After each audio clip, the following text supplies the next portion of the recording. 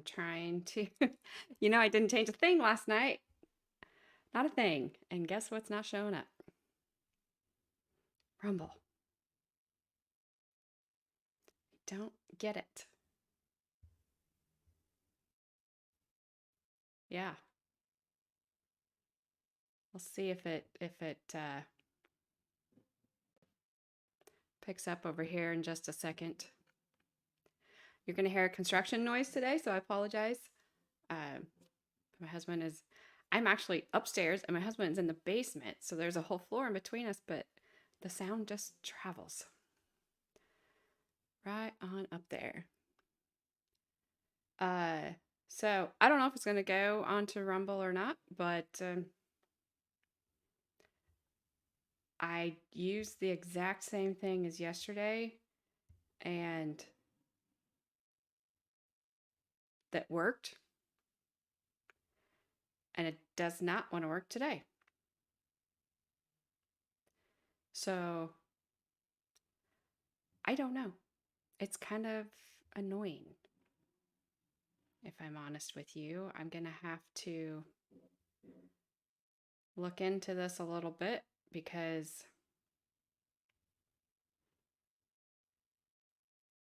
I'm kind of over it right at the moment, to be honest with you, until I figure it out, because I hate to have people waiting and then I can't get it going.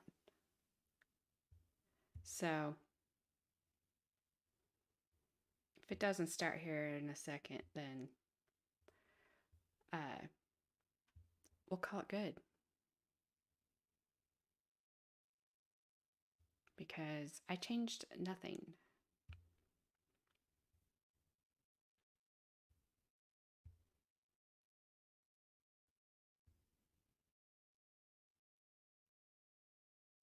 In fact, you know what I think I might do? I can't do it there. I think I'm just going to turn it off. I'll give it a minute. Not really going to hurt anything, but super frustrating. Anyway, back to old Travis Rudolph. Oh, wait, I should introduce myself, right? I am Debbie. I'm your host at Alternate Juror.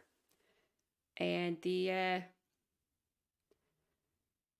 started this channel because I want people to learn how our justice system, especially the court system, is working these days.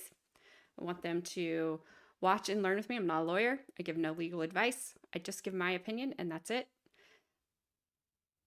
I just want people to watch and learn and see with their own eyes and make their own opinions and their own judgments about what's happening in the court system these days. I started watching trials about 2 years ago and was shocked. I will admit I was a person who thought if you're charged, you're probably guilty. And I have seen that not to be the case. There's a lot of people that I don't think should have been charged. This trial that we're doing right now is one of them. I think the wrong people were charged in this case. I've had other cases that I've watched that I thought the wrong people were looked into and the wrong person was charged and ultimately convicted in that case as well.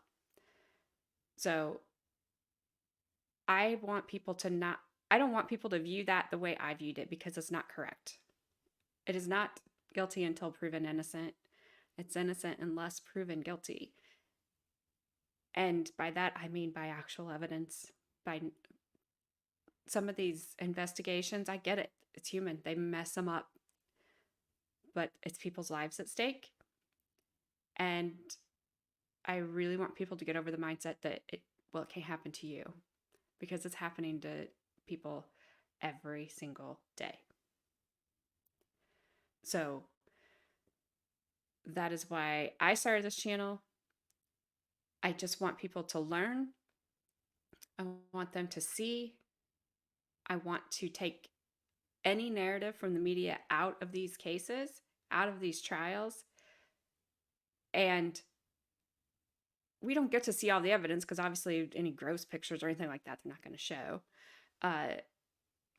Which it's fine. And we don't get to take evidence back into the jury room and, look at what we have questions about like they do, but we still should have a pretty good idea.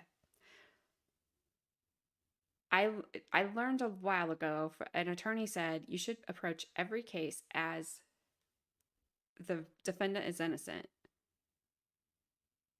And your mind should only change if the prosecution proves it beyond a reasonable doubt.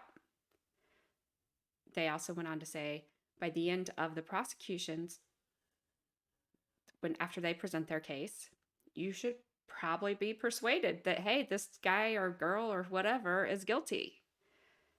If you're not, well, then the defense certainly should not persuade you that they are guilty. So by the end of the prosecution's case, you should be like, wow, this person did it. And then if the defense presents their side and they can come up and they can poke holes into what the prosecution laid out, then you have doubt. If they can't, then you don't have reasonable doubt, and a guilty verdict is probably warranted.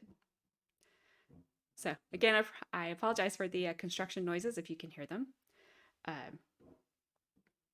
But he only has time to work on the weekends, and he really wants to get this done so I can get moved down there. So I told him I'd just put up with it. It'll be just fine.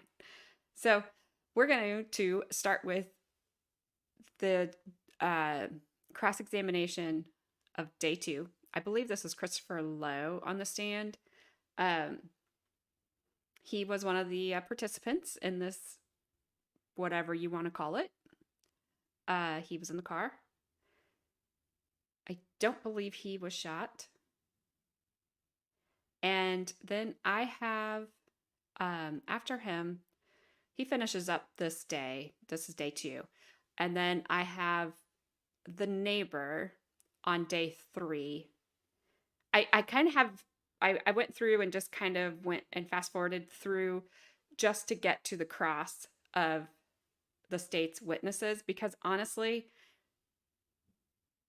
that's where they're going to poke holes into what has been laid out. And honestly, in this case, I normally wouldn't say to do that because you need to hear both sides. But honestly, this trial, the defense side is the side you need to hear in this trial. These witnesses are horrible. And they're really hard to even believe anything that comes out of their mouths. And shockingly, when I was setting this up, the chat replay on the channel I'm streaming comes up, and I just kind of glance thinking, oh, this is gonna be horrible. And they were all absolutely nailing Dominique yesterday for her testimony that we watched yesterday. They cannot believe that she was not charged. They can't believe that her brother, this guy that's on the stand now, wasn't charged. Like, I was just wanting to stand up and applaud them. Like, wow, you guys can amaze me every once in a while. You don't do it very often, but you are capable of doing so. So let me check Rumble one more time. Yeah, I keep saying, like, I'm waiting for your live stream. Well, it's right here. If you would just take it.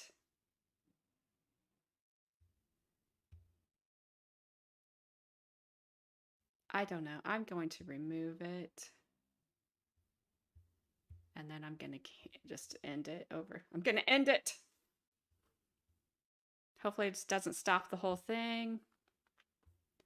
Hopefully YouTube is still here.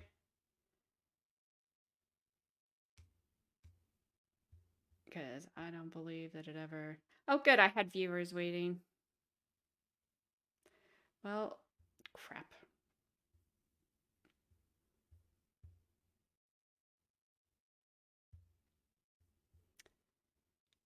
Huh.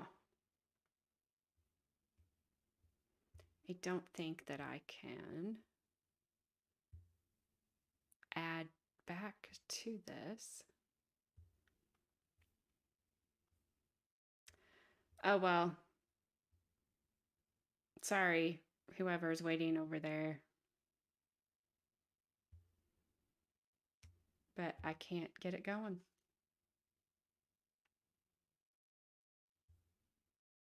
It's really, really, really annoying.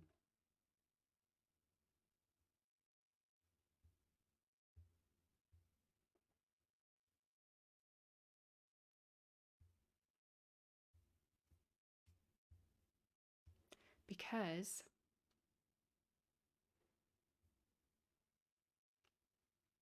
I don't know. So, Carmen, if you're over there, if you can see anything, if you can just leave a message that I can't, it just will not go. StreamYard will not connect. And I don't know what's going on. It's just going to take me a long time to sit and figure it out. And I just didn't have time yesterday, and I haven't had time this morning.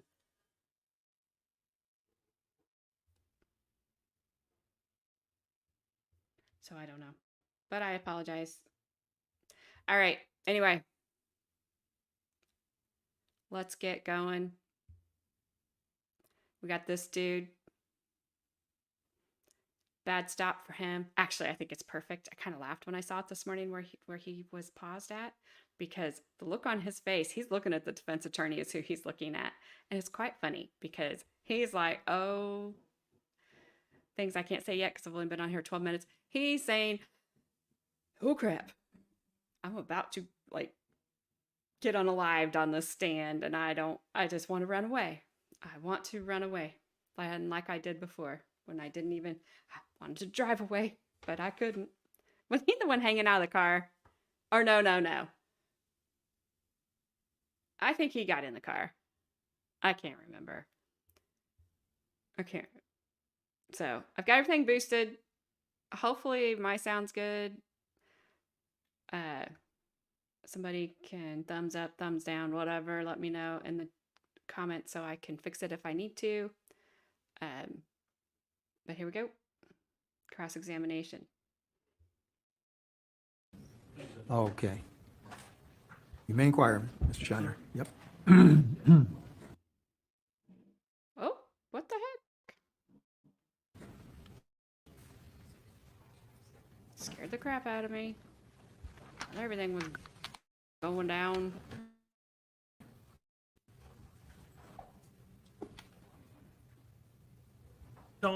He didn't even say good afternoon. You called 911 when you left, right?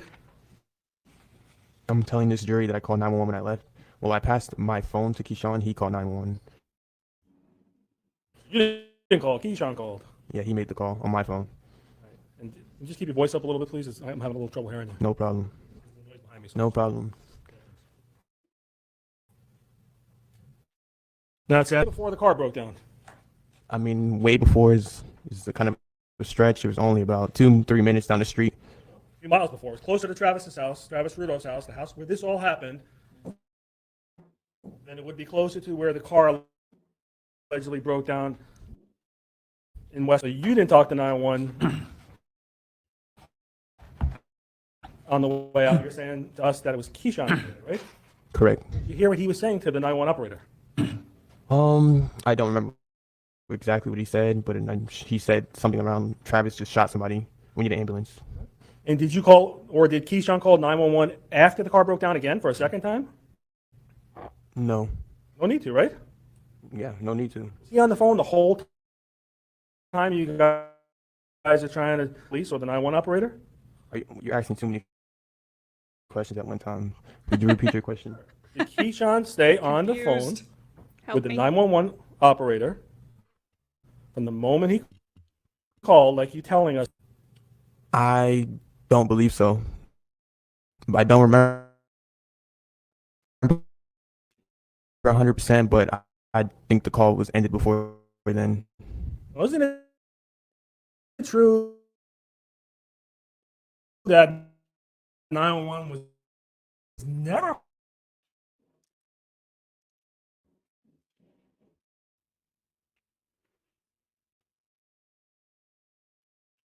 There we go. Telling us that Keyshawn had to use your phone to call 911 like you testified to, right? Keyshawn didn't have to use my phone. He used my phone because I gave him the phone because I felt like he was more suited to make the phone call and to speak with the police. So that's why I gave him this phone. And he didn't have his phone with him, right? He did not have his phone with him. Put his phone in the trunk, right? His phone was in the trunk. Right. You know why? I do not know why. Sebastian's phone was in the trunk, right? Correct. You know why his phone was in the trunk? I do not know why. And Tyler Robinson's phone was in the door pocket of the passenger seat, right? At all during this incident or after the incident? Not really, no. Okay. Let's get back to the gas station that you said was abandoned where the car got stuck, right? Correct. Right? Do you remember if Keyshawn was still on the phone with the 911 operator telling him where y'all are so the police can find you at that point?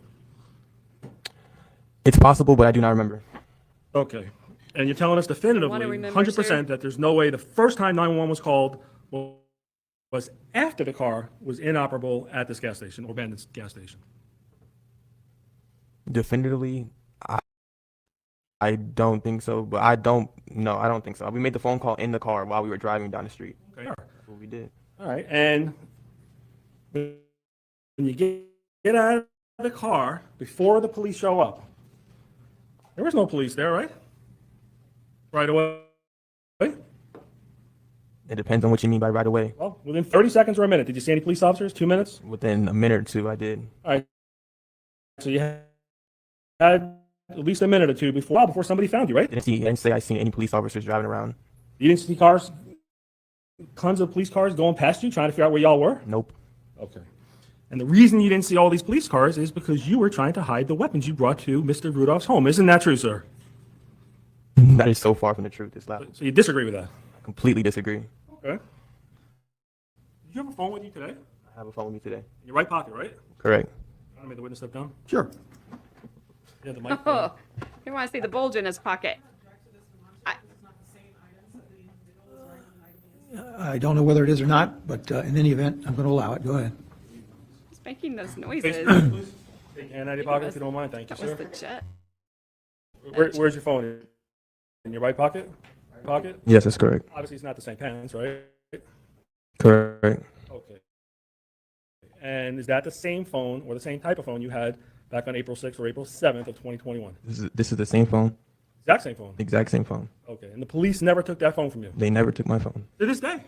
To this day, Good They for never them. checked it to see if you called 911 or who you texted or who texted you back, right? they never checked my phone. They never asked you for it? Never asked me. To this day? I just said that, yes. Okay. The pointer, the first witness says, You may. says they're putting evidence as defense exhibit number pointer. Show me who you are. All right, and you're telling us here, this in your right pocket, that's your phone? That is what I'm telling you. Okay, not looking around. You must be. All right, well, is it true you put Keyshawn's gun in your pocket before to check it out to see how it fit? That is not true at all. You've never done that? Not that night. I can't handle these people. Maybe. I've held this gun before. In your pocket to see how it would fit, right? Not that night. Previous night is my question. Okay, yeah, maybe a different night, yeah. Okay, let me show you one more picture. So you have had a gun in your pocket, sir. Just answer the question. It's not hard. You've either had a gun in your pocket or you haven't. Like, I can tell you I've never had a gun in my pocket. Because my gun wouldn't fit in my pocket.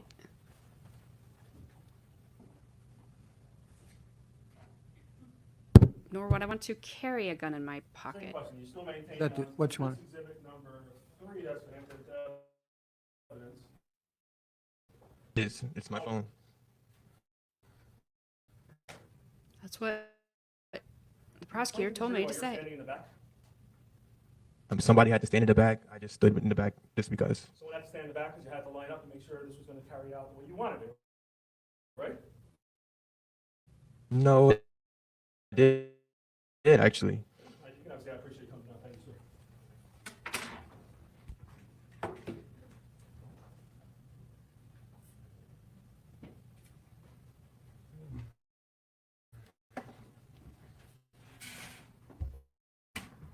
I like this courtroom. He keeps. When I say cameras, I mean security cameras on this never been to in your life that you guys all decided to go to for whatever reason you went there, right? Are you asking me a question? Hey, you saw the security cameras on the home of where Mr. Rudolph lived, right? Oh, yes. When I walked up to the driveway, I saw the cameras. All right, and you didn't know if they were recording or not working, right? No, I have no idea. You didn't want to get in trouble, so you stayed to the back, right? I don't even know how to answer that question. Like, I don't know. Well, you were concerned that you could possibly be caught on camera if you did something improper, right? If I was worried about being on camera, when I seen the cameras, I would have just left instantly. Well, you wouldn't leave instantly. You're there to help your brothers no matter what, right? Exactly, but if I was worried about being in trouble, I would have just left. You weren't worried about being in trouble, right? I was worried about Dom, actually. Yeah, I was kind of blinded. Kind of blinded. You did things without thinking the way you should, right? Now that the result happened the way it did, yeah, I kind of could say I didn't think. You didn't give a F about what was going on. You were going anyway. Those are your words, right? That's not necessarily true.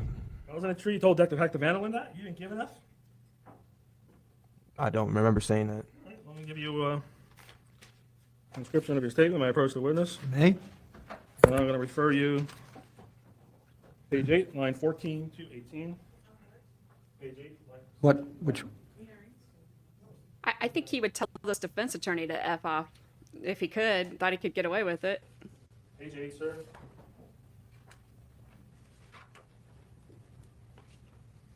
Line 14 to 18, or anything else that helps you in that area. just read it to yourself, Mr. Lowe. Said lines 14 through 18, Yes, sir. page 8. Yes, sir.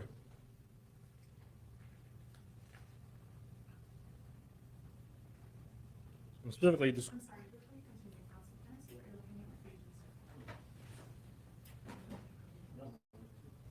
I'm sorry. Before this defense attorney continues to destroy my witness, can I say something and interrupt his flow?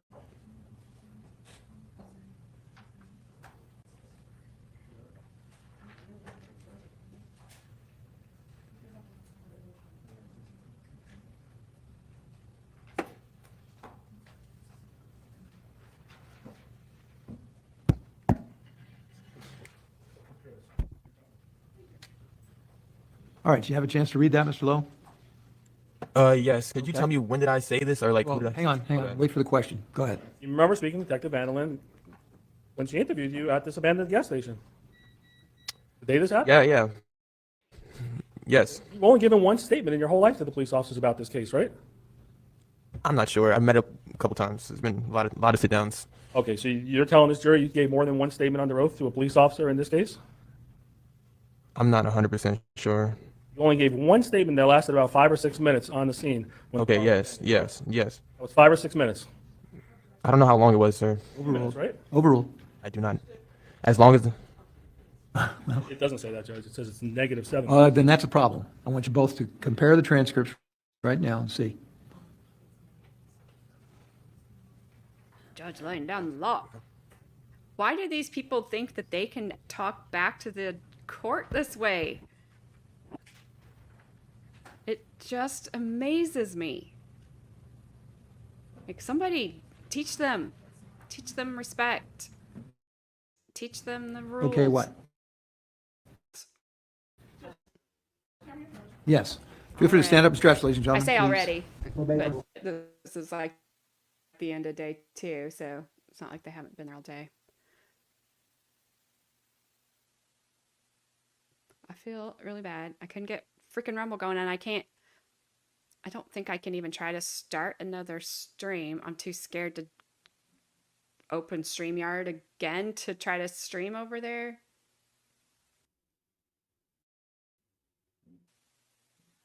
So I'll just have to figure it out, try to figure it out. I've got some people I'll ask.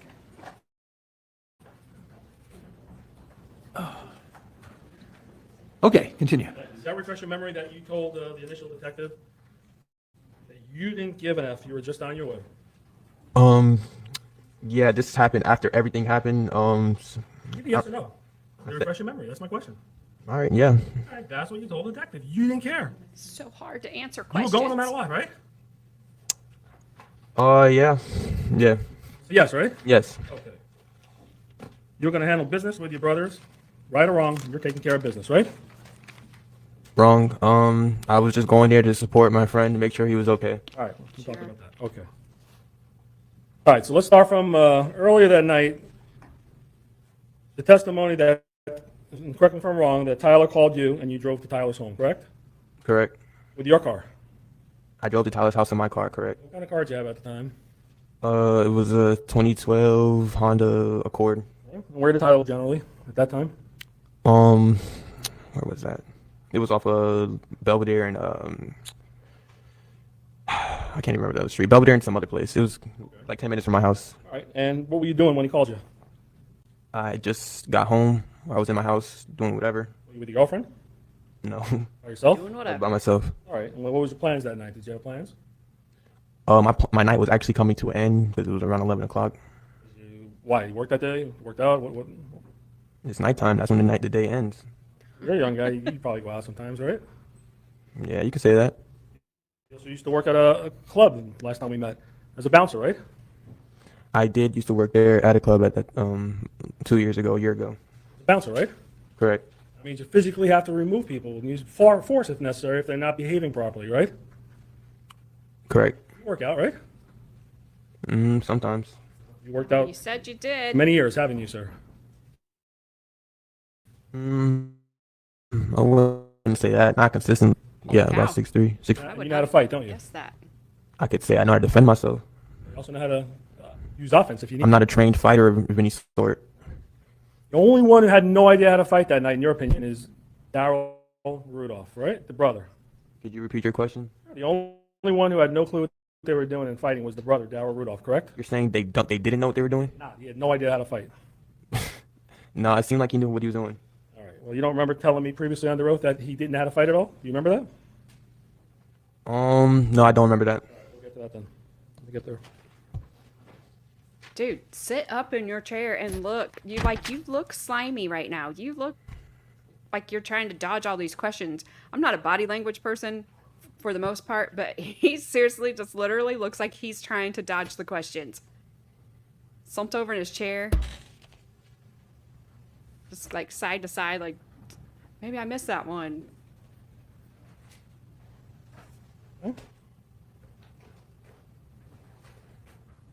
First witness. Yes, you may. First lettuce. Good captions.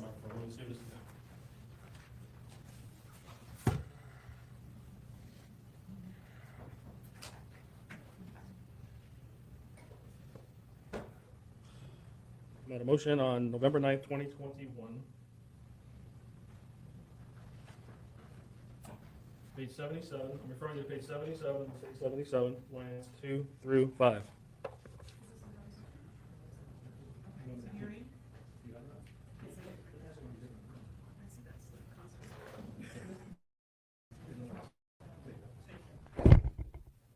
Page 77, lines 2 through 5. All right. You get a chance to read that, sir? Yep.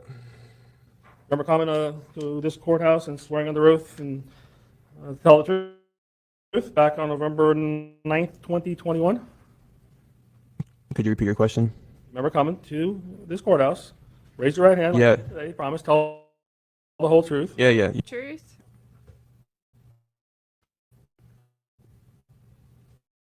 And isn't it true you were asked?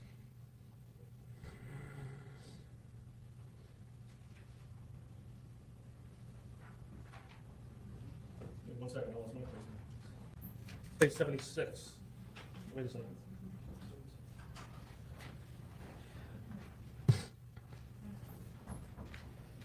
Go back to page 76, I apologize. 76, lines 24 to 25.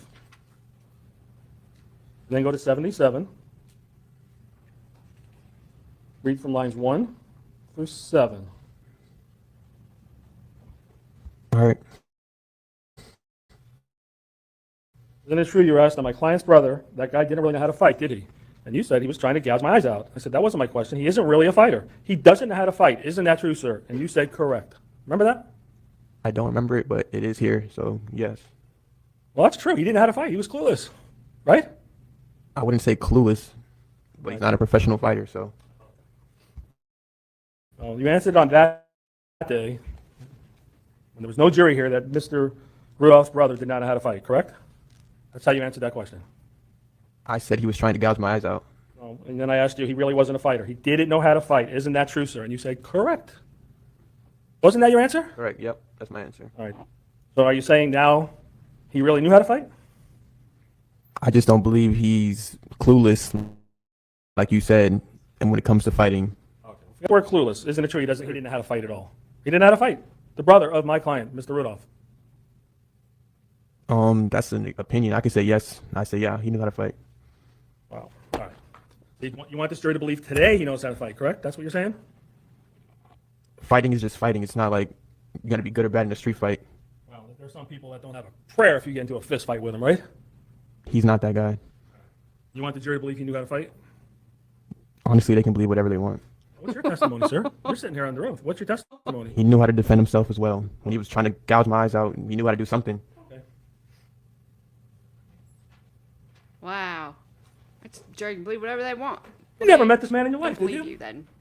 Correct. What right did you have to get involved in another adult man and adult woman's relationship? What gave you the right to be involved in this? He abused my best friend's sister. So then you become an enforcer when that happens? No, I become a protector and a helper. You protect someone when they're in trouble at that moment, right? Correct. You become a vigilante when you wait a few hours and go with a posse to somebody's house. That's not Hey, true. rephrase, please. I don't agree. Sorry. You protected Dominique while she's in the comfort of her home where she could call the police or go to the hospital since she's so hurt like you think, right? Could you repeat your question? You're,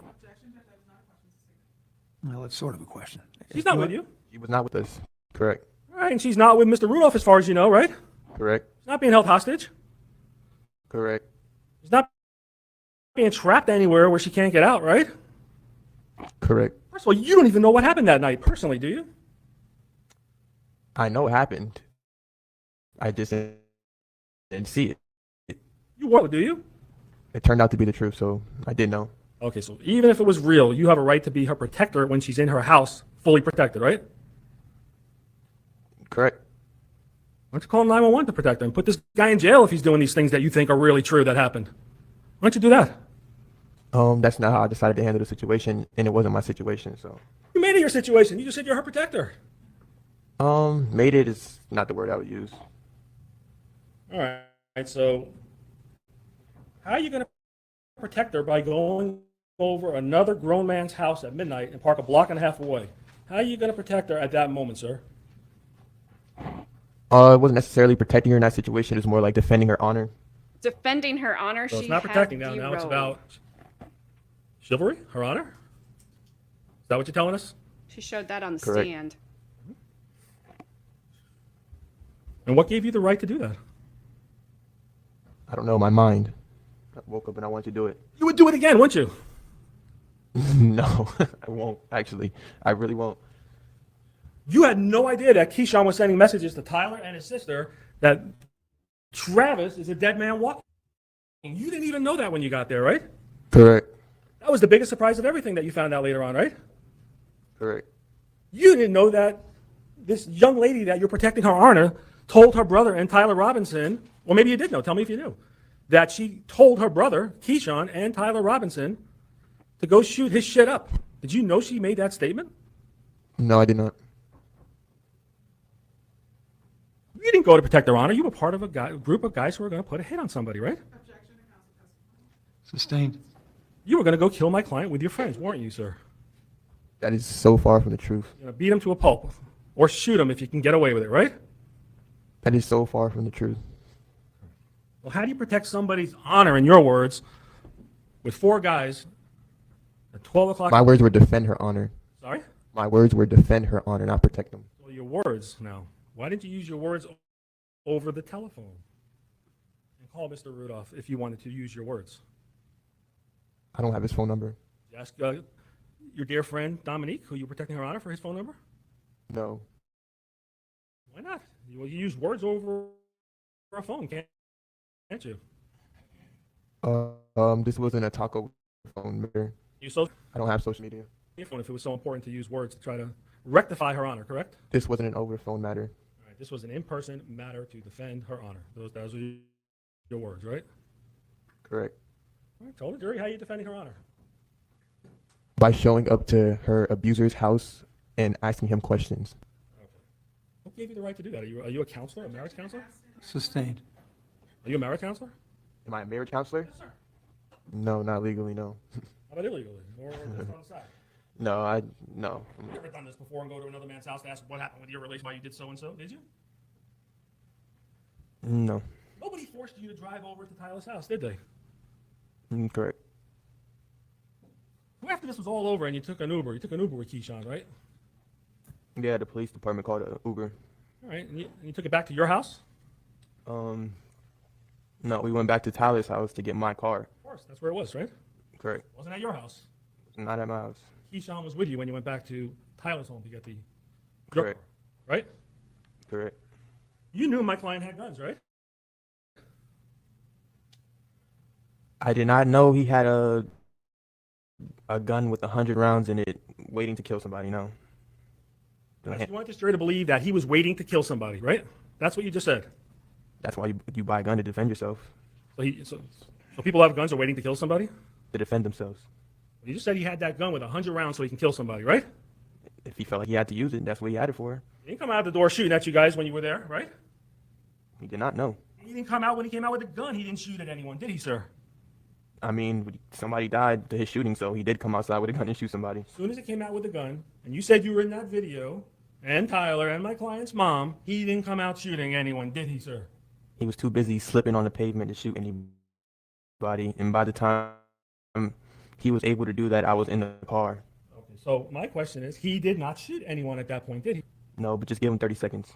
All right, you want to keep adding so you can try to convince the jury some, or why don't you just answer the questions? Sustained. You understand my questions? No, can you ask it again? You don't understand, please, I'll repeat it. Okay? Go ahead. I'm not asking about 30 seconds later. A lot can happen in 30 seconds. Sustained. That's What's the the- question? What's the question? Comes out of the house with the gun. You saw him, right? You saw Mr. Rudolph come out with the gun, right? Nope.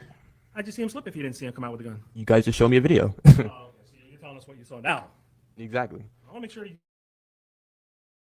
talk about what you saw at the time. You were running to the car, did you?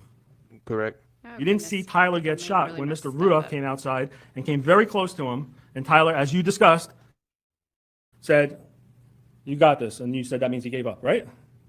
Correct. My client didn't shoot him then, did he? He did not. No. Could have if he wanted to, right? He could have. Sure. Could have shot at you running to your car, right? He could have. But he didn't do that, did he? No, and I know why, but I can't say it. He didn't shoot at Keyshawn, did he? No, well, no, not yet. Yeah. He didn't shoot at your friend Sebastien, who's fighting with his brother, his own brother, Travis Rudolph's brother. The only person he could have shot at in front of his house was Tyler, because me, Keyshawn, and Sebastien already were at the car. It's not true. That is true. You told us a few minutes ago, and we'll get into this if you Go ahead. refresh your memory. You told us earlier that Sebastien was fighting with Darryl Rudolph, or DJ, or the brother, whatever you want to call him. Okay, and at that time, your client was going back into his house to get the gun. Okay, so let's take this slowly, so we don't get the times confused. You didn't hear any gunshots go off while Sebastien was fighting with DJ or Darryl. You know who DJ or Darryl is, right? Yeah, I don't care about him. All right, well, I'm asking you to cares. I'm asking if you know who he is. Correct. Okay. You get to the car with your friend Keyshawn, right? Correct, and Sebastien. All right, now you're saying Sebastien was there at the car? He was not fighting with DJ at that point? Said get into the car. That's what you said. Get into the car. Me and Keyshawn didn't get in the car. We just walked to the car. When you Or- get to the car, isn't it true you saw Sebastien fighting with DJ? Correct. And not only did you see him fighting with DJ, and then you showed in the chart to the prosecutor where you think it was, right? Correct. All right. You went to go help him, right? Correct. You didn't get in the car, All did right, you? I fixed it. I'm on Rumble. Nope. Could have. That was driving me I nuts. could have, yes. You were shooting at you, were threatening you at this point, right? Correct. You could have walked away. You could have walked down the block, couldn't you? After everything already happened, but You could have walked away. Nobody stopped you, right?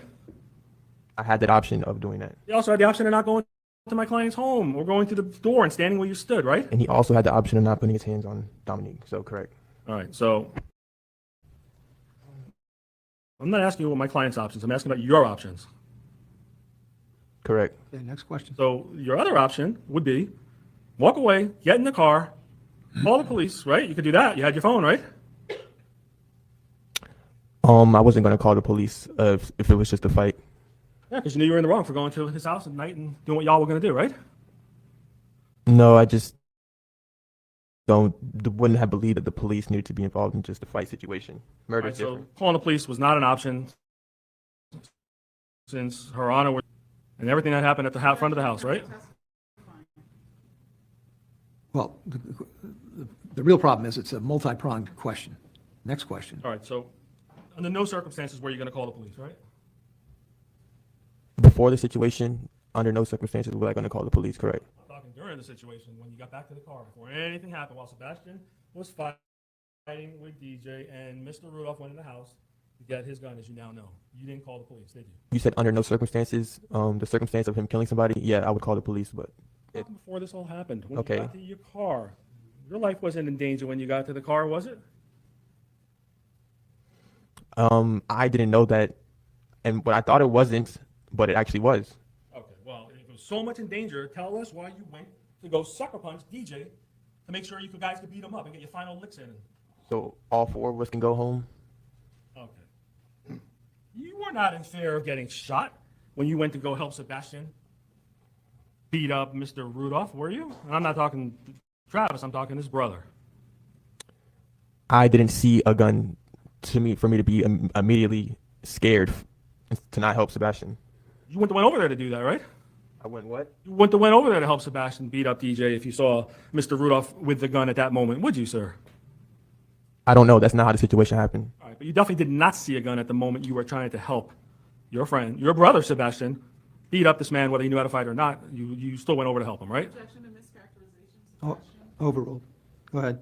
Beating up the guy that you told us back in November didn't know how to fight. Today you said maybe he did. You went over to help beat that guy up, right? Correct. Why'd you have to do that if it was over and you were trying to get away? Tell the jury why you had to do that. Because It was, but last time. Go ahead, answer the question, please. could you repeat your question? Why? Well, first of all, was Sebastien losing? I don't remember specifically. No, he wasn't. Nobody was getting knocked out, or it wasn't like a blow for blow fight. Like it was just two people just kind of squaring up with each other. So why'd you have to go over there and try to knock him out by sucker punching him in the head or face? Because Keyshawn was getting the car ready, and while he was doing that, Tyler and Sebastien were not at the car yet. So I went to help him. To get the last licks in or do something to Mr. Rudolph's brother, right? To help Sebastien. He didn't need your help, did he? Two was better than one. Apparently he You weren't did. going to 'Cause give he's not anyone a there fair fight anymore. that night, were you? I didn't go there to fight Well, that's what y'all did. because of your client. Okay. Not because of anything you did, is what you're telling us. That's exactly what I'm telling you. Okay. Your friends all had guns with them, didn't they, sir? No. Yeah, well. Can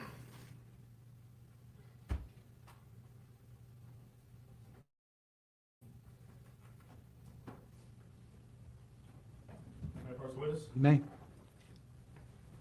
Make sure you use the microphone. Yes, sir. I'm going to show you a defense already entered into evidence, defense exhibit number 3. See your friend Sebastien here? Speak in the mic if you don't mind, thank you. Yes, correct. Okay.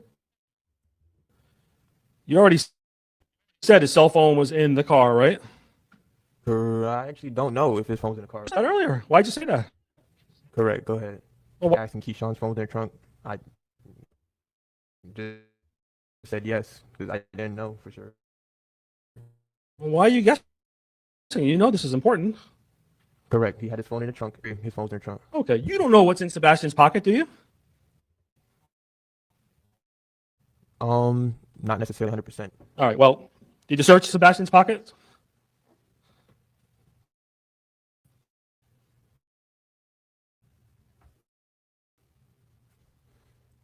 He's a grown man.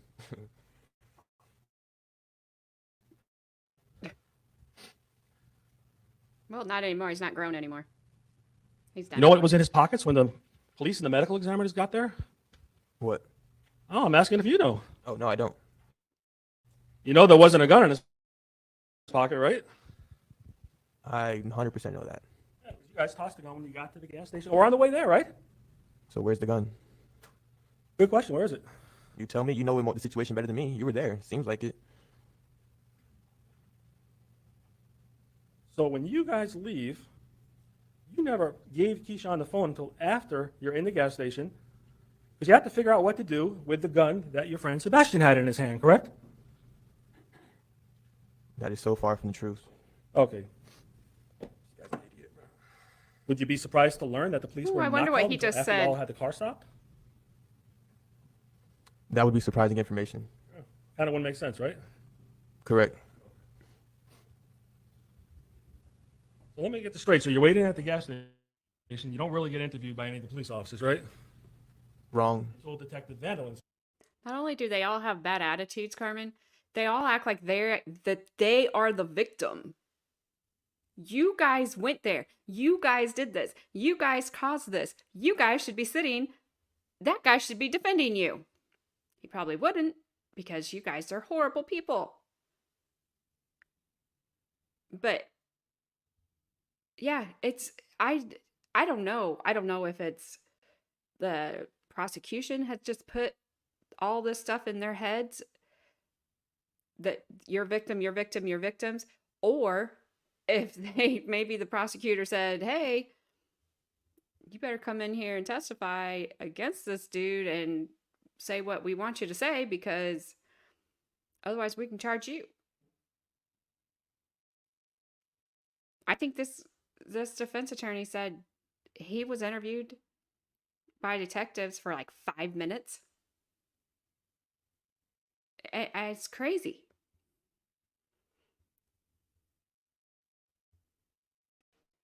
Shows up. Oh, interview? Yeah. Okay. Interview. Right. Correct. All right, maybe they asked you where you were, how this happened, who did it, maybe those little questions by the police officers, right?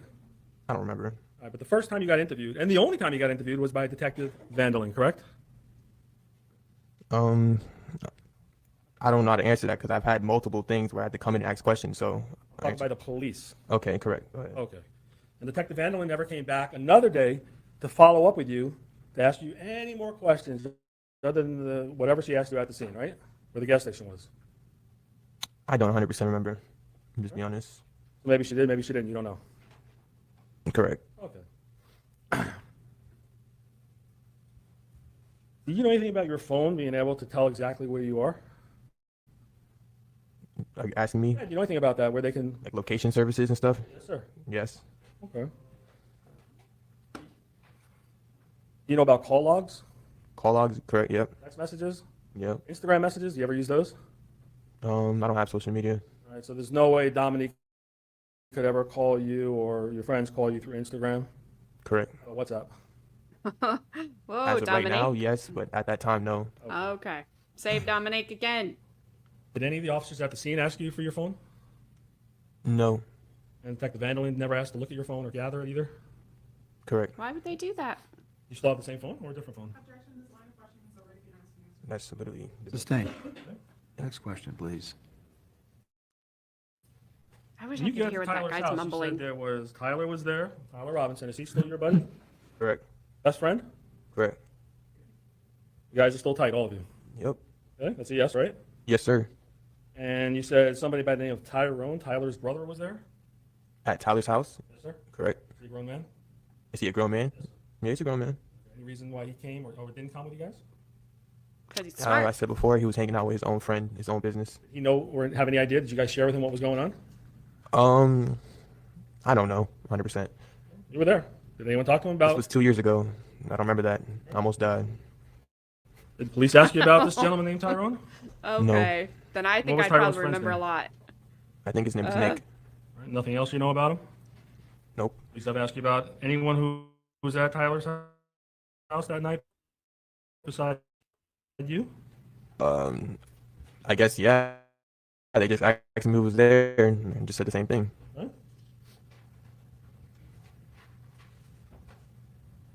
Is it your testimony when you got to Mr. Robinson's house and all the guys were there was no discussion about a firearm? Could you repeat your question? Sure. You're at Mr. Robinson's home. Mhm. Would you agree there was no discussion about a firearm between all of you, all of your friends and you? I would disagree. Okay. You still have the big booklet there from Yep. front of you? On November 9th, 2021. Go to page 12, line 15 through 17, please. 15. November 9th, yeah. 12. 15, 17. You get a chance to read that, sir? Sir. And November 9th, like we talked about, you were under oath, right? Correct.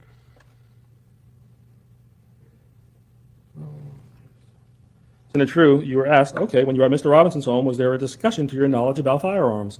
And your answer was no. Isn't that what I just said? Did you read it? No, I know that, but your question before this, I said I disagree. You said, did I agree? All right, let's get this straight. Would you agree that none of you guys talked about a gun at Mr. Robinson's home? There was no discussions about a firearm while you were at his home? Correct, correct. Okay, so you agree with that? Yes. Okay.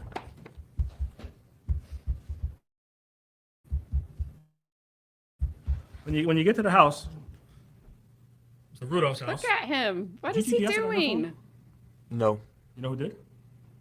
More than likely Keyshawn. You guess it or you don't know? I don't know. Okay, did anyone GPS it? I just said I don't know. If you don't know, that's okay. I don't know. All right. Did you pass the house, Mr. Rudolph's front door, before you parked the car? I didn't know what his house looked like. All right, what do you do now? You know now, right? I do know now, yes. All right, so isn't it true you passed the front of his house before y'all parked? I don't remember. Can't remember that.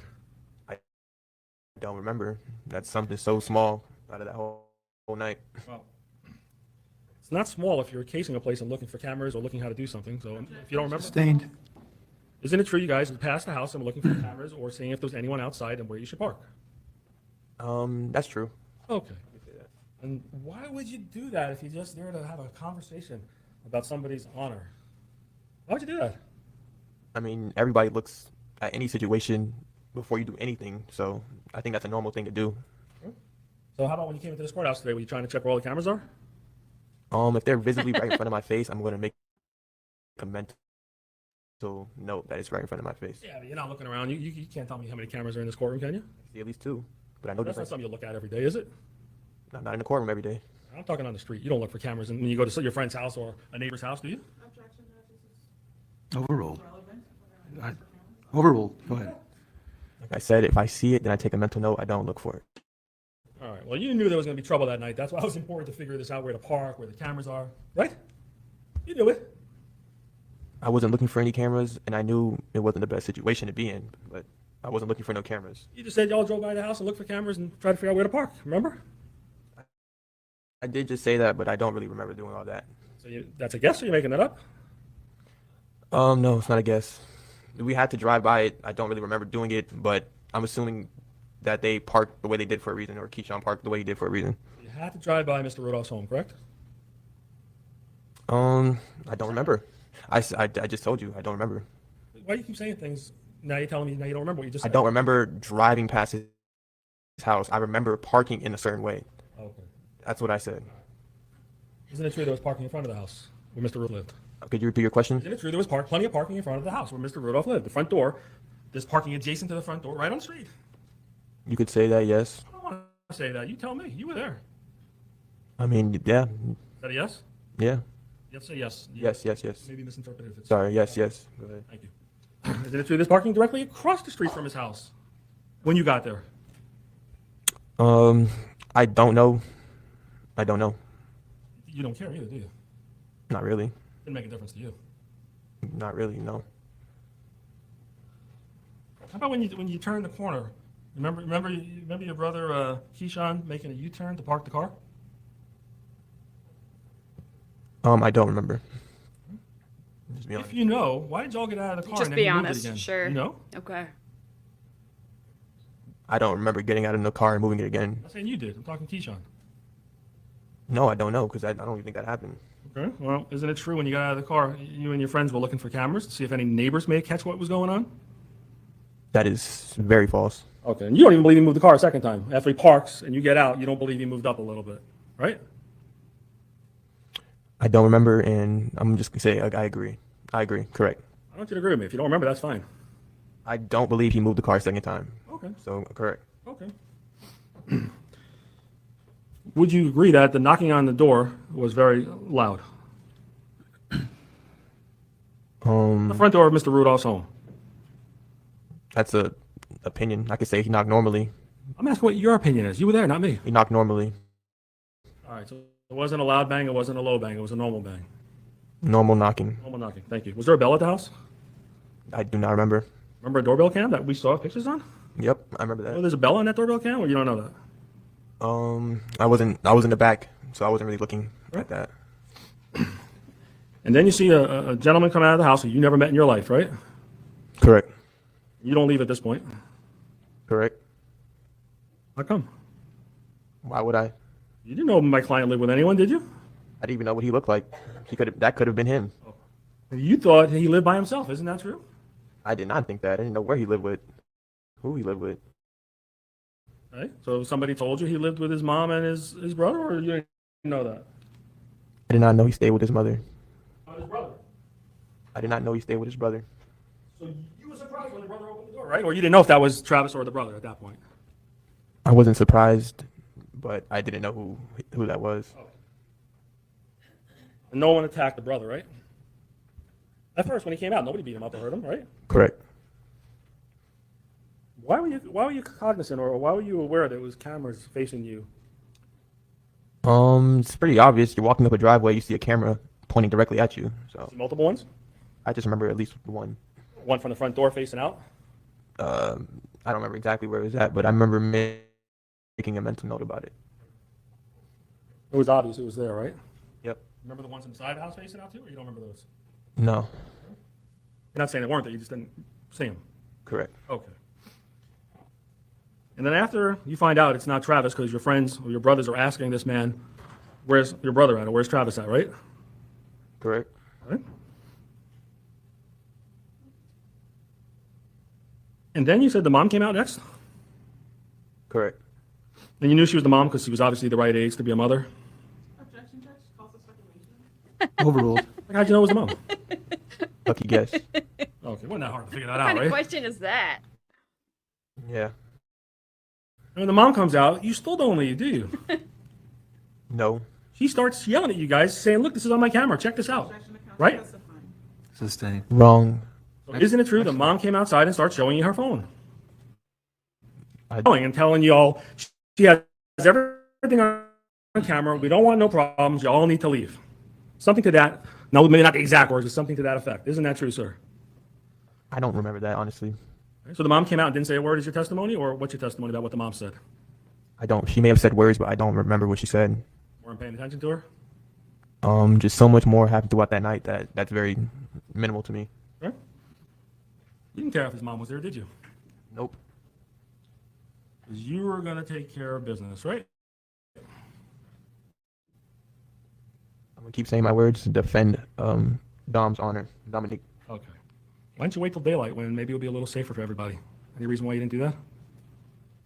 This wasn't my plan or anything like that. I just got a phone call and I just went along with everything that was happening. Could have said no, right? I had the option to say no. There's no way you would do that, right? Under different circumstances, I don't know, for that situation, that exact situation, there was no way I was saying no. Okay. You would agree it was kind of a long fight, right? I don't know what a long fight is. Those were your words previously. You want me to show you where you said? Yeah, please. Same statement. Go to page 24, line 20 to 25, please. I tell you, if I was in any kind of fight, it would be a What long line? fight for me because I've never 25. been in one. Also, a lot of Okay, moms so- try not to look like moms. If you're considering 5 minutes long for a fight, yeah, I would say long fight. Whatever moms look like, I don't know. That's what I say. 5 minutes.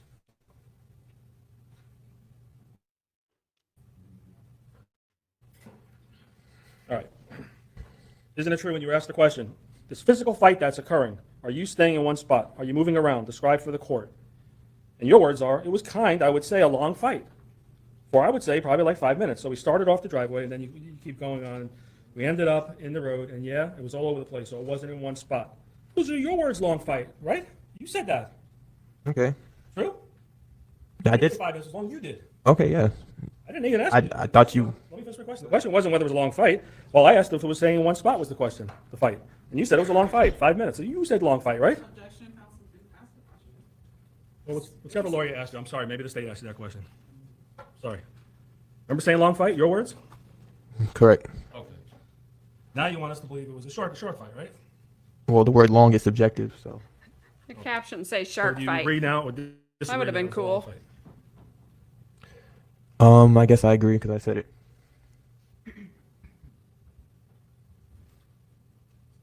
Fight started at the front door, right? In front of the like garage area or like the front driveway. Okay, well, it was right on the front patio as soon as the door opens up, right? Wrong. It wasn't directly in front of the door. It was, Driveway area is where it started? yeah, at the end of his drive. Well, And you're saying that Mr. Rudolph attacked your brother, Keyshawn, right? correct. Okay. For no reason. Correct. And that's how the fight started, according to you. Correct? Yep. Correct. Okay.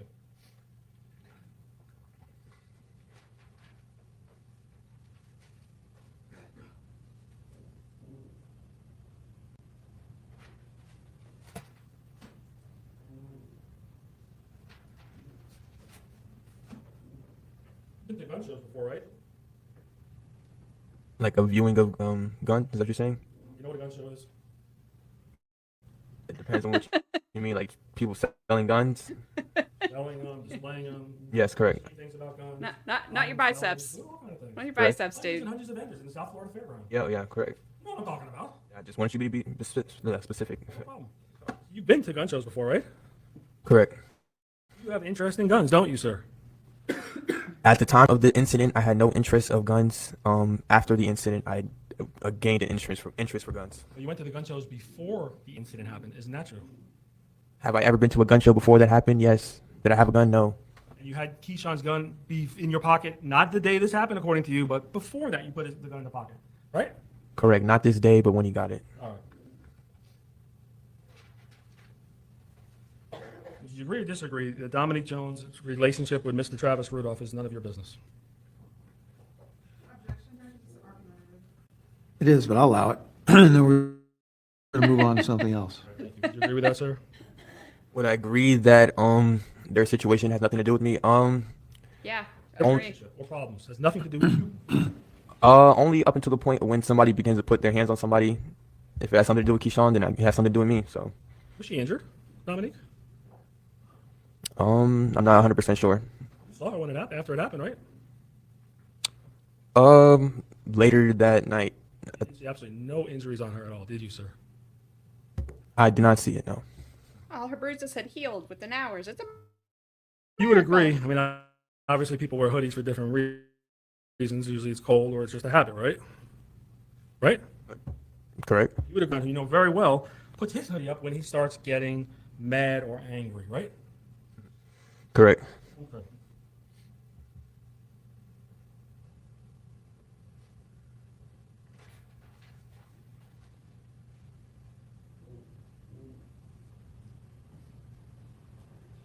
Police never took any photographs of you after this altercation when you were at the gas station, did they?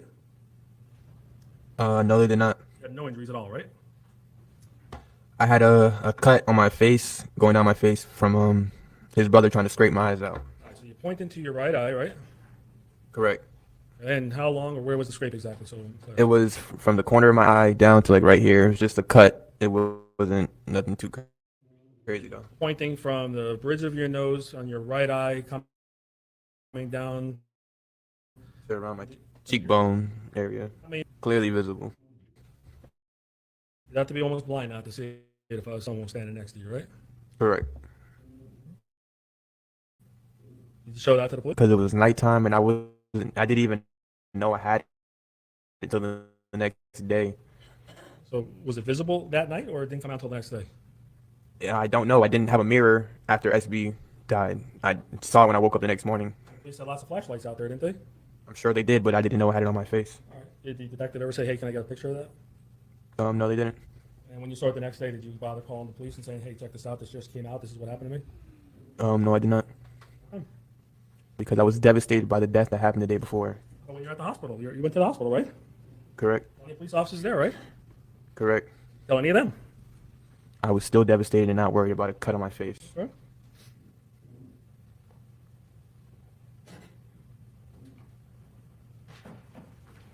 The thing you should be devastated by is your dumb decisions.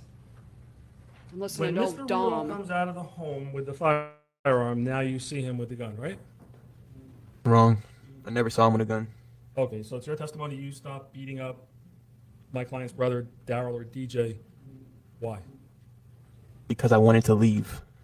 And if you wanted to leave, why did you go over and give him a sucker punch? Because not everybody was at the car, and I was helping Sebastien. Okay, so you didn't see Mr. Rudolph come out of the house with a gun, is what you're telling us. Correct.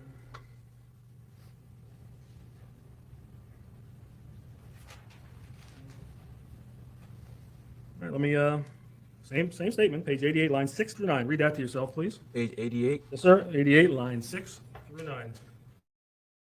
Statement from November 9th, 2021.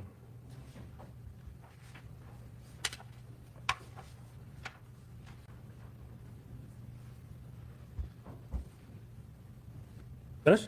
Yep. And it's true when you were asked by whatever lawyer, so after you sucker punched this guy, why did you stop? And your answer was, because I knew he was going in his house to get a gun. Isn't that true what you said? Correct. So you knew he was getting a gun. That's Sustained. those are two completely different questions. You said, did I see him with the All gun? right, stop. Now he's a Wait for the lawyer. next question. You're right about that, and I'll correct that. So you stopped Sorry, fighting did you go to because law school? knew he was No. just about to come out with a gun. Exactly. Okay. And you knew after what just happened, it's going to get dangerous because y'all went there with guns and somebody threatened. Well, let me ask you this. Did you see Tyler point a gun during the fight against Mr. Rudolph, Travis Rudolph, the gentleman here today? Did you see Tyler point a gun at him during this fight? No, I never saw that. Were you in the fight with Mr. Rudolph exclusively, or were you back and forth fighting both the brothers? It was back and forth, fighting both. Would you agree that was 2-on-1 or 3-on-1 at any given time during the main fight when it first started? I would disagree. I would believe it was 2-on-1 the entire time. Right? And when you get back to the Cadillac, you never saw Tyler in the Cadillac before you left. Isn't that true, sir? Correct. And Tyler could have been standing outside the car pointing a gun at the Rudolph brothers, and you don't know if he did or didn't because you couldn't see what he was doing, right? He could have done that. I did not see. I wasn't there. You would duck down. I was in the car getting shot at, yes. You would duck down, right? Correct. So you don't know what your brother Tyler was doing. You don't even know if the door was open or closed, do you? The back door you jumped in. You don't even know if that was open or closed, right? Correct. So if Tyler was standing behind the back door pointing a gun at the Rudolph brothers, you don't know if he was or wasn't. You couldn't see. Correct. All right, we're going to take a break here for just a moment. Let's see, that would be Mr. Colon. Come on up, sir. Don't be afraid, just come on up. There's nothing to be afraid about. Come on up. Yeah. What's happening? Aw. Come on, law and crime, just once. Give us something. Ugh. Well, this guy is just a bowl of sunshine.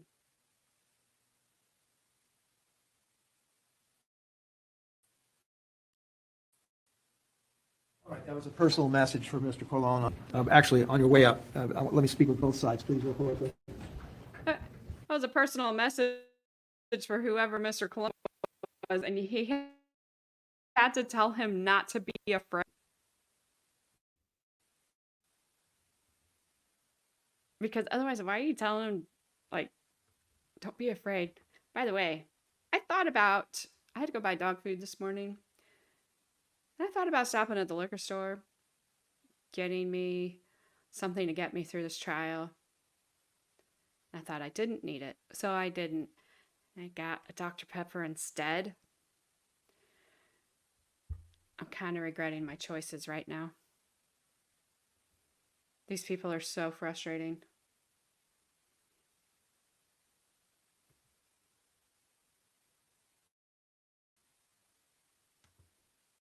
Whoop, I know.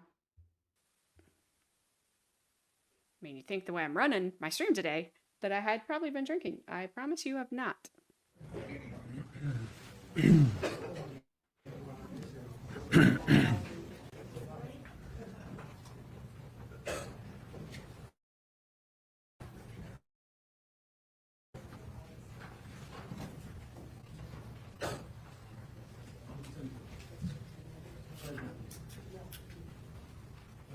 Yes.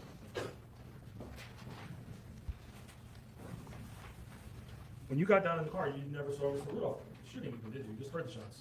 Never seen him. Then you went straight down. I went straight down. Because you were pushed by Tyler. I don't know exactly, but I would say correct. Well, you said that earlier, right? Correct. Right. When Tyler pushed you, that's before the gunshots even went off, right? Correct. I don't know what was in Tyler's mind when he pushed you, do you? He said in his mind. Yes, sir. His mind was to get into the car. He never got in the car, did he? I'm not Tyler, so I don't know. You couldn't see he shot in front of you, could you, at the moment or a few moments before the shooting started? Because you were pushed down, right? I couldn't see Keyshawn. Yes, sir. No, right. Yeah, correct. I couldn't see him. All right, and you couldn't see Sebastien either, right? You're talking about during the shooting, right? No, I'm talking before the shooting. Moments before, when you got pushed down, before the shooting starts, you couldn't see what Sebastien was doing other than he was in front of you, correct? Correct. Okay.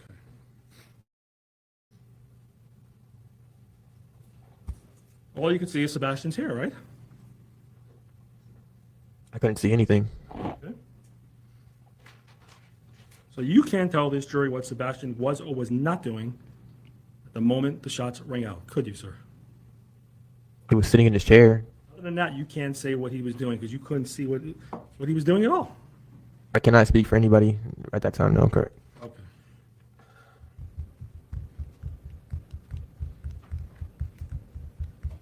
In your testimony, you and your friend, your buddy, best friend, Keyshawn, sorry, flagged the police down? Where are we jumping from the shooting to the? Yes, sir. Okay, so we're jumping out. Only one place you guys flagged the police down, right? I know. I'm just saying you're all over the place. So I just want to be clear. Yeah, I'm at the gas station. Okay, now we're there. Okay.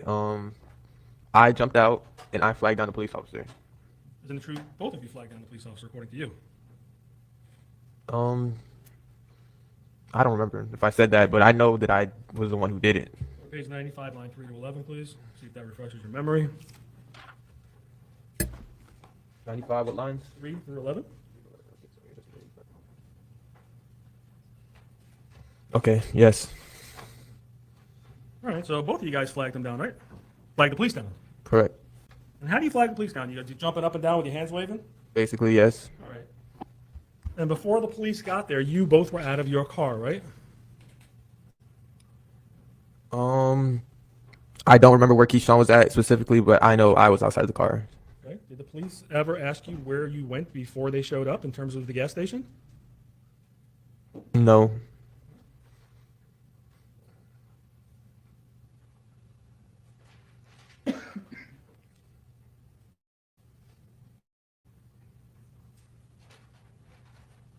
I am wrapping it up, Judge. All righty. Couple minutes. Okay. Thank you.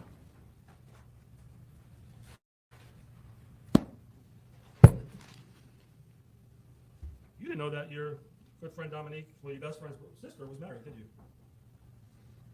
No. At the time she was in a relationship with Mr. Rudolph. No. You didn't discuss Oh, this they with were so Mr. Rudolph. close. Correct. You know how she even met Mr. Rudolph? Dominique? I have no idea. You've never been involved in anything in their relationship other than this night when Keyshawn unfortunately got shot, right? When Keyshawn what? Unfortunately shot. Keyshawn was shot? No. Keyshawn, Sebastian, I apologize. Okay. Before this night, I had nothing to do with anything between our relationships. So correct. You know that they were on the rocks for about a month? You don't know that, do you? No. Okay. Okay.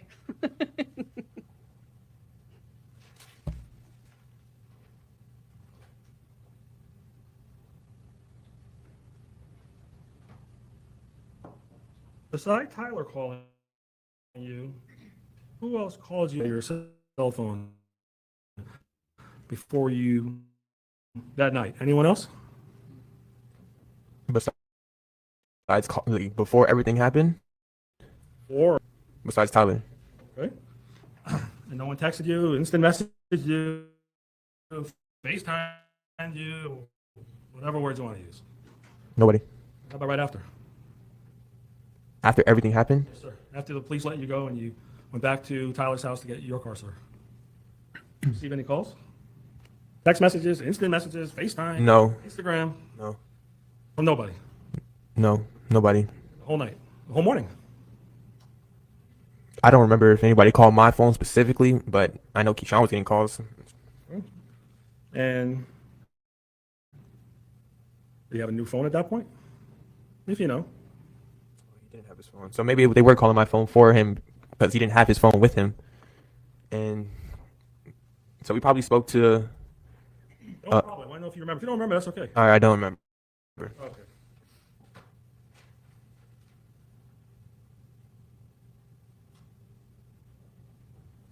Why didn't you want Keyshawn to go with you and Tyler and Sebastien? To come Why with- did you not want Keyshawn to go with you to Travis Rudolph's home? Did I say I didn't? Could you repeat your question? Yeah. Did you want? Just let me ask another. Stop Did confusing you me, want, sir. before you went to go with you? It was his situation. I was going if he was going. If he wasn't going, then I wasn't going.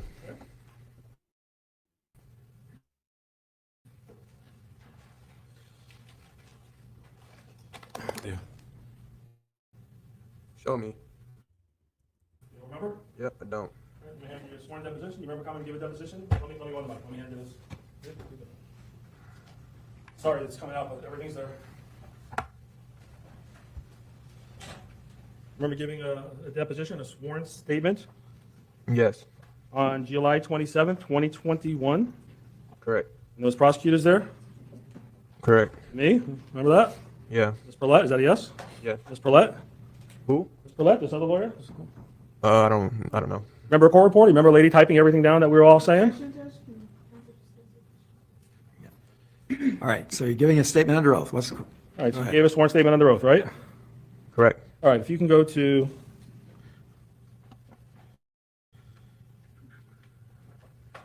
page 49, line 5 through 9. What was the lines? 5 through 9.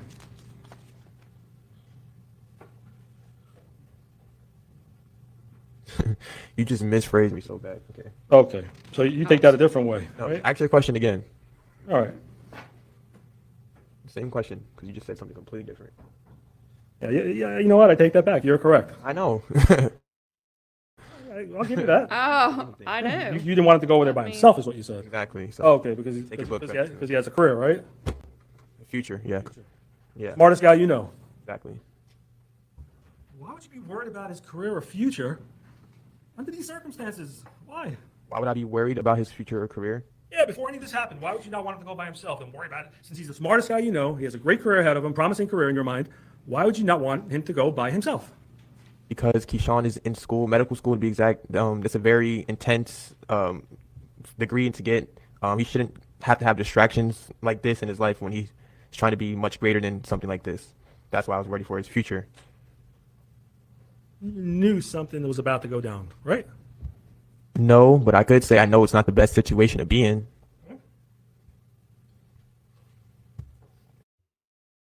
All right. I've been told my sound is glitchy.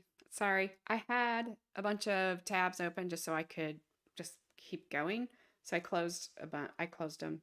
Is that better? Maybe. Man, I keep pausing this guy at just such great pauses.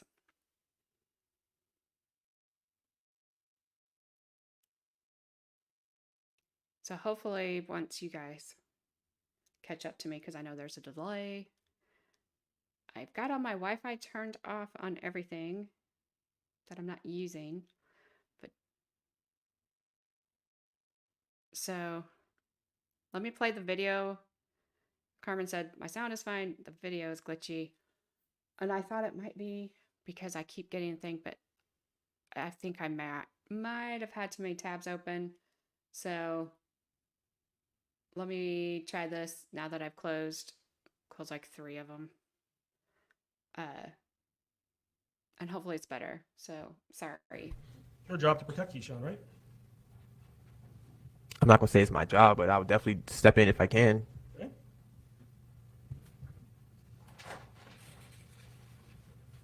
you weren't going to let this slide, right? What do you mean? What allegedly happened to Miss Jones, Dominique Jones. You weren't going to let that slide, right? Correct, I guess. All right. And calling the police, that's not how you operate. There was no chance you were calling the police to report what happened to Dominique, right? Correct.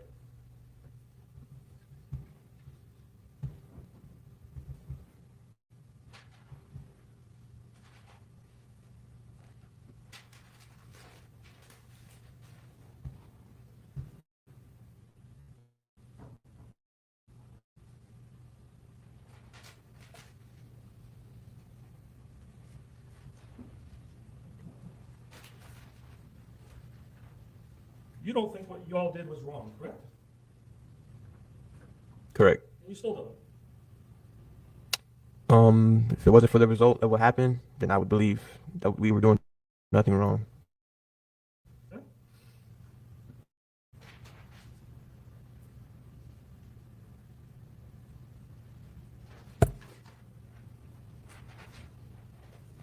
Okay, hopefully that's better.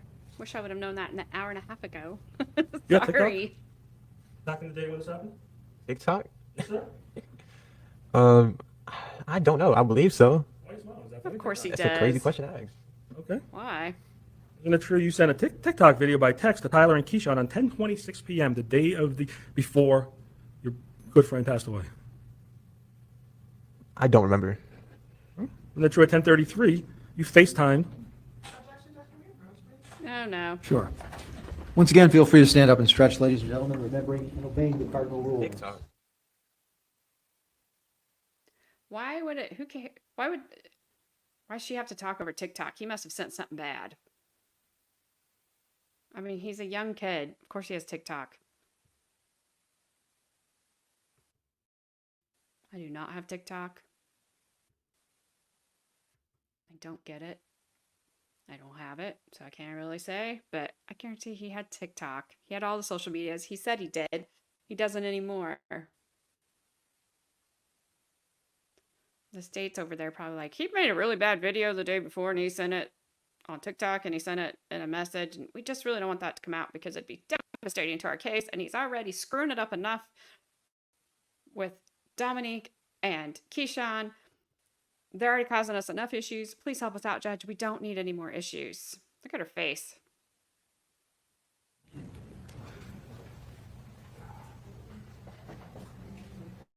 Can I proceed? Yes, please. Around 10:30 that night, the night before, on the 6th, before the shooting happened. Remember Tyler FaceTiming you? No, I don't remember that. Oh, he lost. How did he call you? Do you remember? I don't remember.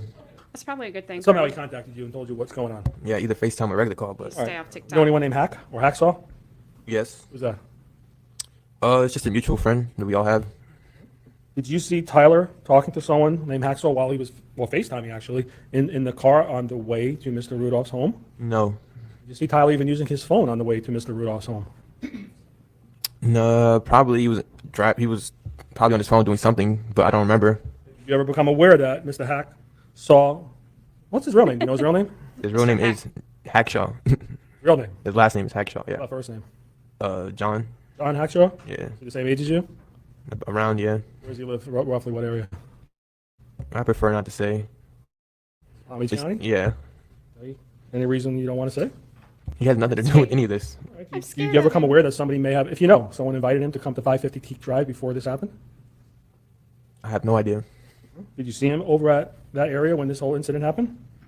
No, no, not at all. Or about after it happened, did you see him in the area? I didn't see Hackshaw for, no. I think old Hackshaw was around. They bring him up too many times. I believe he was around. He got away. He went somewhere else. He turned left. They went right. Whatever. But I believe he was there and had stuff to. He was involved somehow. Absolutely. They brought him up way too much.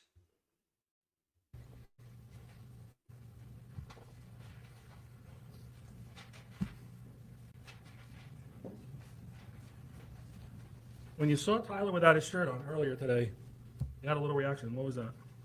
You're just jumping all over the place. The timeline You understand the question? He doesn't have to stick to a particular I know. timeline, so I answer the I did question. that. That's why I did it. You understand the question? I understand the question. You didn't. Why'd you have a reaction when you saw him without a shirt? Oh, you're talking about that. Yes. Oh, no, I didn't have a.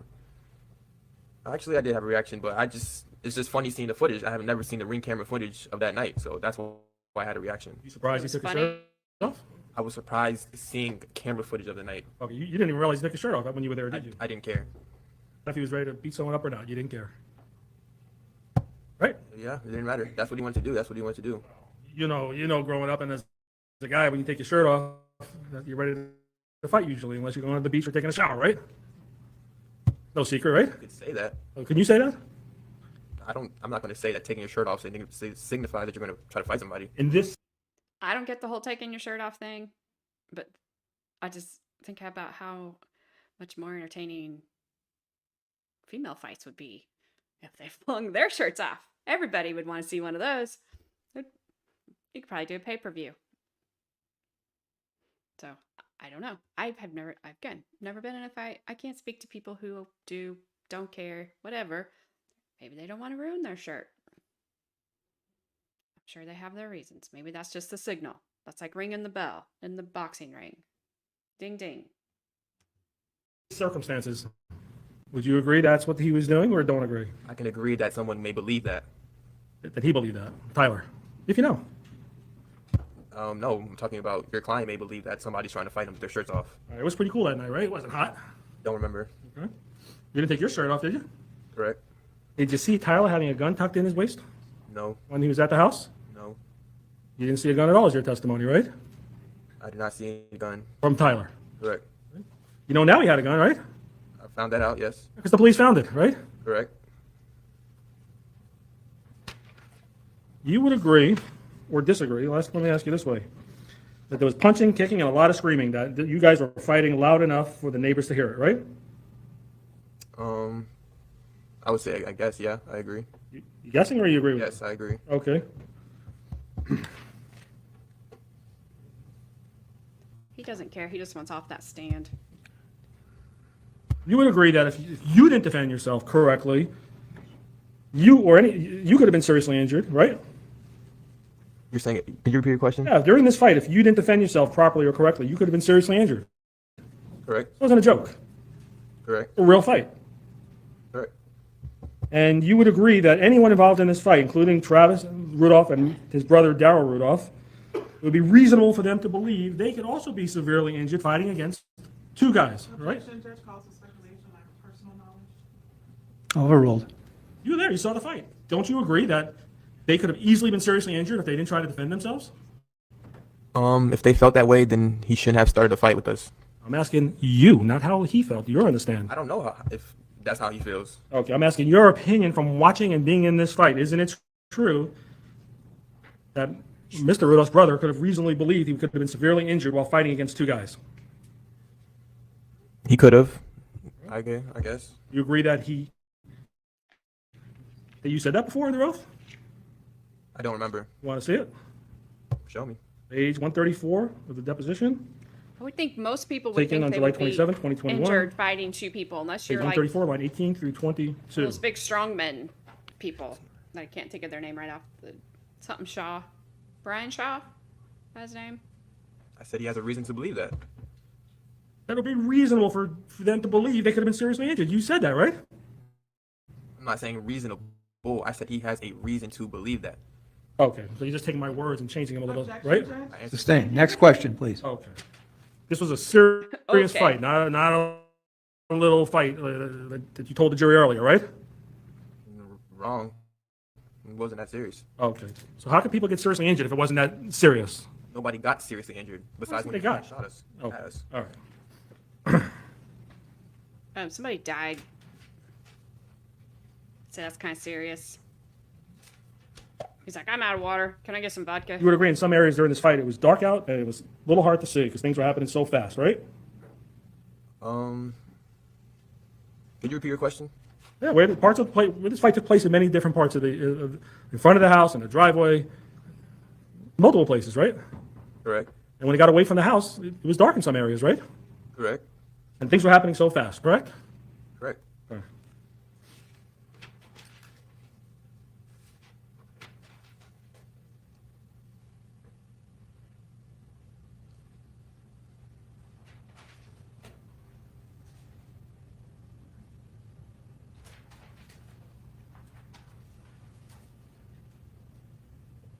You found out on the way to Mr. Rudolph's home that he owned guns, right? Yes, correct. Right. And you still went. I was in the car. But he got out, right? You could say, buddy, just let me off. I'm not going with you guys. Right? I could have. Still went, no matter what. Correct. Right? And when the shots rang out, there was only 3 men in Keyshawn's black Cadillac belonging to his mom, correct? I can't tell you what was happening while there were shots fired, but I can only tell you what happened after the shots stopped. Go to page 198, lines 10 through 24, of your deposition dated July 27, 2021, please. Page 198, lines 10 through 24. 98, 10 through 24.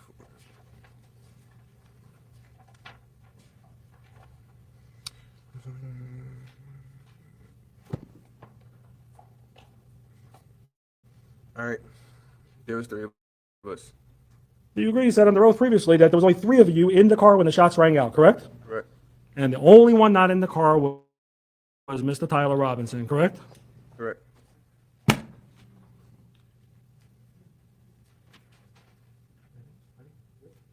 you very much. Nothing further, Your Honor. All right, any redirect? Yes, Judge. Okay. Yeah, I'm sure. You accomplished that other task that I Yes. set for you? Okay, go ahead. Can I get my document? We're not watching her. Because I don't believe her witnesses, and we're not watching her.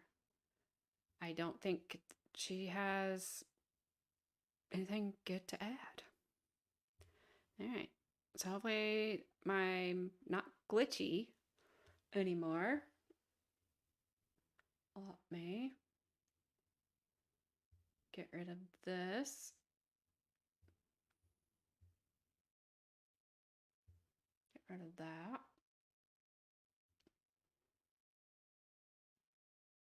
Okay, so let me at least pull up one more tab here. Hey, I did not say play.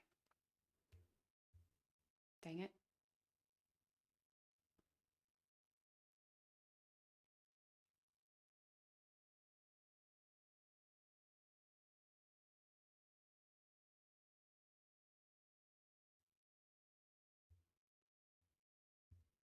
So I'm pretty sure I was glitchy because of having too many tabs open and trying to be too prepared. The joys of living in a rural place.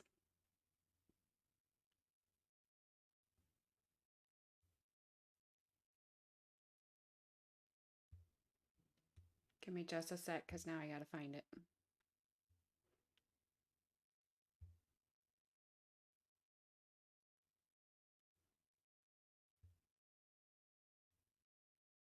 Stop, seriously.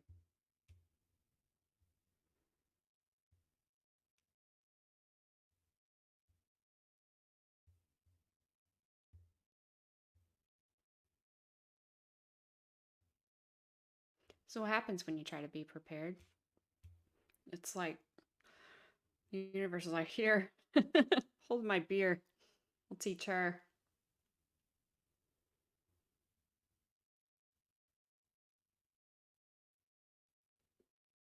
If Law and Crime would have let me save it to a playlist, it would have been great.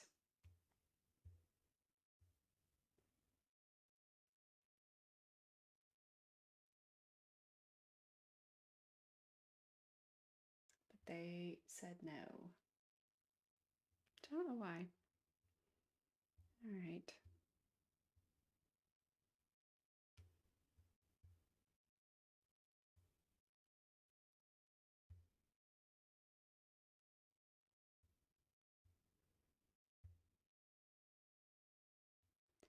So,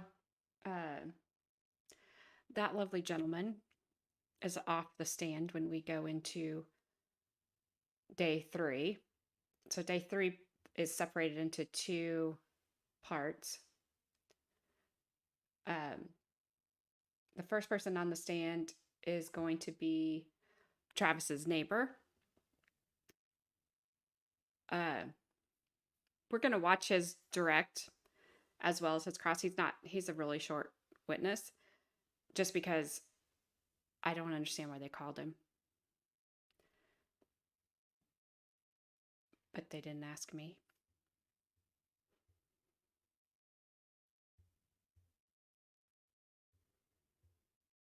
And then I think I had everything pulled up. Now I don't have it. I think there's a maybe one of the police officers or something, maybe later on day 3. Um,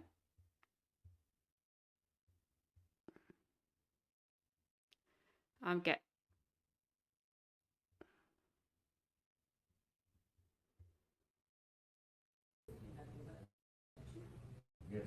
There he is.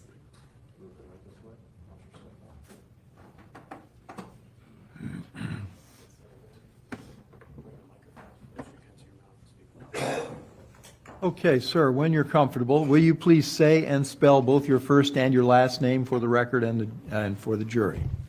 Reuben Estes, Reubenestes.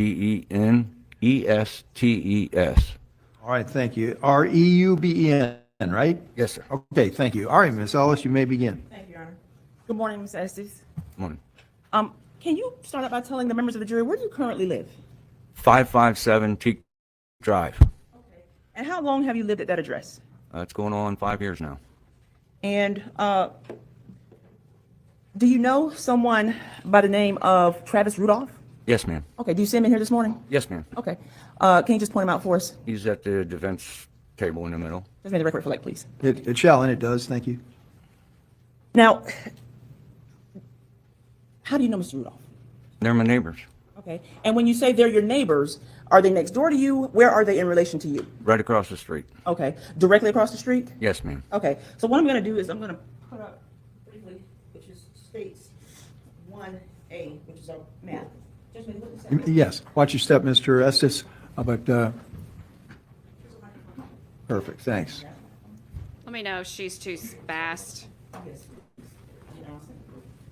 I'll slow her down. Okay, so Mr. Estes, I'm going to give you this pointer, okay?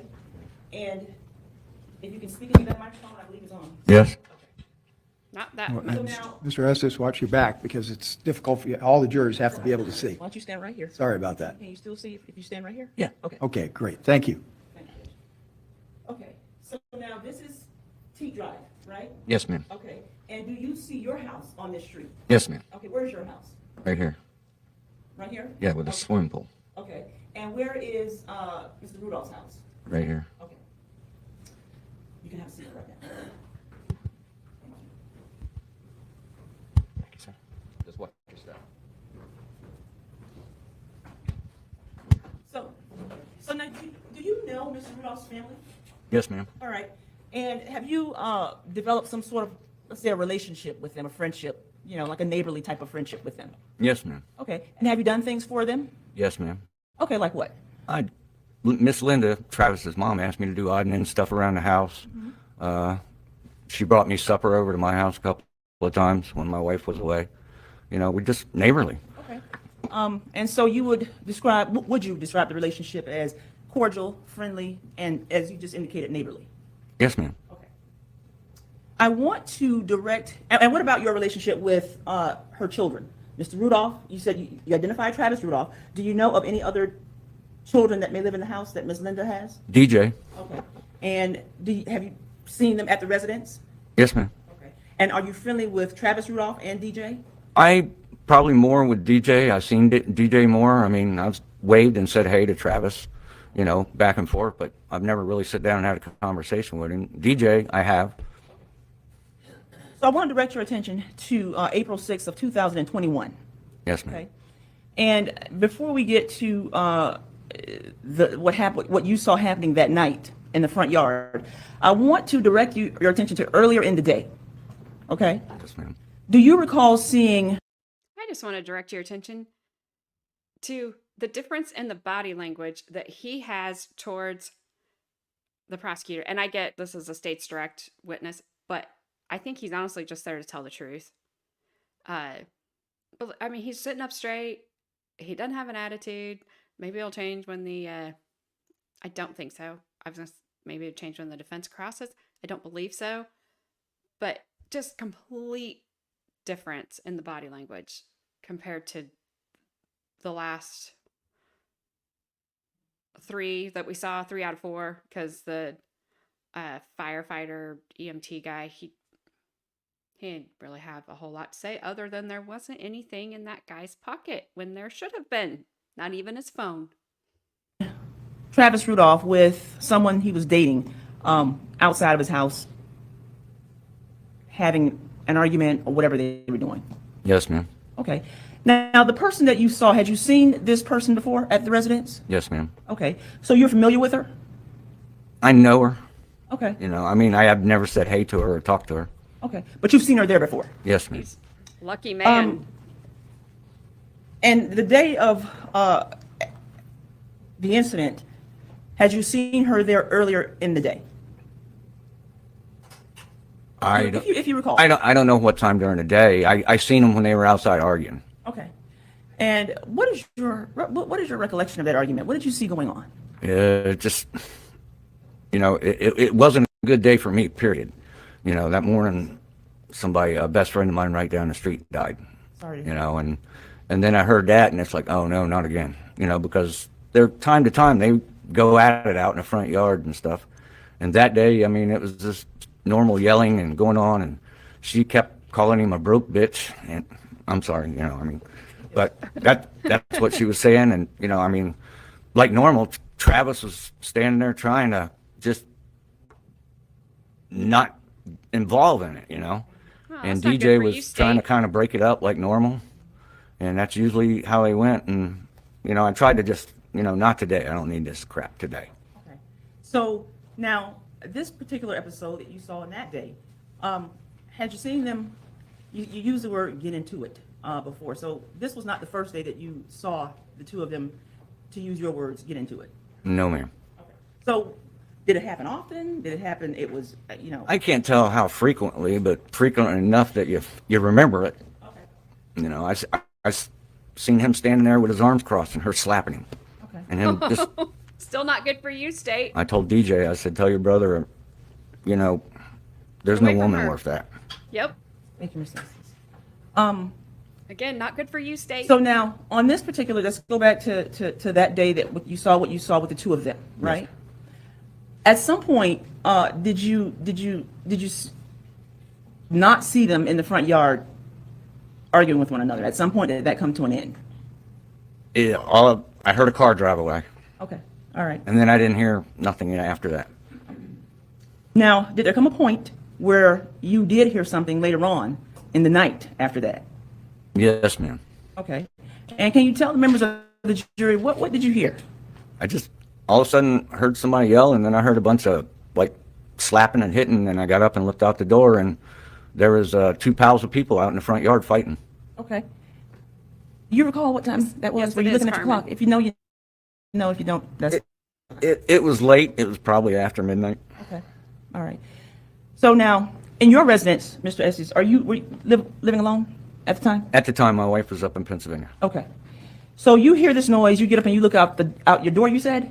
Yes, ma'am. My front door. Okay. And you see people fighting. Yes, ma'am. And where were they fighting? Out close to the road, like where his driveway is, there's a telephone pole, there's a light post that was, if you're looking at his house, it'd be to like the right side of the house in the front corner of the yard. But some of them were over here by the driveway, some of them were over by the telephone pole. Okay. All right. Now, could you make out like how many people you saw out there fighting? I think I said before 5 or 6 or more, but like I said, there's 2 pals, and somebody was getting the best of somebody over here, and one would leave this pal and go over there, and one, you know, Okay. I think I explained like a ruckus. Like a ruckus? Yes. Okay. ruckus. So you just kind of saw people fighting, and then you saw people jumping here and jumping there, and then it was just fighting back and forth. Yes, ma'am. Okay. Now, how long would you say you stood there and watched the fighting? Oh, it was not long at all, because I thought, you know, you got all these people fighting and everything nowadays, somebody's going to pull a knife or a gun. Okay. So I left the door and I went to my room and got my gun. Okay. Now, you went to your room and got your gun. Now, let me ask you this. Did you go get your gun because you saw somebody out there pointing a gun, or you thought you saw someone with a gun during the fighting? No, ma'am, Okay.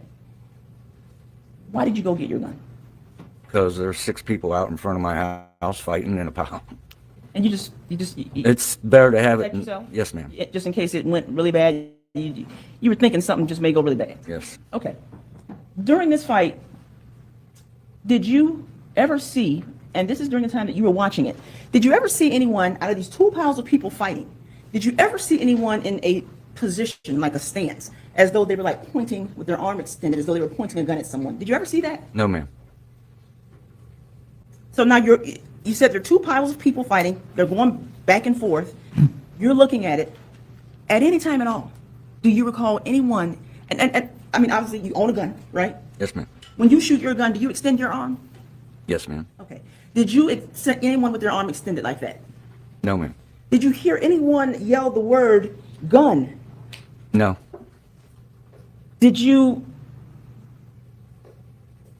think to yourself, other than because you saw the people fighting, did you think to yourself, in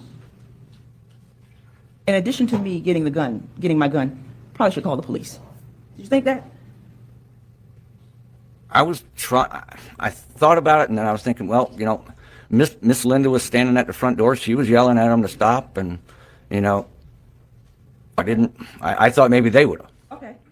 You thought maybe they would call the police? Yes, ma'am. Okay. And you said Ms. Linda was standing at the front door. Did you ever see her leave her front door? I don't remember. Okay. When you went back there to get your gun in your room, Yes, ma'am. how long did it take you to go to your room, get your gun, and come back? Maybe a minute. I mean, not long. It's not far away. Did you do anything in between? No, ma'am. I was coming back to the door, and then I heard the first few pops of a gun. Okay. And then I went to the Scared, why door, would he do anything kind of between? peeking out towards the side, and I seen muzzle flashes. Okay. Yeah, stopped. had So some as ice you were cream. heading back to the front door, that's when you heard the first two sounds of what appeared to be to you gunshots. Yes, ma'am. All right. And did you go to the door to look out to see, like, are these people who were firing guns? I looked out the door, and I seen the muzzle flashes. Okay. So I knew they were firing. I knew from the first that it was a gun. Okay. Now, did you see the person who was firing the gun After the firing stopped. after it stopped? Yes, ma'am. Okay. So did you just kind of hang out at your front door just to see, like, what, because you hear these first couple of gunshots, right? Yes, ma'am. And do you just stand at your door? Kind of to the side of the door, but yes, I could see. All right. How many gunshots did you hear in all before it stopped? The first time it was just a couple, and then the second round, it opened up. It was 10, 15, I don't know how many shots. Okay. So you said the first round, it was just a couple. Yeah. Now, you say a couple, do you mean two, or do you mean, because Exactly. look, I use the word. Two or three? Okay. All right. So maybe two or three? Yeah. Something like that? All right. And then you said it stopped. Just for a second. All right. And then it stopped for a second. And then how many gunshots did you hear after that? A lot. When it started back up? 10, a lot. Okay. All right. Did you stay at your door the entire time until the gunshots stopped? Pretty much. So while you're standing at your door, Okay, so they have said so far that Travis just fired 39 shots, rapid fire. He's saying he heard 3 shots and then rapid fire. That didn't help them. When these guys, it has been like pulling teeth, but they have finally got them to admit, yeah, we brought at least one of them. The other guy's not here to admit to anything or deny anything. But finally got one of them to admit that they brought a gun. Is it possible he fired 2 or 3 shots? They're not going to admit to it. We can see the kind of witnesses they are. Whatever she's trying to do here, which is like, well, you never saw anybody with a gun, did you? That's really weak. Because he saw what he saw and was worried enough to go get his gun. So in my opinion, her argument here, and I don't know why they called this guy, is weak. and gunshots appear to you to have stopped, right? Yes, ma'am. What did you see? I seen Travis walking back to his house. Right. And what was his appearance, if you recall? He was just walking back to his house. All right. And he had what seemed to be like a AR type gun in his right hand. You know, those scary ARs. Did you see anybody walking behind him? Daryl came up after him. DJ. Did you see anything in DJ's hand? No, ma'am. Did you see anything in either one of DJ's hands? No, ma'am. And you had a pretty good view of them, right? You could see them. Yes, ma'am. As you saw them come walking back up to their house, Mr. Estes, did you say anything to the Rudolph brothers? Did you say, hey, what just happened? No. Okay. What did you do? I just turned around and I thought about it for a little while, and then I called 911. Okay. So you called 911 after that? Yes, ma'am. Okay. And, It was a little while, though. I mean, it was a little while before I called them, but I called them after everything, after they went inside their house and stuff and everything. okay. All right. And when you called 911, did you tell them that there had been a shooting out at in your? I can't remember exactly, but yes, I told them that there had been a shooting out on my street. So when you called them, you said it had been a little while, right? So when you say a little while before you called them, do you mean that the shooting stopped? You saw the Rudolph brothers go back to their house, is that right? Mm-hmm. And you didn't call them immediately upon seeing them go back to their house, is that right? Yes, that's right. You waited. Yes, ma'am. Okay, you know how long you waited before you called? No, I don't. Okay. Before you called, did you see any law enforcement officers show up to the Rudolph house? No. Okay. I don't think so. Is that what made you call, because you didn't see anybody showing up? No, it's I guess the right thing to do. You know, there's a shooting in my neighborhood. Okay. You know, it's a nice, quiet little neighborhood. Yes, sir. Well, it was until. At some point, did law enforcement arrive? Yes, ma'am. Okay. And when they arrived, did you tell them, or did you walk out there and make them aware that you had seen what had happened earlier in the night? I made a officer. They were standing in my front yard, and I made him aware that I called 911, that I seen it. Yeah. Okay. And did they take a statement from you? Yes, it was a while later, but yeah, a detective. I don't remember his name, but he knocked on the door and he came to the house. Okay. And that would have been where he came to your house and took an actual recorded statement from you? Yes, ma'am. That night. Okay. That night, or earlier, Yeah. later that day, is that? Well, it was early morning. So later on in the day is when you gave your statement? Yes, ma'am. Okay. After you gave your statement, He's looking at her did like, you meet with any "What?" other law enforcement officers? Did they meet with you about anything else? I think somebody came to my house one day with a picture of Travis and his girlfriend, and asked me if that was who it was that I seen, and I said yes. Okay. All right. Any other contact with law enforcement after that? Your office. Okay. Is that it? Yes, ma'am. I think. Okay. Judge, may I have a second, please? You may. Yeah, I don't think he did any favors for them. At least he was honest, though. Seems to be anyway. Not trying to duck the questions or argue or try to. Step down once more. Sure. Play lawyer. Watch your step, Mr. Estes. Can you please come down once more? He's going to need the microphone. Just like That's you, all right. lady.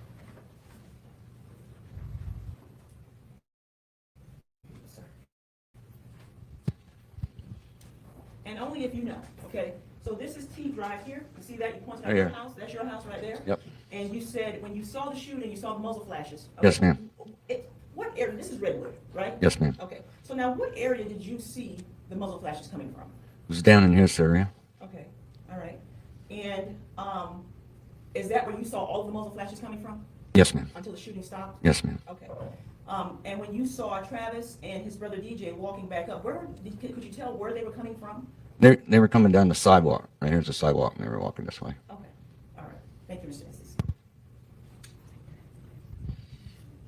I agree, Carmen. He Go seems ahead, like a back up good to the old witness boy stand. and Thank you, honest. sir. He does All right, that. any additional questions? Okay, any cross-examination of Mr. Estes? We'll see Okay, what he thank does here, but I bet he does the same. I bet he just is honest and tells it like it is. Tells what he saw, what he knows, what he remembers. Yes, please. Good morning, Mr. Estes. Morning. How you doing? Good. You build power plants all over the world? I mean, all over the United States. I used to. Oh, okay. You retired from that?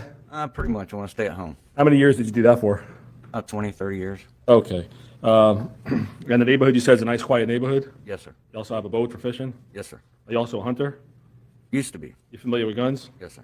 And you familiar how to use them? Yes. All the time you lived in that home, can you tell us and share with us whether or not you ever, even up until today, into that area, have you ever went and got your gun before out of your bedroom? No. All right. Did you feel your life may have been in danger?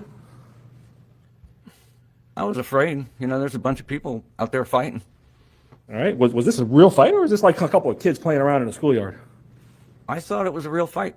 People were punching each other? Yeah, punching, kicking.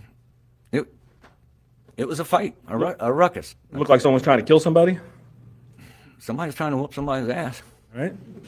Possible there could be some serious injury in this type of fight that you witnessed? I think the Like, jurors just like I kind of said laughed. before, usually when you see something like that going on nowadays, somebody pulls a knife or a gun and goes, You don't know how this started, do you? no.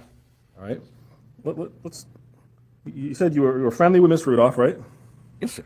And you knew DJ pretty good, or somewhat okay. You've spoken to him before, right? Yeah, I know DJ better than I did Travis. How come? Is there any reason why you didn't know Travis that well? We just never had the opportunity really to sit down and talk. You know, I said hey to him, he'd say hey back. All right. Did you know if Travis was practicing for football and not home on a regular basis? Yeah. Okay. Did you also help Miss Rudolph with any type of security in her home? Yeah, she was having problems with her Ring doorbell, and I helped her hook that up. Did you ever see cameras all over the outside of her home? Yes, sir. Why was she so concerned? Do you know why she was so concerned about? Well, they had told me, I think, well, DJ about her. Hold on. Well, he was about to give a hearsay response, so sustained and ask another question. All right. Well, isn't it true you heard that from Mr. Rudolph, the husband? Yes, Your Honor. I didn't finish my question. Yeah, finish the question. Don't answer, Mr. Essex, until I say it's okay, all right? Go ahead. Isn't it true that you heard Mr. Rudolph was killed and then Miss Rudolph became very concerned about security? Objection, Your Honor. Answer calls for hearsay lack of foundation. I'm offering for the truth. Overruled. Isn't that true, sir? Yes. All right. And you don't have those kind of security cameras in your house, do you? No. Okay. So she was a single woman living in that home with her sons, right? Yes. Isn't it true that DJ is a farmer type young man Yes. and he has animals in the backyard? Yes. Chickens? Yep. Dog?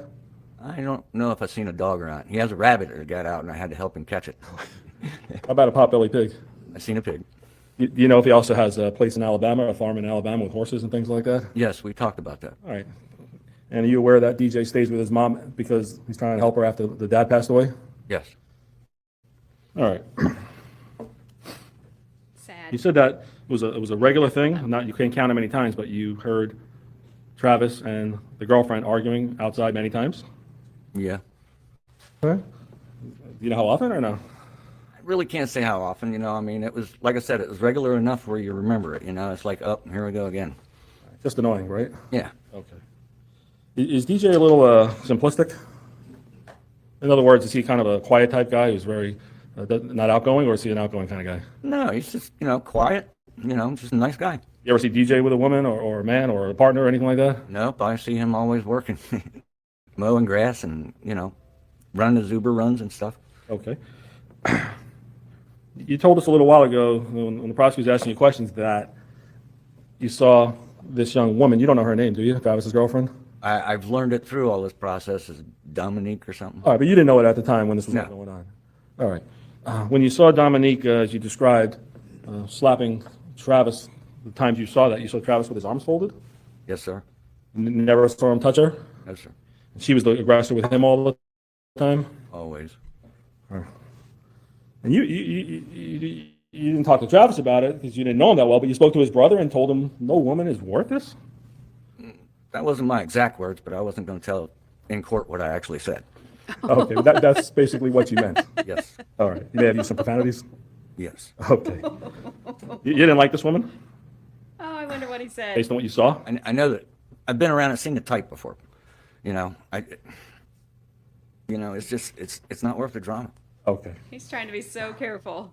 Did you ever talk to Travis about it, or you never really had a conversation with him about No, anything? no, I never You had a didn't? conversation. Oh, I'm sorry? I never really had much of a conversation with Travis. All right.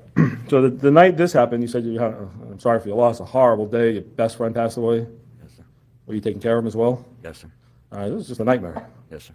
All right. And then, do you normally stay up around midnight, or was it because of the tragedy that you were still up It was because of what happened that morning, you know, with the family and everything. with your friend? Yes. Okay. So the last thing you needed was to see or hear any of this. Yeah. Okay. Have you ever seen anybody come and knock or fight or knock on the door at midnight to the Rudolph residence? Not fighting or anything. No, I'm usually not up at that time. Or anybody ever wake you hearing a fight or a ruckus outside their house at midnight or later? I've heard them argue a few times. Okay, like you described. Yes. So the day before the shooting, a few hours before the shooting, you actually saw this woman who you now know as Dominique and Travis arguing, or you heard them arguing? I heard them arguing, and it's like, oh God, not tonight, not today, All right, where were you when you heard that? I was actually trying to lay down, and then I got up, I heard that, and I got up. All And right, I went to the living room, and, yep, it's another one of them, so I just sit down and turn the TV on. other than this woman calling Travis a broke bitch, as you described, could you make out any other words that she or he was saying? I can't remember. I just remember she just kept repeating that, just calling him a broke bitch and, the normal yelling and, Okay. Travis has a BMW? he had one, yep, Okay. And do you know where he usually parked it? in front of the house. And DJ, do you know what kind of car he had, if you remember? He had a little silver car. All right, where'd he normally park? He was either in the front of the house or to the redwood side of the house. All right. Was there also a car by Linda, Miss Rudolph? Yes, her car's in the driveway. That's where she normally parks? Yes, sir. Okay. When you heard and you got up, was it dark out at that point? When you heard this ruckus between Travis and his girlfriend? It was late, yeah, but it wasn't, I can't tell you what time it was. Okay. And did you see any physical altercation during this time period? No, I didn't witness it, Right. Did you see DJ outside? I heard DJ tell him to knock it off and, trying to, but that was normal too. Every time they got into it, DJ was trying to, he was like a moderator, trying to break it up and Sure. calm it down. All right. When you watched this, did you see DJ or Travis touch this young woman when you got up? I never seen neither one of them touch her. Okay. Did you see the young woman pick up a brick by any chance? No, All right. You didn't see anything physical? no, Were you watching the whole time or just a little bit? no. You get immune to it after a while, unfortunately. Sure. You had no idea this was going to end in somebody shooting a gun, did you? No, sir. I mean, whatever you heard wasn't called for somebody or saw wasn't called for somebody shooting for what Travis and Dominique went through, was it? No, sir. You weren't expecting anything like that. No, sir. All right. And then you heard a car drive off? Yes, sir. You assumed that was the girlfriend? Yes, sir. All right. And did you see or hear anything else until you heard this and saw the fight? No.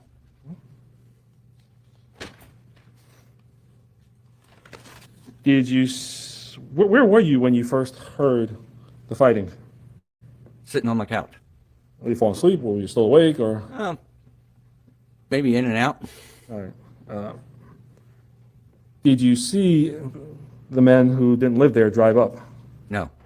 Did you see a car that wasn't familiar to you in front of either your block or across the street directly by the Rudolph house? Did you see any strange cars there? No. All right. You have any idea where these men parked? No. You know how they got to Rudolph residence? No. You don't know if they took a cab or they had a car? I don't know. Okay. So you have no security cameras, right? No, sir. You know if any of your neighbors do besides the Rudolph residence? If you know. I don't know. Okay. You never checked any houses for cameras, do you? No. Wouldn't mean anything to you, right? No. Okay. So when you wake up, you hear punching, slapping, things like that? Well, I wasn't really asleep. I just, all of a sudden I heard like somebody slapping somebody, like somebody fighting. So I got up and I went to the door. And like I said, there was two piles of people in the front yard fighting. Did you see DJ in one pile? DJ would be in one pile and Travis in one pile, and there'd be a bunch of people over here and like I said, they just, whoever's getting the best at it, somebody jump over here, somebody jump there. It was a brawl, a ruckus. Would you agree that there was at least two men fighting with either DJ or Travis at any given time that you observed? Yes, Was there sometimes three men against one of the Travis brothers? yes. And were you worried that the Travis brothers could get hurt? The Rudolph brothers. Worried, I mean, the Rudolph brothers. yeah. I thought they could get hurt. I thought, like I said, nowadays when something like that's going on, somebody's going to pull a knife or a gun. Forget the knife or a gun, just by the punching. Did you see kicking as well? Yes, Choking? yes. It's just a serious fight. It was a brawl. Okay. You didn't go outside and get involved, right? Of I'm 60 years old. At that time, I was. course. I mean, you didn't physically get involved. No, sir. Okay.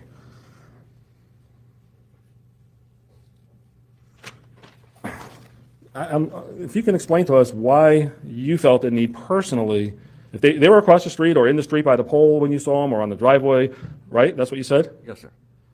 Did you see the whole altercation or just part of it? Well, when I seen it going on, I said, oh shit, this is going to go bad. Right, but do you think you saw it from the very beginning? No, sir. All right, was it going on for a while before you got up? No, as soon as I heard the noise, I got up and looked. Gotcha, all right. I don't know when it started, but they were all in, when I walked to the door, they were all in the pals going at it. Okay. Could you see who the aggressors were or you couldn't tell? I couldn't tell. It's just a bunch of people. All right, but there was at least 2 or 3 men on each one of the Travis Rudolph or DJ Rudolph piles at any given time. Yes. Were you close enough to see if anyone pulled out a gun? I think if somebody would have pulled one out and aimed it, I would have noticed it.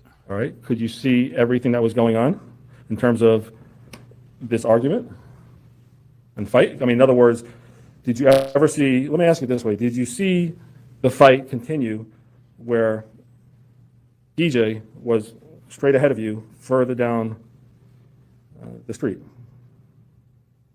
No. Oh. But I didn't watch all of it because I turned around and went to my room to get my gun. All right. So when you left, you don't know if DJ was trying to get away from these guys and was going further down where, remember you showed us where the muzzle flashes were? Yes, sir. All right. So you don't know if DJ was down in that area being attacked by anyone at that point, do you? Before the muzzle flashes went off? I don't know. You didn't see DJ when you came back No. with your gun? No. Nobody was in. When I came back to the door, like I said, before I got to the door, I heard a few pops, and then I went up to the door kind of sideways. There was nobody in the yard, and then I seen the muzzle flashes down the street. Sure. And DJ was not in front of the house or in your view when you got back to the door, right? No. And would you agree that where the muzzle flashes were, was that about a block and a half from where you are? It's about a block, about 150 yards. And are you good with feet, like yards, and Yeah, pretty good. like a football field and a half? Not that far. Probably 100 yards. All right, about 300 feet. Yeah. Could you see down in that area from your door? Not good. No. I mean, I seen the muzzle flashes, Sure. and that was it. Could you see any people there beside the muzzle flashes? No. Could you see any cars there? I didn't notice a car. All right. So if anyone, There, you had asked me that before about lights on the car. No, I did not see a car drive off. so if anyone or any people were pointing gun or guns at Travis or DJ, would you be able to say yes, that's true, and no, that's not true? I couldn't determine it. Not that far. Okay. And like I said, it's darker down at that intersection. There is a street light, but it's not really good. You couldn't even tell that it was Travis shooting until he walked back towards his home, right? Exact. Yes. Where was Miss Rudolph when the gunshots were going off? Do you know? You know. I didn't notice. I know when after the gunshots, she was standing at the front door. Did you ever see Travis run into his house during the fight? No. So what happened or didn't happen to Travis, assuming he went into his house, let's do it this way. Assuming he went into his house to get his gun before the shooting, you didn't see anything like that with Travis going into his home to get his gun? No, sir. You only saw Travis go in at the end to go in the house? Yes, sir. Okay. So assuming Travis did go get his gun, could you tell us what happened to Travis? Because there's evidence that he went in. There's a videotape he went in and came out. You don't know about that, do you? No, sir. That must have been when I was away from the door getting mine. Okay, so before Travis went, assuming that's true, before he went in the house, do you know what happened to Travis the moment before he went in his house if you didn't see him go in the house? I don't know. I didn't see him go in the house. Okay, so if someone pointed a gun at Travis before he went in the house, moments before, is it possible you were on the way to get your gun? It could have been And where do you keep your gun? In the drawer? in the back room. All right. He's Is it in a like, I'm specific not going to spot? tell you Yes. specifically. You don't want to tell us? No, Don't blame you. Did you have to load it up? it doesn't take long. But yes, I had to load it up. What, you just put a magazine in? Yes, sir. Did you put one in the head? Yes, sir. You did? Yes, sir. How come? It only works if there's one in the chamber. Sure. You were not involved in any way, shape, or form with anything going on with Travis and his girlfriend or the fight. It's nothing to do with you, right? No. So why is it the first time since you've lived there that you've grabbed your gun? What were you personally thinking that could happen to you?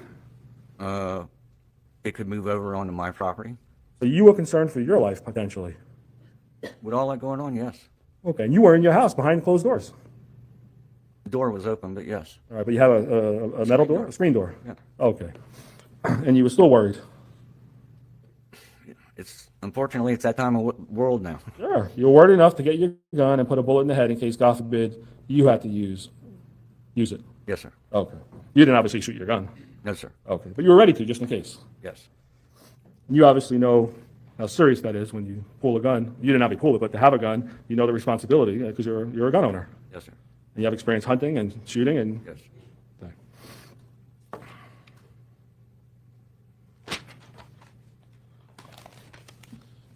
Start hearing helicopters after the shooting? Oh, I'm sorry, you need some water? No, I'm good. Yes, I did. Right away? I can't tell you how long it was. All right. Did you start hearing sirens coming pretty quickly? Yeah, but like I said, I can't tell you how long it actually took Sure. for that stuff to start going on. All right. I mean, it wasn't hours, or was it? No. You start seeing blue lights around the neighborhood or flashing lights from police cars? Yeah. There's no secret the police were in your neighborhood, right? Right. Did you see when Mr. Rudolph's sister showed up by any chance? I noticed the white car pulled up, and that was it. Okay. And did you see the white car leave? Yes, sir. You know who those people were in the white car? No, sir. Okay. I'm not familiar with their whole family and stuff. Just Travis, his mom, and DJ. Are those the only three people who live in the home across the street from you? Yes, sir. Okay.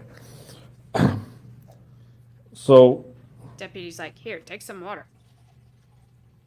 He's when spilling the it white for him. car came, were the police What a in your nice neighborhood? fella. No. I think there was some in the alley behind my house. I think they weren't right there. Okay.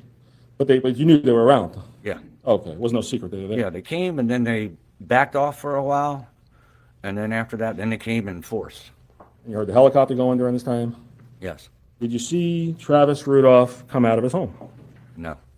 DJ come out of the home? Only when they were arresting him. Well, that's what I'm talking about. Yeah. Okay, I'm sorry. Bad question. Yeah. All right, so they went in their house. You didn't see them come back out. No, sir. Travis didn't run away. No, sir. You didn't see Travis get in his BMW and drive, right? Nope. Did you see Travis come out the front door and try to discard a gun or anything like that? No, sir. And DJ stayed inside his house until the police came? Yep. And Miss Rudolph, did she stay inside the house? Yep. You didn't have any communication with the family while this was going on, right? No, after. Okay, but not during this time period. It was when the detective was questioning me. Okay, who'd you have contact with? DJ and Miss Linda would come over and wanted to know if I could get a drink of water and go to the bathroom. Oh, okay. While the police were there? Yes. Talking to you? Yes, because they weren't allowed to go back in their house. Gotcha. All right. Was that the extent of your contact with them that night? Yes, sir. Okay.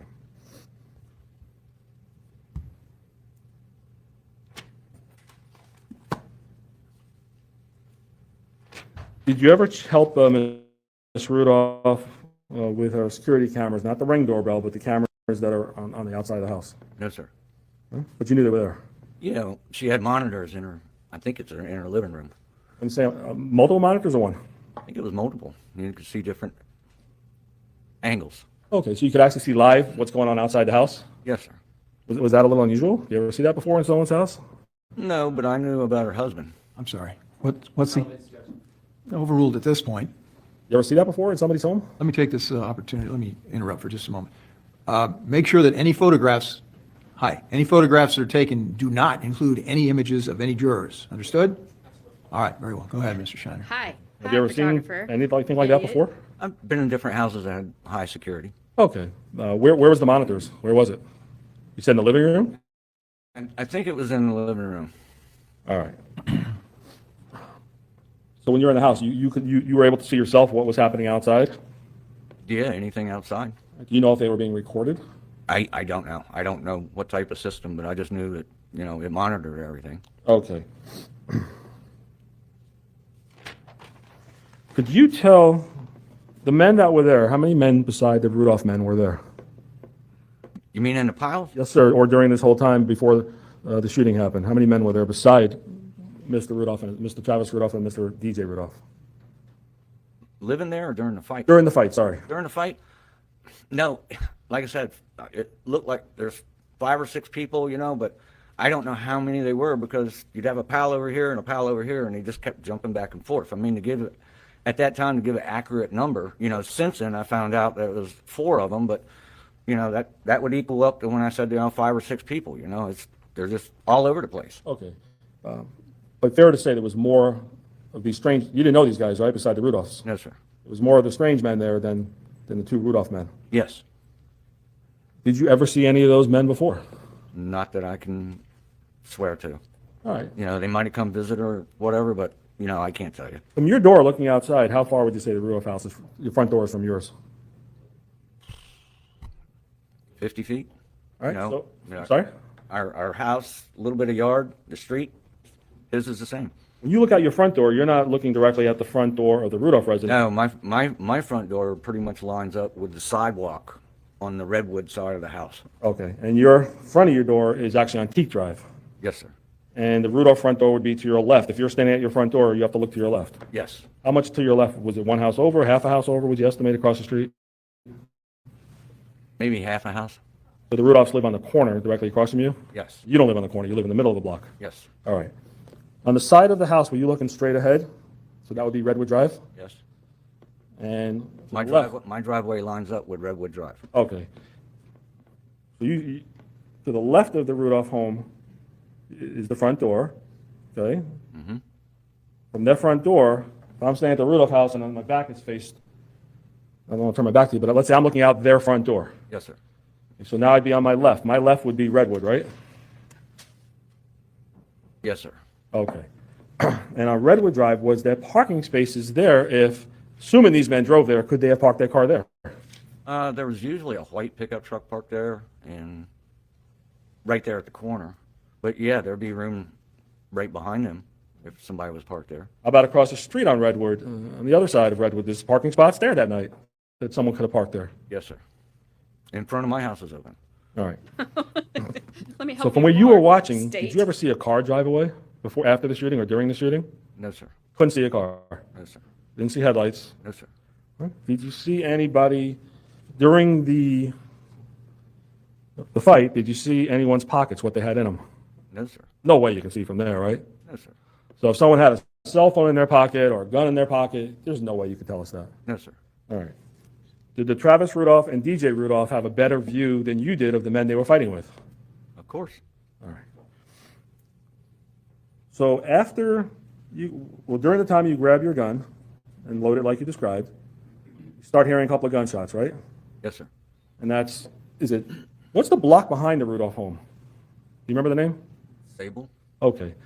Was the muzzle flashes on Sable, or was it closer to Sable, or was it closer to your house? Closer to Sable. All right. Could you say if it was on Sable, or before it, or after it, or no way of knowing? I couldn't tell. It was down in the general area of that intersection. Okay, so as you're looking straight on Teak, is the muzzle flashes directly in front of you, to your left, to your right? As I'm looking out my front door, down to that area, it looked like the muzzle flashes were going west, which would be going towards Redwood. West towards Redwood. So where do you see the flashes? So let me use the chart. May you step down, Judge? Of course. Watch your step, Mr. Estes. Isn't he Use so the pointer as refreshing well, please. Where is that? after those last few Who's got the pointer? witnesses? Okay, thanks. I'm sure Give the that to state's Mr. like, Estes. why'd we Please. call this guy? Thank you. He's too honest. I mean, he's answering both sides fairly and honestly. He's not being nasty to have one side or the other. He's doing what he's supposed to do. He's telling what he knows. He's being honest about it. Or it seems like he's being honest about it. I would say he's being honest. All right. Mr. Shiner, it's more important that Mr. Estes' voice be recorded than yours. Okay, thanks. All right. That was rude, Mr. Estes? Judge. Yes. Just so we're clear, you're oriented with this map? Yes. All right, show us where your house is, please. Right here. All right. Is it labeled at all, or? No, it's not labeled. You have a pool? Yes, sir. Okay. So as you look straight down, you got a clear view, there's your front door, right? Yeah, that's right there's my front door. You have a clear view of Redwood, Yes, sir. and this road here is stable like you told us. Yes, sir. how do you get into this neighborhood? How do you normally get into your neighborhood when you go home? When I go home, I can come in on Jasmine if I'm coming from North Lake, or I can come in Teak Drive, which is Crescent Road, runs right over here. All right, so sometimes you have to pass the Rudolph residence, sometimes you don't. I don't really pass it. It's right across the street from my house. There's my driveway. There's their driveway. You would drive past it to get to your house if you came. Oh, yeah, if I came down Teak this way. All right, so there's multiple ways to get back to your home if you're driving. Oh, yeah. Did you see anyone earlier that night drive past the Rudolph residence right before the shooting? Did you notice anyone or hear anything? I didn't notice anything. Okay. So we talked about the parking. Is this what you were meaning? The parking right here that was available? Yeah, you could, front of my house, there's usually a couple spots here, a couple spots there. And you didn't see any strange cars around that area? No, sir. Okay. And show us on this map, you know, you said it was stable, but where do you see the muzzle flashes if you can try to point? It was down in this intersection, right in this area. I can't say if it was that corner or that corner. I just know it was down in this area. Is there a tree there in that area directly in front of Sable? Right here? Yes, sir. Yes, You know if that overhangs at all? a little bit. Was it near that tree area? Hard to say. There again, somewhere in that intersection area. Gotcha. But it was more muzzle flashes were more from this side of the street than it was over here anywhere. When you say this side of the street, that means down the block from the Rudolph residence? Yes, sir. Their side, not across the street. Yes, sir. All right. Sorry, this is an awkward position. Sorry about that. So I love those muzzle deputies. flashes would be, show us one more time, roughly, in your opinion. Round over in this area, going this way. Okay, so you saw initially in the area you said by Sable and Redwood, Yes, sir. and then west would be going, This way. Okay, so that the record is clear, that the exhibit you're using is what? What's it? sorry about that, one, State Exhibit 1, and it's really, although multiple people have called it a map, it's really not a map, it's an aerial overhead, right? Okay, is it oriented north, south, east, west? Where's the north? It'd be up here, sir. All right, north is at the top of the photograph? Yes, sir. All right, thank you, go any ahead. objection if you write on this? North, east, south? No, I think it's a good idea to do that, I like given the how fact. he's like, it's right here, Judge, in case nobody else knows. Hey, prosecutor, could you follow by example of what the defense is doing with the microphone? Or at least just north. I think we can figure it He's out trying beyond to use that. them. He pulled it up right, he pulled the podium right over there to him. And just so I'm oriented, which way is west? If you please put that. This way. You right west over there? Sorry. Want to turn it around? Thank you.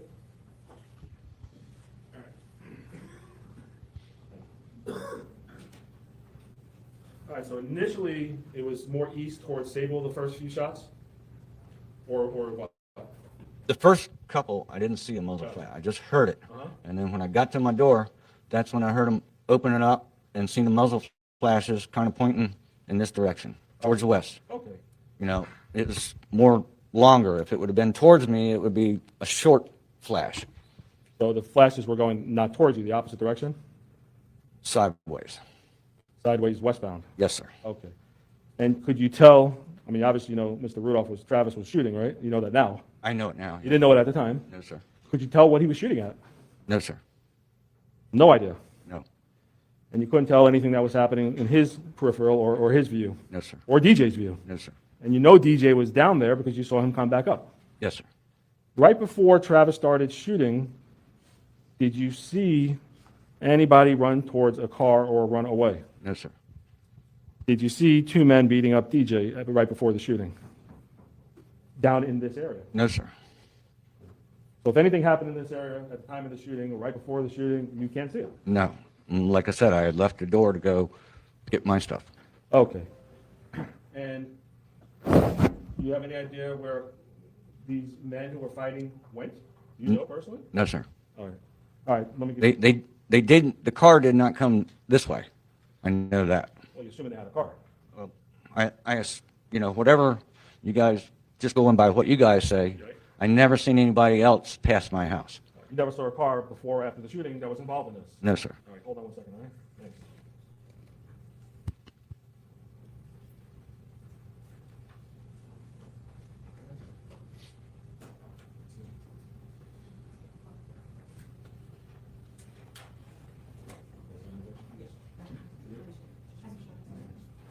So by agreement, we're defense is offering number 10 into evidence, a photograph on a large poster board, and number 9, photograph on a large poster board. All right, very well. 9 depicts what? The witness does. Okay, very well, thank you. Apparently without objection, 9 and 10, defense 9 and defense 10 are admitted without objection. Let me show you this, sir. If you take a look at it. All right, I see it. You oriented with it? Yep. Obviously, this is a daytime photo. Yes, sir.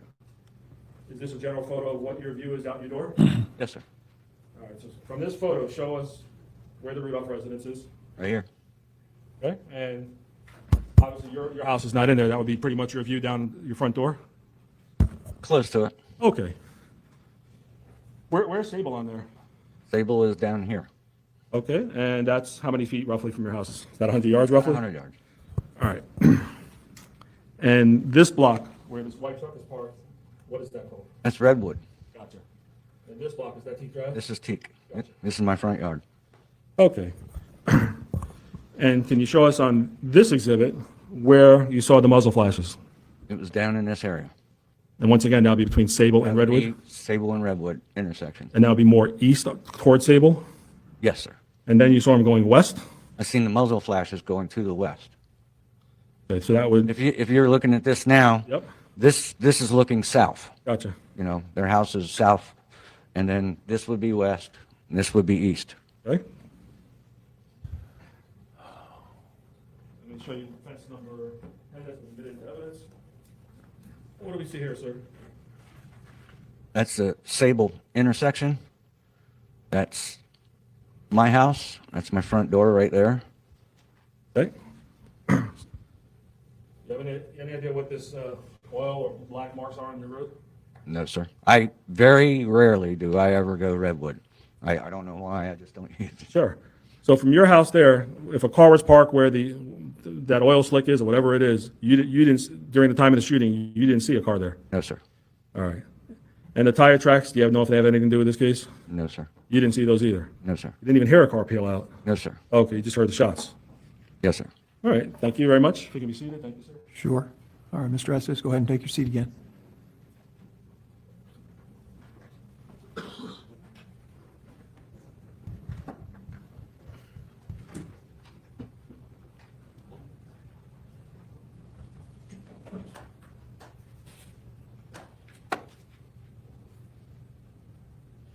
Isn't it true you heard Miss Rudolph yelling over and over that they need to stop what they're doing?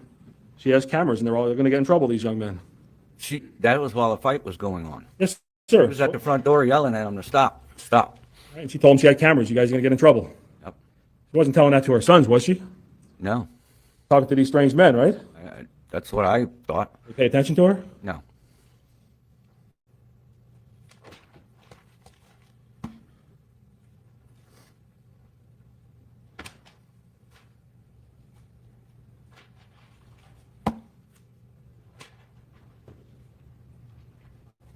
Okay, thank you very much, sir. All right, thank you. Any redirect? Mr. Yes. Did you ever hear, just let me use my phone, sorry. Sure. Mr. Estes, at some point, did you ever hear Ms. Rudolph say, "No, Travis, no, Travis"? Did you ever hear that coming out of, those words coming out of her mouth? I can't remember. Okay, all right, nothing further, Your Honor. All right, any reason why Mr. Estes cannot go on about his day? No, Your Honor, he's excused. Great. Watch your steps, sir. Stay safe out there. Okay? All right, who's the state's next witness? Unless, ladies and gentlemen, the jury need a break. All right, that's it for day 3. The next witness is another fine dandy person. That witness was a good witness. That's how to be a witness. That's how not to be a jerk. That's how to do a good job. Tell the truth. Tell what you know. Don't have anything to hide. Really easy. He clearly had nothing to hide, and he did a good job. I don't know why they can't put these in order on here. That would make my life so much easier.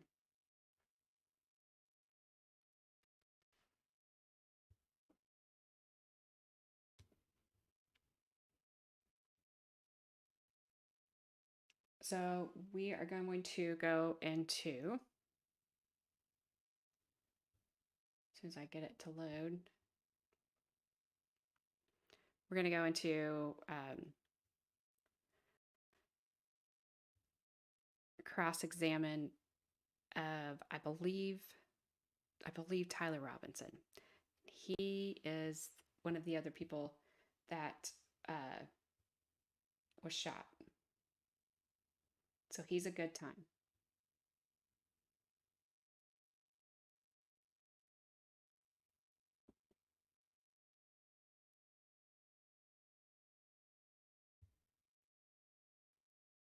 But again, sorry, because I had all this stuff saved by the judge. And then it wouldn't let me. It's too much for my. Oops. It's too much for my poor system, I guess.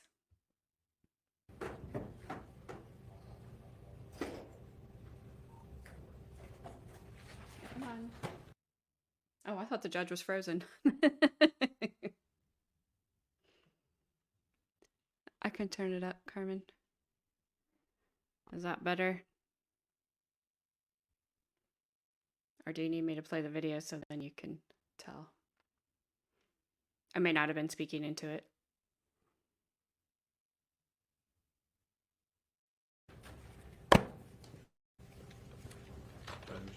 Okay.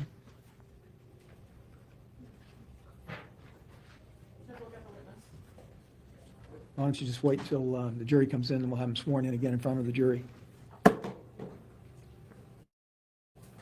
In fact, you can get them while they're coming in. That'll be fine. Save a minute. Yep.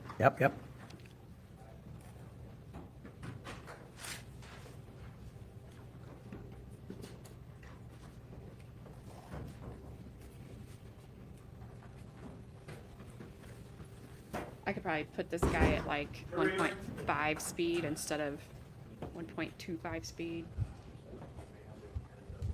This guy, his voice was so like this all the time. It's awful.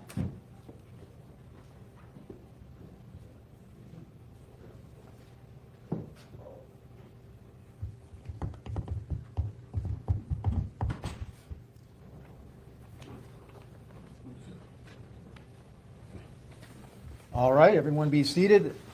Welcome back, folks. I hope everyone had an enjoyable long weekend. All right, let's bring Mr. Robinson back in, please. There he is. Mr. Robinson, I'm going to have you sworn in again. Do you solemnly swear or affirm that the evidence you're about to give will be the truth, the whole truth, and nothing but the truth? No. That's what I should say. I do not. All right, you may continue with your cross-examination of Mr. Robinson. Thank you, Honor. Yes, sir. Robinson, when you were here last Friday, you told this jury that you dove on top of your friend Chris Lowe as much as you could, and there was no crevices, so you couldn't get in the bottom of the floorboard area, right? Yes, sir. All right, when you spoke to the first officers who arrived when you got shot, you never told them that, right? I can't remember, sir. When you go to the hospital and you speak to the officer and give a detailed statement, you never told them that, did you? I'm not sure. Want to see a copy of your statement? No, sir, there's no need. I'm just not I sure. can't hear you, I'm sorry. No, sir, there's no need for me to look at the statement. I'm just saying I'm not sure. Well, do you agree that you didn't give a statement, or if you're not sure, I'll show it to you so you can look at it to see that in there or not? I agree. You agree you didn't, right? I agree. Spoke to Detective Andelin. So you get shot on the 7th. We talked to the two law enforcement officers separately on the 7th, and then on the 8th, you speak to Detective Andelin, the female detective, right? Correct. Never told her you dove on top of Mr. Lowe, right? I agree. Okay. Gave a deposition on June 16, 2021. All the lawyers, well, many of the lawyers there, under oath of the court. I didn't do it. That I was agree. not me this time. Came to a hearing on November 30th, and you were sworn under oath. Under this judge, the same lawyers, pretty much multiple lawyers, and you said nothing of the sort that you jumped on top of Chris Lowe during that statement under oath. Isn't that true? I agree.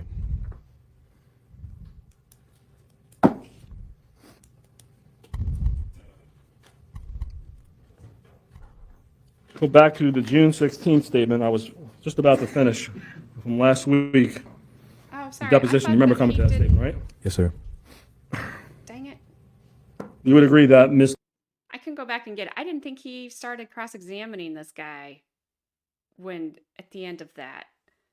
I can go get it if you want me to. Dang it. I really didn't think that he started doing anything with him. I thought that just her and then that she ended because when I was going through the video just a second ago, she was still talking.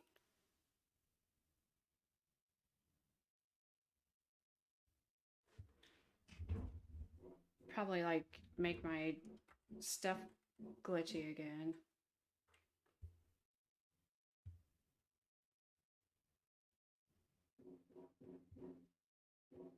We're on day 3, part 2. That's how long day 3 was.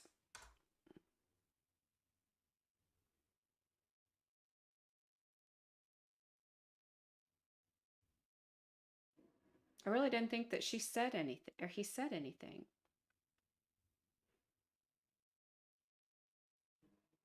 Let me just check. Hang on.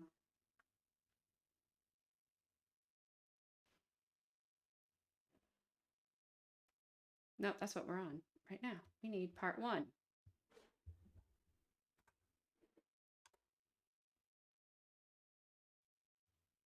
If it would just let me keep my tabs open and not been so finicky.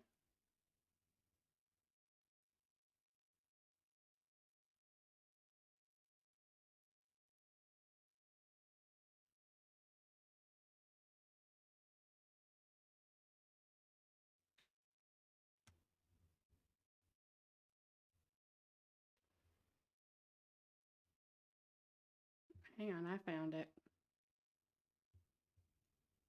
I really just want him to not talk because he just talks like this. All right, she's still talking. She's still talking. And they take a break. She's still talking.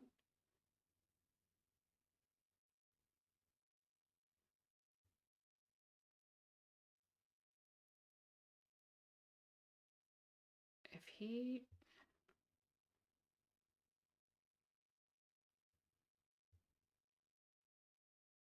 Oh my gosh. Okay.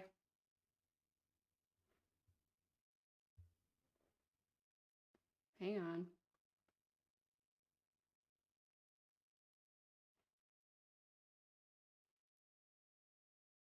She's still talking.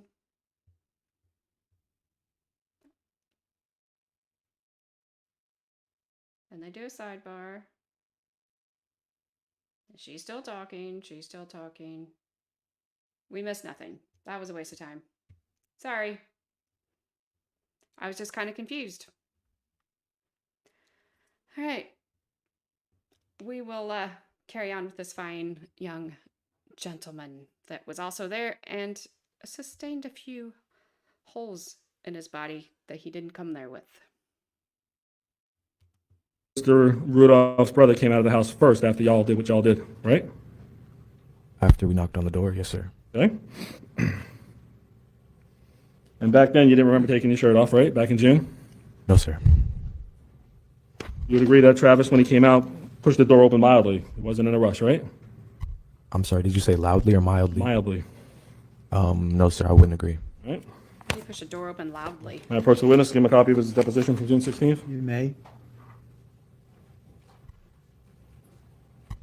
Hopefully the defense attorney isn't talking too fast because I really don't want to slow this guy down. He's so bad.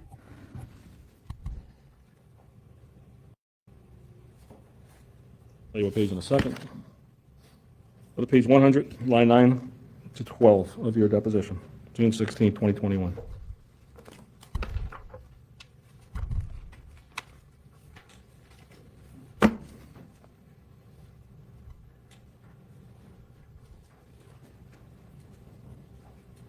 That refresh your memory, back in June in 2021, you said he came out mildly, Mr. Rudolph? Oh, my last name's Robinson, sir. Asked you, Mr. Rudolph. I didn't ask you coming. I said, isn't it true that Mr. Rudolph came out mildly? Does that refresh your memory, Yes, sir. Mr. Robinson? Yes, sir. That's what you said back in June under oath, right? 2021. What a dumbass. No, sir. Sorry. You provided me with the verbiage mildly. I just agreed. Would you always agree with people who tell you things under oath and you just say whatever they want you to say? Is that what you're telling us? No, sir. You provided me with the word. I just, like I said, agreed in that situation. You telling the truth or were you lying then? I'm sorry. What's that? Telling the truth when you made that statement or were you lying? I was telling the truth. Okay. So tell the jury today what you want to tell them and how he came out the door. If you disagree that mildly today is not the right answer, tell us today what your answer is. Not agreeing or disagreeing with or whether or not he came out of the door mildly or not. I'm just telling you that you provided me with the verbiage. I never described the situation as Travis coming out of the house mildly. We spoke about it. I'm actually was having a difficulty describing how or of what nature he came out of the house, and you provided me with the verbiage mildly, and I agreed then and I agree now. I'm not sure what you're asking. Well, what I asked you today, the first question about mildly and coming out the door, Mr. Rudolph, not you, Mr. Rudolph, coming out his front door, I said, would you agree Mr. Rudolph came out mildly? And you said, no, I don't agree with that. So what my question is tell us what you mean he didn't come out mildly. That was your statement. When I asked if you agree, you said no. How did he come out? What's your testimony today? I don't know. He just came out of the door. He was mad, so I'm not sure how you would describe that. I'm asking you how you describe it, not me. I'm not sure how I would describe it. Okay. Do you agree it was mildly or you disagree? Ugh, breathe Today, in do you the agree with mic. that or disagree? Whatever speeds this up, I agree. Wow. Okay. I asked you back in June of 2021 to tell me how the physical confrontation started, and you said, I just told you, I don't remember. Remember making that statement under oath? Back in June of 21 with the court reporter and the prosecutors and me and Ms. Perlette present? Do you remember that, sir? I agree. Okay. So back in 2021, April, 2 months after this happened, you couldn't say how it started because you thought there was video. Isn't that true, sir? Of the front house. You saw the cameras and you thought there was video that existed. Correct? No, sir. I believe I was frustrated and just didn't want to speak on the incident any further. Well, you spoke for 2 hours. You never said you were frustrated one time, did you? I'm not sure. It's a long deposition. That's not me. I'm gonna plead the fifth. That's not me. That's not me. I don't know what happened. That's got to be court TV. Or not, sorry. Surely they didn't. Am I still going? Am I still on YouTube? Did they nuke me? Rudolph started the fight. All right, that's them. Rudolph started the So- fight. That was your testimony, right? Correct. Now you know there's no video. Detective Annalyn originally told you when she interviewed you on the 8th of April, 2021, she had video and you were afraid to commit to anything because you knew what y'all did, right? No, sir. Okay. Remember, I asked you the next question right after that one about who started, and you said you don't remember. Then I said in June of 21, you don't know who hit first, and you agreed. You had no idea, right? Are you telling me that was my statement? Yes, sir. I agree. But today, Friday you remember, and today you remember. It's different, right? I agree, sir. Yeah. And you don't care what the jury thinks, but you do want them to believe your testimony is that Mr. Rudolph came out of the house and punched your friend first. That's your testimony today, right? Could you repeat that? I'm sorry. Well, yes. Last week you said you don't care what the jury thinks, right? Remember that? That may have been taken out of context. Those are the exact words. That was your context. That's How do you correct. take that out of context? And today you're changing your story, and Friday you changed the story. Now you're saying Mr. Rudolph came out and hit your friend first, right? Sustained. You gave a different answer than you gave under oath on June 16th. Now you're saying that my client, all of a sudden, 2 years later, you remember Mr. Rudolph hit your friend first. Isn't that true? Isn't that what you're trying to tell us? In June of 2021. I'm asking you today, not June 21st. Yes. Here in court today, you want this jury to believe that. The jury that you don't care what they think about, right? You don't care what they think, but that's what you're trying to explain to us, right? Your compound question, defense counsel testimony. Sustained. You don't care what the jury thinks as of last week. Do you care what they think today? I understand the weight of their opinion, but personally, the effect it has on my life is very minimal because this situation has already taken such a major impact on my life. So I don't feel as if the outcome of this really would, or I don't really personally feel or care that much. But I understand, like I said, how important a jury is and the jury's opinion. So, like I said, if you want to keep taking that statement out of context as you are, because you're not saying you're not telling them, you're not rereading, or relaying my whole statement, just paraphrasing or taking that particular part. But All right, tell me what I took out of context. Okay, so remember, he said that he did not, and I vaguely remember him saying that on that he did not care what the jury thought, and I believe he said it repeatedly under direct from the state. Can you imagine sitting there as a juror, having somebody that you're supposed to believe this guy tried to kill, and it wasn't self-defense? They're sitting up there going, I don't care what they think. I don't care. I don't care. I got bullets in me or whatever's and stuff. And I would not listen to, I would just be like, dude, you're good. You go, because we don't care what you have to say since you don't care what we think. I would check out. If I was a juror, I would check out and just like start counting ceiling tiles or something if this dude was there. Sorry, unalived. I don't think my audience is big enough yet, Carmen, for it to matter too much. But better to practice for when they are, for when it is. And I know Rumble won't care. So yeah, this guy is something else. I don't get these people. They just shock me every single time. And which makes me disappointed in myself that I still continue to be shocked by them because they're ridiculous. That between the last witness we just watched and this witness is freaking night and day difference. It's just, is it age? I don't know.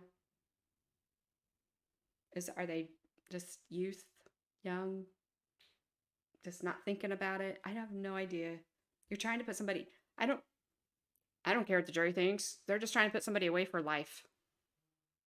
That's it.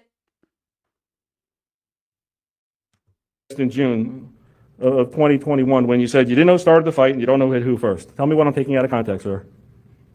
I can only testify and answer questions based off of questions you asked or based off of my deposition, sir. So if you have a question you would like me to answer, I can do that, but I can't. You can't tell us why your answer is different today than it was back in June, can you, sir? Sustained. Can't tell us today why your answer is different than June 16th of 2021, can you, sir? Yes, I can, sir. I was frustrated just because one of my brothers passed away, and I didn't really want to talk about it. Okay, so you lied in the deposition is what you're telling us because of your brother passing away? No, sir, I didn't lie. Sometimes when you're mad or frustrated or upset, it's hard to remember specific details. So while you asked me questions, I gave truthful answers about whether or not I could remember as time has gone on. It's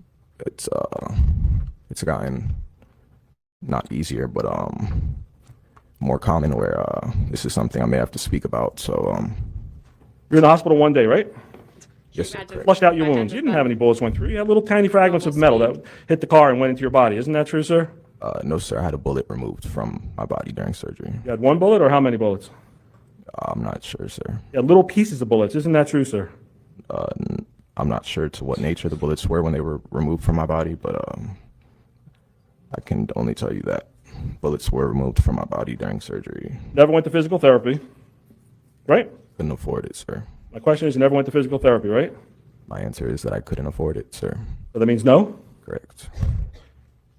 Went to school and you graduated, you said you told us you got an AA degree, right, in criminology, correct? Got my AS degree in paralegal studies. All right, and you're still working. That's what you told us. You have a security license, right? Yes, sir, correct. When you work, what do? You're in the community as a security guard or a business? Sitting down, correct. Business? Like a community. You sit down the whole time even when cars come through? Correct. All Right? You never went to any follow-up doctor appointments for any medical treatment. Isn't that true, sir? I had follow-up appointments at the trauma unit for about 6 months following the incident. How many times did you go? Like 3 times a week, maybe, pretty often. Would you be surprised to learn they're not on your medical records? Sure. Feel free to stand up and stretch, ladies and gentlemen. Don't know. And I can't imagine having. He needs to have a conversation. He needs to be tortured with a conversation from one of the young, like, Valley girls from the 80s when I grew up. How they used to speak. He needs to be tortured with that. Like, oh my gosh. Why are you talking like that? And I know, Carmen, you're thinking ND 500. Yeah, he needs to be tortured with that woman.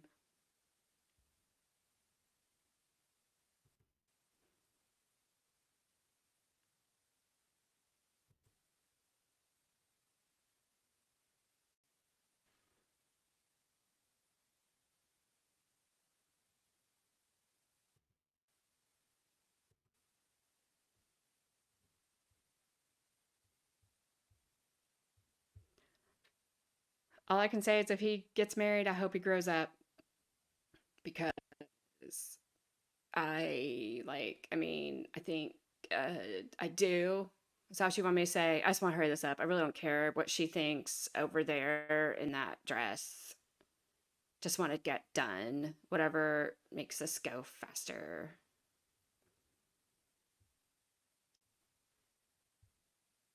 I probably shouldn't tell inside jokes. I mean, it's not like it wasn't out there in the public. We just happened to hear it. So, the 500 is this woman that was on a radio station, and she, she was promoting something, I think, for them, and she kept saying, ND 500. I was like, please stop saying that. So, Carmen and I have laughed about it ever since when we hear people talk like this.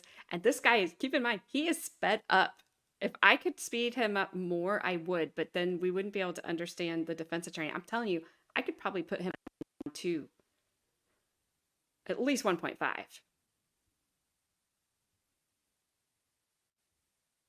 But then the defense attorney would be going way too fast. So I don't want to do that.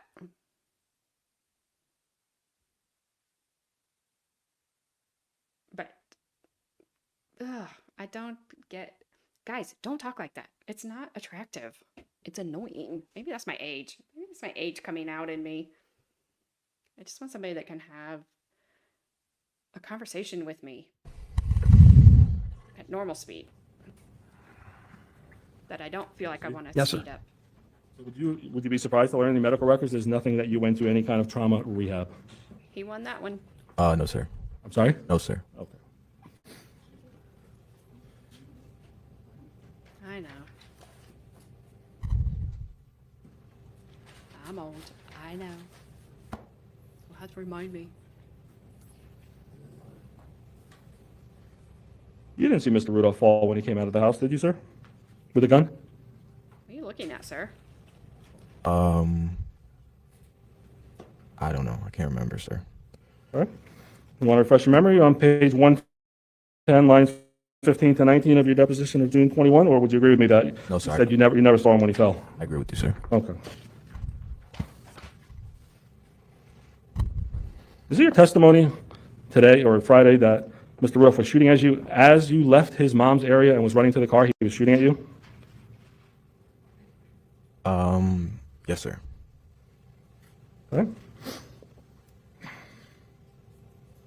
And he's coming towards you shooting, right? As you're running to the car, he's coming towards you and he's shooting, right?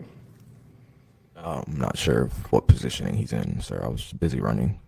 Right. Well, you remember saying back in June of 2021, I'll direct your attention to page 114, line 15 to 18. Or would you agree that you did say he was walking towards you, Mr. Rudolph, as he's shooting and as you're running to the car? Yes, sir. Okay. You didn't get shot running to the car, right? No, sir. You would agree that Mr. Rudolph became between 10 and 30 feet from the car you allegedly jumped on top of Mr. Lowe in the Just for a back seat, second. right? Yes, sir. It didn't really sound any different. And you ran about 50 to 100 yards to get to the car, right? From when my client came out with a gun, right? Correct. How many gunshots did you hear as you're running down the street? I can't remember. Multiple ones?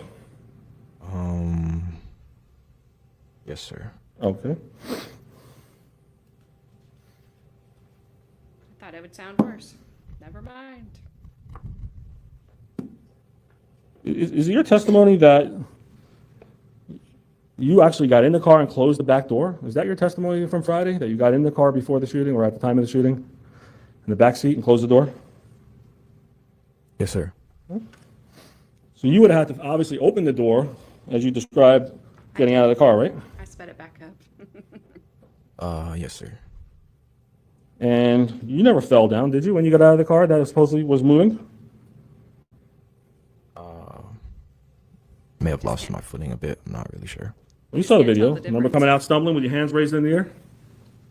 Waving around like you just don't care. Yes, sir. You're not looking at a phone, are you? Because you keep looking down. I'm just making sure you... No, sir. Okay.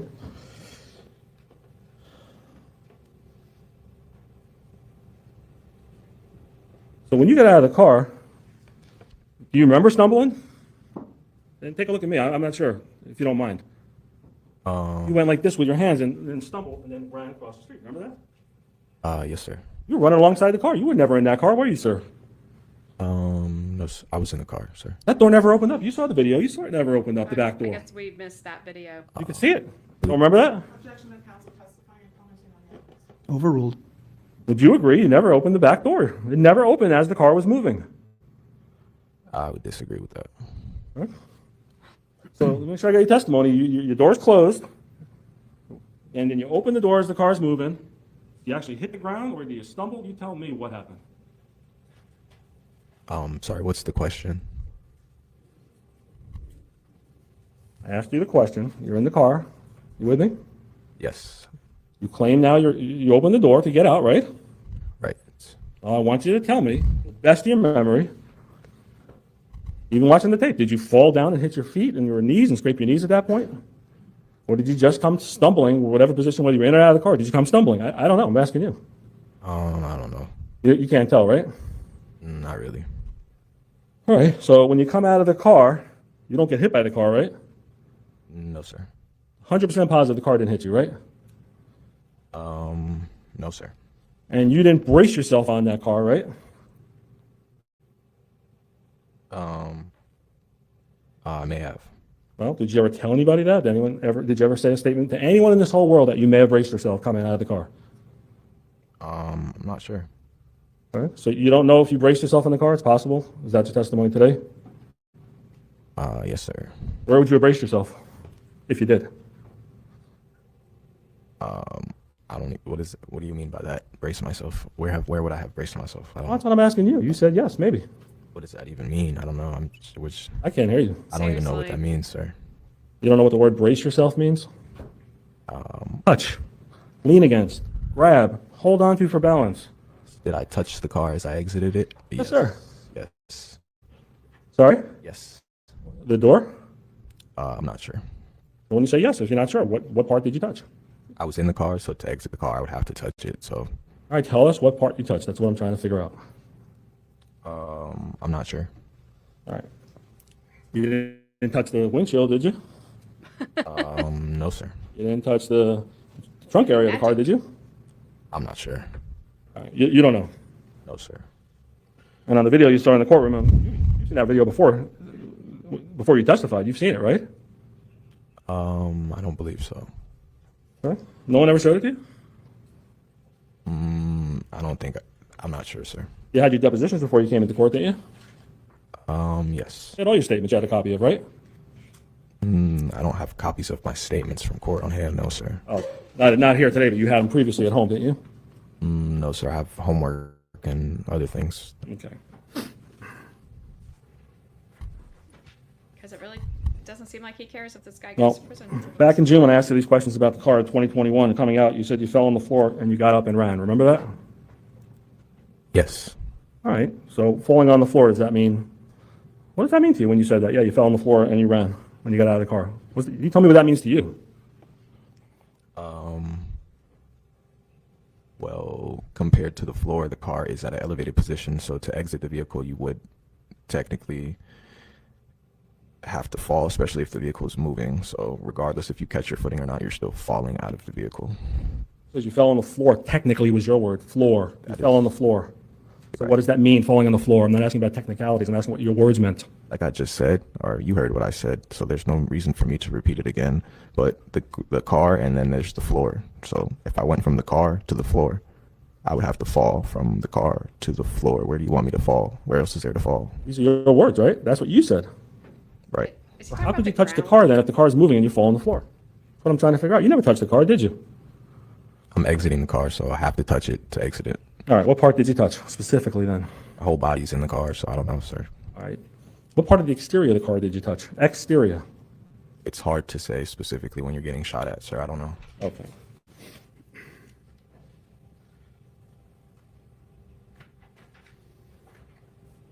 And you told us back in June that Mr. Rudolph was chasing you and still shooting you into the backyard. Remember that, sir? Yes. And you didn't know if you were going to be finished off because he was chasing you, saying he was going to finish you off, right? Yes. And you dump your gun over the next fence when someone's chasing you and shooting you, and be completely defenseless at that point, right? I'm sorry, what's the question, sir? You're completely defenseless as soon as you jump over the fence and dump your gun. You're saying this guy was chasing you and shooting at you and saying he's finishing you off. And that's where you put your gun, right where he's chasing you and shooting at you? That's what you want us to believe?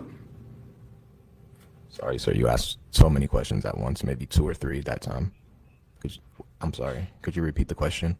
All right, you agree. You made previous statement under oath in June of 21 that Mr. Rudolph's chasing you and shooting at you at the same time. After you ran out of the car, while you're running in the backyard, he's running after you, shooting at you, right? This whole time I'm retreating. I'm trying to get away. So I don't know, from the car, after the car, before the car, from when I was standing in the street next to his mom, I'm surrendering and trying to retreat, and it's of no succession. Not what I asked you. Yes, no, and then if you don't know the answer, you don't know the answer. Okay. You know this answer is, well, tell me was the truth. Did you go to page 121, line 5 to 9 of your deposition? Could you read it to me, sir? You don't have a copy of it? I would prefer if you read it to me. Page 120, you can read, okay, you're a college grad.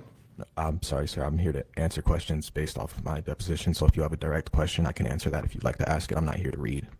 Oh my Well, God. I'm giving you a direct question. You told me back then that Mr. Rudolph was chasing and shooting you while you're running in the backyard, right? Correct. Okay. And they said he's going to finish you off, basically, as he's running after you through the backyard, right? I'm not sure. You don't remember saying that before either? Not sure, sir. I don't know. Yes. Page 123, line 5 to 12. See if that refreshes your memory. Read it to yourself. Got it. I'm not going to read it. Pardon me? I agree. I agree. I can't, the I judge should agree. not allow him He's to do running. this. What's so hard about these questions? Do you understand them? No, I understand. The judge should not allow him You understand the question? Yes, sir. to do stuff like this. I'm going to break it down. I'm breaking it down. You jump over the fence, right? You do. Right. You escape this crazy man who's shooting at you, trying to finish you off, and those are his words. He's going to finish you off, right? So it seemed.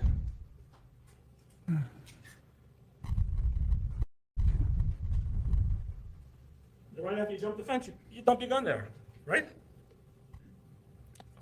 Correct. While this man's trying to finish you off shooting at you, correct? I'm not sure whether or not he was chasing me anymore. And you told us you didn't want to have the gun on you because you didn't want the police to think you did anything wrong, right? I just didn't want them to arrive and start shooting at me more. Or Because that's what they do. All right. Two last areas and I'll be done. So let's talk about November 8th, 2021. Remember coming to this courtroom under oath during a hearing? yes, sir. Promise to tell the whole truth? Yes, sir. Remember being asked by the prosecution that you, during the evening hours of April 6th, did you receive a phone call from Dominique that day? Yes, sir. What was your answer in court under oath? Can you refresh my memory? Yeah, you said I don't remember, right? Like I said, I was just frustrated, so I wasn't making any efforts to remember, so it's probably truthful. So did you say, I don't remember when you were asked by the prosecution, did you receive a text from Dominique that day on April 6th? I agree. Then you were asked more specifically, did you get a text message from her, meaning Dominique? And again, under oath, you said you don't remember. Remember that, sir? I believe that was my response to every question I was asked. But yes, sir, I remember it, and I agree. Okay, that wasn't truthful, was it? Was truthful, yes, sir. Okay, that was a truthful answer? Yes, sir, it was truthful. Okay. Then the prosecution asked you, do you know what you were doing on April 6th of 2021? And you said, no, ma'am. Remember that? Yes, I remember that. And that was under oath. Every one of these are under oath, right? Yes, sir, every question asked in court is under oath. There was a judge here, prosecution, just you're sitting in the same chair you were in back then, right? Correct.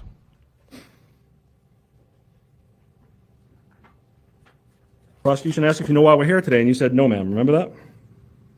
Don't remember specifically, but I agree. You want a copy of it? I'm not trying to trick you. Oh, no, I'm not accusing you of trying to trick me. I'm just telling you I agree, though.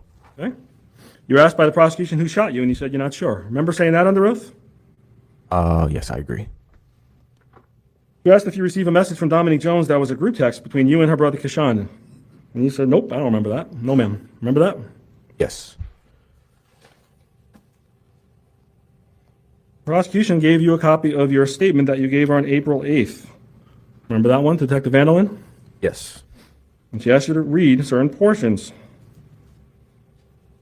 And once again, she was showing you what you told Detective Vandalin about phone calls or text messages. And you said, nope, that doesn't refresh my memory. I don't remember. Remember saying that? I agree, yes.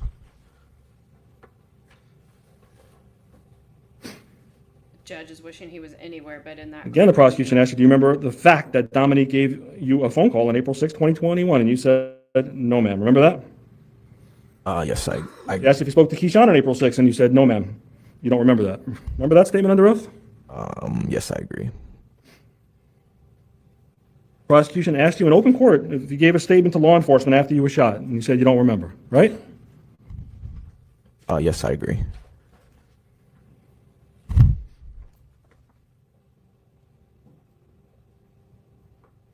You remember saying you don't remember anything over and over and over when the prosecution asked you questions?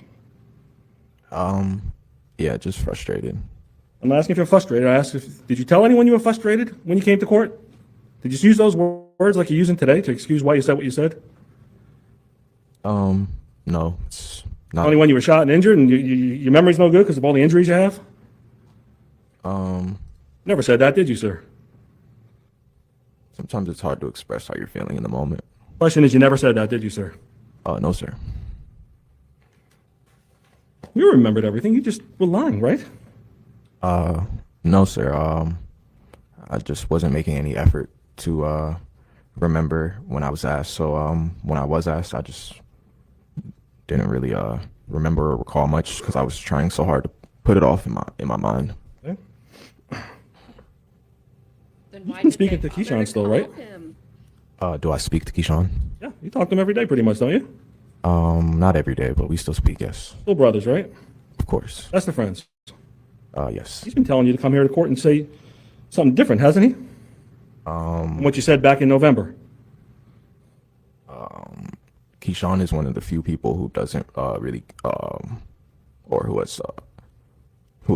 he's let me know that it doesn't really matter if I go to court or don't go to court, or if I want to go or what happens. It doesn't affect our relationship. We don't really speak on this. You're best friends with Sebastian's sister, aren't you? We're very good friends. Good friends, yes. Like Visit her in New York, don't you? correct. And you've been seeing his mom and Sebastian's family as recently as Mother's Day, right? Of course. And they're trying to tell you to come in here and talk, right? No, again, these people who are in my life don't try to tell me what I should or shouldn't do and let me know that they'll love me regardless. You're sitting here the whole trial in the first row, right? That's Sebastian's mom, right? And sister. They've been here since day one, right? As far as you know. Yes or no?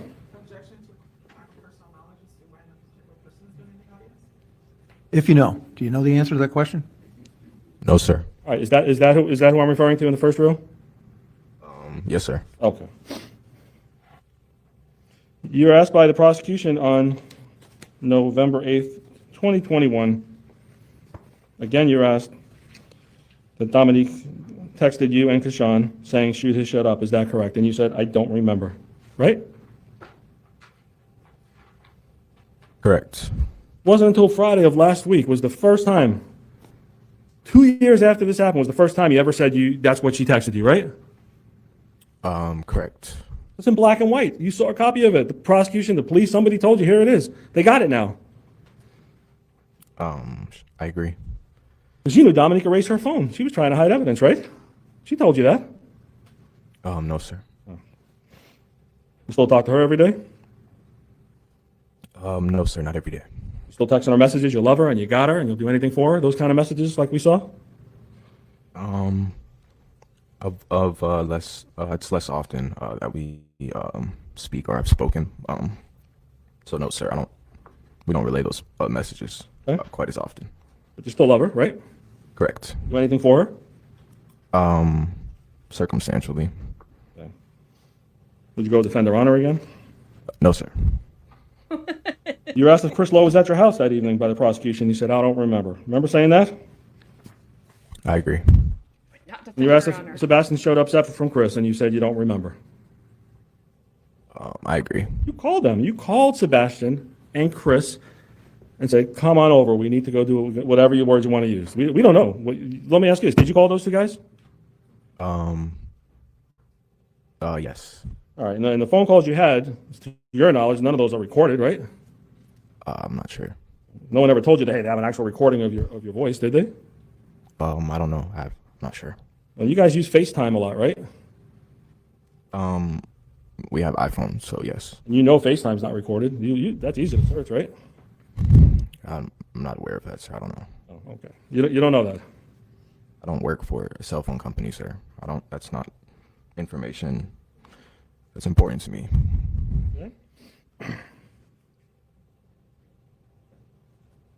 You asked if you spoke on the phone to Dominique, and you said you don't remember back on November 8th of 2021, correct?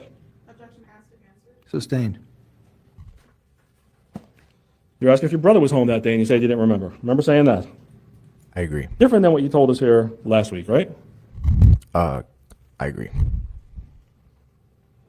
Then Ms. Mabhar asked you some more questions with one of the prosecutors. You went over to Travis's house to speak to him, correct? And you said you didn't remember that, right?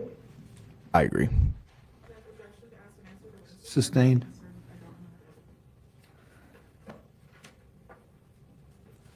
You were asked multiple more questions by the prosecution. Remember saying you don't remember 50 more times, roughly? Correct. Okay. You might think he is showing respect, Carmen. The lack of eye contact is what's getting me. I don't understand it. A couple of questions what I asked her back in November. I asked you if you remember coming to give a deposition on June 16, 2021, the one you have in front of you. Remember saying you don't remember doing that? I agree. Even when you were given a copy, you said you didn't remember it, right? That should speak to the nature of how upset I was. Correct. Well, how much you were lying, right? No, sir, not lying. Truthful. Just upset, frustrated, most. Remember me asking you what happened between April and July that makes you forget what happened? Remember me asking you that question in open court? Correct. And you said you don't know. I'm not sure. Right? Yes, correct. I asked if you were on any kind of medication. You said, I'm sorry. I said, on any kind of medication that would make you forget. And you said, no, sir. Right? Correct. I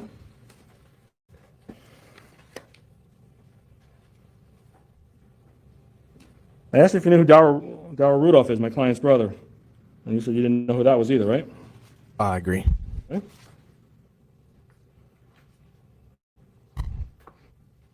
You have somewhere to be. I asked you if anything happened to you mentally Walk. because of this memory lapse and if you went to a doctor. You remember saying, no, sir? I agree.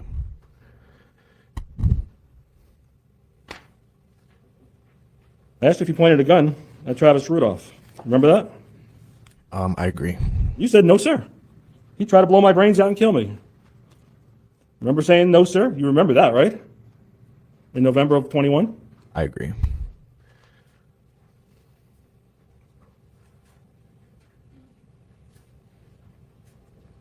and I'm not going to be here all day, but you agreed, probably 100 more questions. You said, I can't remember anything to any of the questions that I asked you. Correct.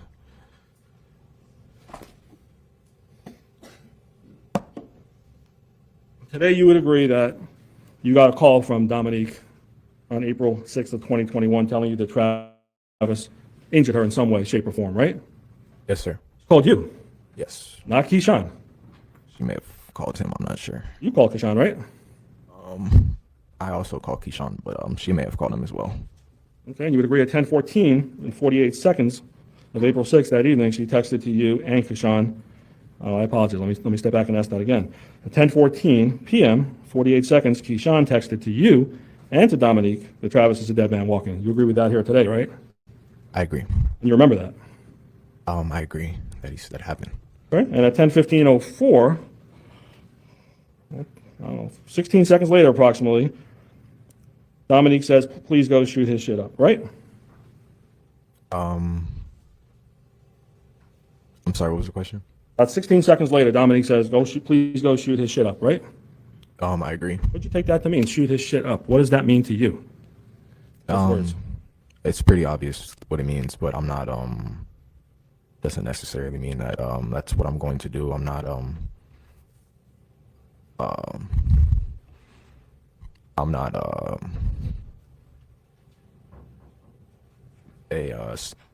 it's hard to say I'm not stupid because I did go over there, but I'm not stupid enough to do something like that. Brought a gun with you. I'm sorry, what's your question? Brought a gun with you, right? Brought a gun with me, right? I'm sorry, what's the question? You're not stupid to do something like that, but you brought a gun with you, right? Oh, yes, sir. Sitting shotgun was your words. In the car, correct. Yeah. Correct. How many phone calls, let me ask you this way, would you agree there was 15, 20 phone calls between you, Dominique, I'm just approximating, within an hour or two period before you went over the house, back and forth between you, Dominique, and Keyshawn until Keyshawn met up with you. Isn't that true? I'm not sure. Did you see your phone records when the state showed them to you? You want to see them again? I don't want to see them again. I'm not sure. So do you disagree with my statement? No, sir, I agree. All right. At 10:26, you sent some kind of video well, no, it was sent to you from Chris Lowe. What did he send you? What kind of video did Chris send you? I don't know. I couldn't. No idea. Oh, sir, do you have the video? Huh? You have the video? You only going to answer a question if I have the evidence? You're Asking you if you know. You're telling me about a video I have no knowledge of. How? And I don't even know what you're talking about. What video? On your phone records. That's why I'm asking you. I don't know. Yeah? Multiple FaceTime calls to Jean-Jacques, Sebastien, says, and Lowe, last names are used here. So what were those multiple FaceTime calls done? 10:30, 10:27. What's going on there? I don't know. I can't remember.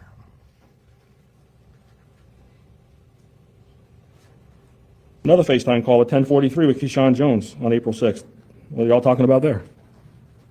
You know? No, sir.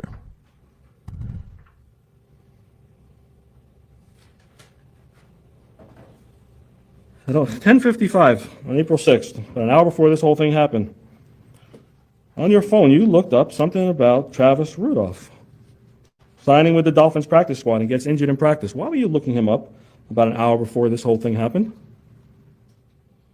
I don't know. I don't even know what you're talking about. You deny doing that? I don't even know what you're talking about, sir. You do web searches. You know about web search on Google? Yes, I know what a web search is. Well, you did a Safari web search for him. It's on your records. You remember that? No, sir, I don't. Well, me telling you that, does that refresh your memory that you did that? No, it doesn't. It could be no good answer from you why you possibly did that an hour before this happened, right? An hour before this happened, we were all cordial and everything was okay, so I'm not sure. Why are you looking up Travis Rudolph then? I couldn't even tell you what you're talking about, sir. I don't know. You did it, not me. I'm asking the next one. You looked up Travis Rudolph injury. You spelled his name wrong. You spelled it with a T, the next one, but it's still Tudolph. You spelled it a little wrong, and then it said injury. Why are you looking up what kind of injury? Trying to figure out, size him up before you get there? See if he can fight back? If he can run away? You said this was an hour before this happened. How? That doesn't even make sense. Doesn't make sense that you're going over there to talk to him or kill him, depending whose version you believe. Why are you trying to figure out if he's hurt and what type of injury he has? Why would you do that? Does that really matter if you're going to go talk to some gentleman at his home that you don't even know? You're talking about, and I still don't even know what you're talking about. You're saying this happened an hour prior to this happening. So if I'm looking something up before I receive a phone call from Dominique, of what relevance is that even? I don't know how could I be trying to size someone up before I'm even aware of what happened? I don't All right, well, if you want to see it, I'll show it to you. You received a text message at 10:15. I Go guess shoot his shit up, and then you want to see Who he it? was. know, sir. I don't. I want to go home, but you just are so insistent. Do you want to answer the questions or not? I'm here legally because I'm obligated to be. Whether or not I want to answer these questions isn't of importance. All right, so 10:15, you get a call from Dominique, right? That's before you did the research.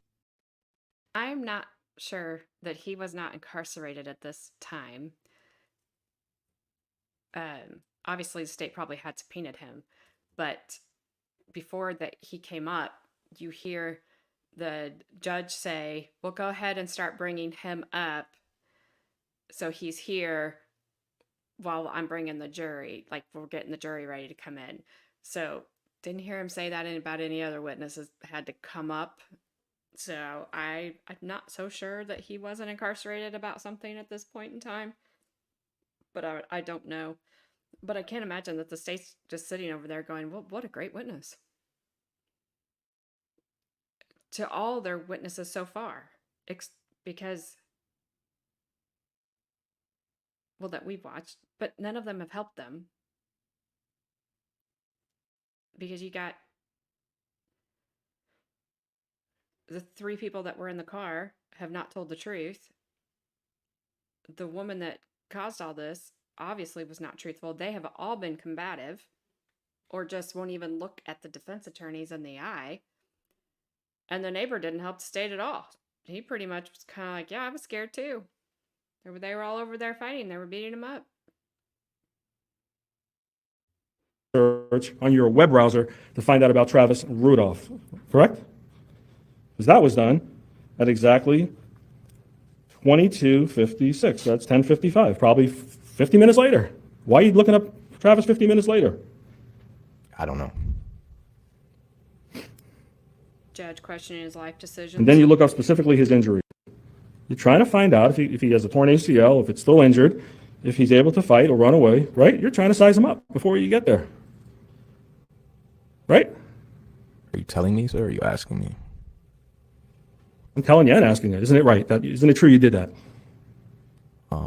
First, what are you telling me? And then secondly, You're sizing him up before the fight. You're looking, I'm checking out the guy I'm about to go talk to or whack, one or the other. And you're sizing him up before you get there. Isn't that true, sir? no, sir. Talk to Then him. what in the world would you be doing that for? As I previously said, this is my second time answering the question that you've already asked. I don't know. Okay.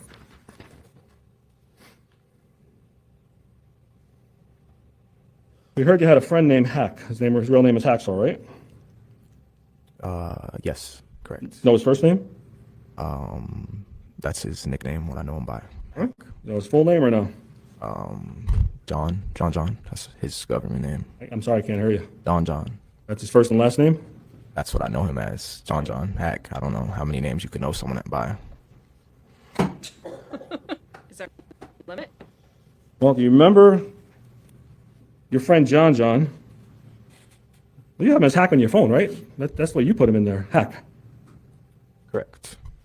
If you say so, sir. You remember him at 11:12 p.m. on April 6th saying, "Hold up, about to leave work. Give me a second." Remember that? No, sir. Want to see the records to refresh your memory? No, I believe you. You asked me if I remember. Okay. So you're talking to other people in the car also on the way there, or this is just before you left? I don't know. Well, explain to us why you would text from your phone at 11:39 p.m. This person in your phone is Hack, and you said 550 Teak Drive. Why would you text that to somebody who allegedly has nothing to do with this? I don't know. Tell him to come along. His backup, right? No, sir. That's not what I texted him. So, no, I don't know. You know why. No, sir. I don't know why. You don't even know 550 T drive before this night. You don't even know what that means to you, right? I could have been writing it down as it was read to me. I don't know. Well, you got a text from Dominique giving you the address for Travis Rudolph. Remember that? Yes. And then you texted to this guy named Hack, right? Yes. And you don't know why you did that as your testimony. No, Hack wasn't there. So why are you inviting him and telling him the address? I didn't invite him. I texted him the address, and like I previously said, the answer to the question that you've already asked. Again, I don't know why I sent him the address. I can't tell you. Remember getting a message from Dominique at 11:44 p.m. To you, to Sebastien and Kashan, asking you where y'all out. Where y'all, Y-A-L-L, out. Where y'all out. Remember getting that message? No, sir. Want me to show you your records to prove it to you? No, sir. What does that mean, where y'all at? Where y'all out? What does that mean to you? Where are you? So you don't disagree she did that, right? No, sir. Okay. And that's what, 15 minutes or 20 minutes before you get there?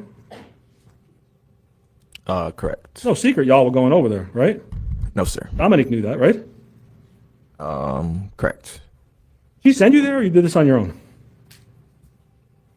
On my own. At 11:44, after no, you responded at 11:44. We're on the way. Remember that? I agree. And you were telling her you're on the way to basically Travis's house. You didn't spell it out, but it was common knowledge that that's what you guys were doing, right? I agree. Yes. And then the next text, you said, "I love you so much. I got you. I got you." Right? I agree. And "I got you" means we're going to take care of this guy for breaking up with you, right? No, sir. This was your meal ticket too. When Dominique was a multimillionaire, if Travis ever signed back in the NFL, you were going to get money, right? What Sorry? is that a question? What do you even tell you? What do you? You don't understand the question? I literally don't. How can I get money from? That doesn't even make sense. Dominique's your sister, you said, right? Yes. Correct. You were trying to get a big payday, and that didn't happen because he threw her out of the house, and you were going to get retribution, right? That doesn't even make sense, sir. I'll leave you to think about what you're saying later, because that quite literally makes no sense. If you're trying to obtain a meal ticket from somebody, why would you try to hurt them? That quite literally makes sense. Because it was over. He kicked her out. They broke up. You found out the gig was over. This married woman wasn't going to ever land an NFL player named Travis Rudolph. They broke up. Ex-boyfriend when you went over to his house, right? This is not an NFL player, sir. Ex-boyfriend when you went there, right?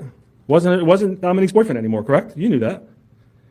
I agree. I don't know, sir. What? Okay. You know how many hours he worked trying to get in the NFL? You're saying he's not an NFL player. Do you have any idea? Sustained. You got no clue anything about Travis Rudolph personally, do you? I know. I only know. I can't understand you, sir. I only know what's factual. You keep calling him an NFL player. He's not an NFL player. He doesn't play in NFL. Said a past NFL player if you want to use the right diction. Past. My question is, you knew nothing about him when you went to his home, other than what your search history showed you and what other your friends told you, right? I agree. Did you know he had a contract in Canada to play football in the CFL? Didn't even know they played football in Canada, sir. I didn't. Dominique never shared that with you, right? I don't know. Did she or didn't she? No, I don't know. You don't know? She never shared with you for 30 days. They really were on the outs, right? No. Travis and her. These aren't things of importance in my life. You're exaggerating the importance of Dominique's relationship in my life because of events that occurred during one night. The question was, she never shared that with you. Yes, no, or you don't know? I'm sorry, what was the question? I was still answering. You're not answering what I'm asking you. My question was, she never shared with you, Dominique, for about 30 days before this night happened on April 6th of 2021. She and Travis were on the outs. They were on the verge of breaking up, correct? No, sir. Never shared that with you, right? No, sir. And she never shared with you that she was jealous of him being in Miami and was wondering if he had wandering eyes, right? She never shared that with you either, did she? No, sir.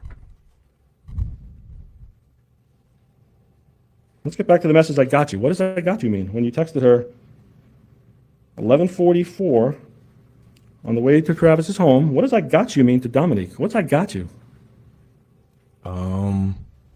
I don't know how to define it specifically. Just sometimes when you're dealing with like women in your life and they're upset, sometimes they need some form of reassurance, or not even women, sometimes men too need that same reassurance. So I guess anybody, you could say, when you're mad or upset, it's good to hear from somebody else, like I got you, or that you're okay. So in this instance, I was just providing her with that reassurance that don't worry about it, everything's okay. While you're on the way to Travis Rudolph's home with a gun in your pocket, I got you meant, I got you. I'm going to kill him just like you asked me to. Shoot the shit up. That's what it meant, right? No, sir. Okay.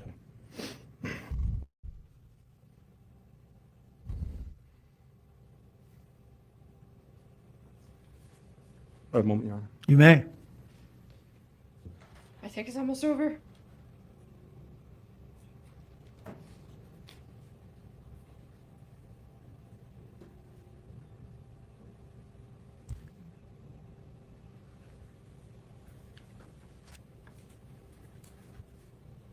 Maybe one more question? Nope, maybe? No. Said you didn't care if Nope. anything about Darrell Rudolph when you were asked that, whether he's alive or not alive, right? Last week? Remember saying that? Overruled. No, sir, I don't. You also don't care if Travis Rudolph never killed on April 6th or April 7th of 2021, right? That did not do you either, did it, sir? That's not what occurred. That's when Sebastian died, sir, and that's what I do care about. You guys care about Sebastian, you didn't care about Travis Rudolph when he lived or died, right? Are you asking me a hypothetical? Because that's not what occurred. That's hypothetical. When you went there to his house with a gun and your friend, your posse, you didn't care if he died or if he lived, Travis Rudolph, right? You did not care. Correct? I'm not in a posse, and I have a appreciation and understanding for the value of life. So I do care whether or not he lives or dies. I care whether or not I wouldn't want to see anyone subject to that, or to have to go through that. So I do care. I can tell. Done? As odd as that is to say. Yeah, I'm sorry. Are you done? Oh, yes, sir, I finished. I attend to the witness. Thank you, Judge. Thank you. All right, Holy any brief cow, yeah, I'm redirect? sure she's going, but brief. The judge is like, you don't really need to. We're good. We're good. We're all good. Dude, we're done with you. Done. Like, I'm well done. Done. All right, so these guys, they didn't have much. So then we got this dude. He's a detective.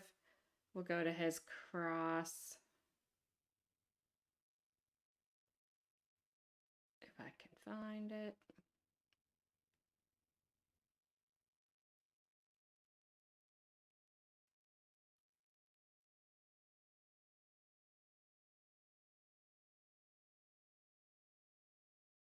There she is.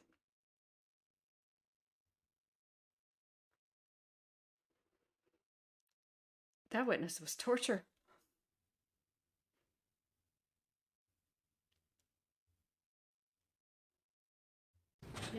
All righty. How you doing, ma'am? Is it Etienne? Etienne? Etienne, excuse me. You're assigned to the West Palm Beach Criminal Investigation Division, the GHOST unit, is that correct? Yes, ma'am. And what is GHOST unit? It stands for Gang and Habitual Offender Suppression Team. And basically, what is the purpose of that unit? We do it all, but mainly narcotics, street, anything involving weapons, firearms, narcotics, anything violent we respond to, and then whatever problems we have throughout the city, we kind of handle it also. As a member of that unit, given the nature of the call, were you called out specifically because it involved a crime of violence? No, we weren't called out specifically. We just go to anything that involves any type of weapon, especially a shooting. We definitely go to that. But anytime it could be a domestic situation where somebody could have a weapon or something like that, we would go to it. Okay, So, all right. You watched what was shown here right in court, correct? yes, ma'am. Okay, and the time on that body cam appears to be at 4:33 in the morning. Did you see that, sir? No, ma'am. Okay.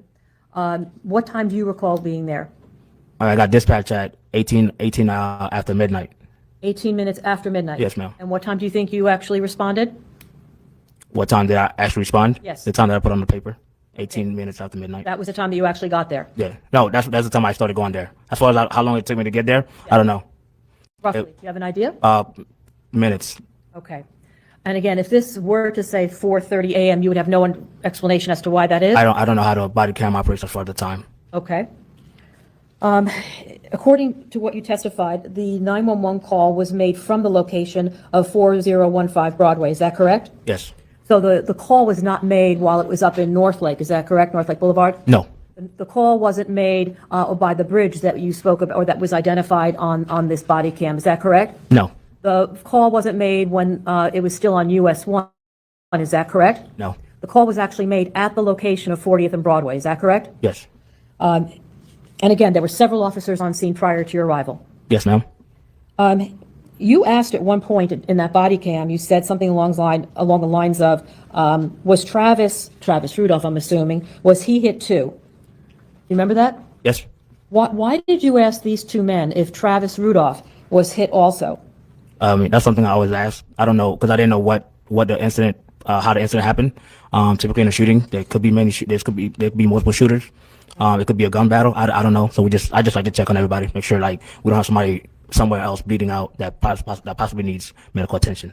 Was there anything in your training experience and the demeanor of these two men that led you to believe that they could have also possibly had weapons, and that's why you asked if Travis Rudolph had been hit? No, ma'am. It's just basic, just the basic stuff that I asked. That's just in your normal course of questioning? Yes, ma'am. Okay. There was a time that one of them said something along the lines of Tyler's missing. We're still missing Tyler, is what he said. Did you ask him who this Tyler was? No, ma'am. Why not? I don't think I heard that. It was right on your body cam. Yes, it was on my body cam, but in the moment, I didn't hear it. Okay. Did the other gentleman tell you anything about a Tyler Robinson being missing from the vehicle? What other gentleman? Okay, you only made contact with the one gentleman Yes, ma'am. I only spoke to Mr. Lowe. and never spoke with the other gentleman? No, ma'am. Okay. Did any of the other law enforcement officers tell you anything that the other gentleman said without telling me what they said, if anything? No, ma'am. Other than what was said by Officer Tavares while I was close by him, that it happened in the park. Other than that, no, ma'am. Okay. But after speaking with Mr. Lowe and after speaking with the other officers and your observations on scene, did you ever have an idea that there was another gentleman, Tyler Robinson, missing that was in this vehicle? No, ma'am. I learned that later on. After you had cleared that? After everything was, yes. Did any of this, did Mr. Lowe ever mention to you that Mr. Robinson had a gun? That who? Mr. Tyler Robinson, that he had a gun? No, ma'am. You also mentioned to them that they crossed a bridge. Do you remember that? Yes, ma'am. What was significant about that? Why did you ask him that? To see what route they took to get down here. Because we have a bridge that separates our city and the city of Riviera Beach. How long is that bridge roughly in length? I don't know, ma'am. And that's over the Port of Palm Beach, is that correct? Yes, ma'am. And if someone were coming from North Lake going down US 1 that later turns into Broadway, they would have had to have passed over that bridge, correct? Coming to our city, yes. And you also remember being asking him questions about why he didn't go to St. Mary's Hospital? Yes, ma'am. Why did you think that was odd? The hospital was close by to where they came to a stop. Actually, it was several blocks north of it. North of it, yes, ma'am. So they passed the hospital, right? I don't know what route they took to get down here. All right, well, assuming that they came from North Lake and they went down US 1 and then went down straight on Broadway, passing 45th, would they not have passed the hospital? Depending on the route that they took. If they took Greenwood, then they would have passed the hospital. If they took Broadway, they would have to make right turn to get to the hospital. Exactly. If you're on Broadway, you make a right down 45th and you would have been right there at the hospital, correct? Yes. There are hospital signs along that stretch of travel, is there not? Along where? Along Broadway and US 1 that said you can get to St. Mary's by 45th Street. Are there not signs? I don't know that, ma'am. Okay.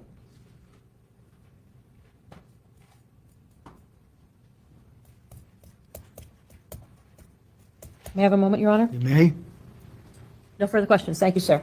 Any redirect? Okay. So I'm not going to torture you with it. But we did miss a whole entire day of the defense crossing that last witness, Mr. Robinson. I thought so. I thought something was missing. Yeah. For a whole day. Let me see who this is, and we'll see what we need to do. I kind of got off kilter because of not being able to have those tabs pulled up. Do you solemnly swear or affirm that the evidence you're about to give will be the truth, the whole truth, and nothing but the truth?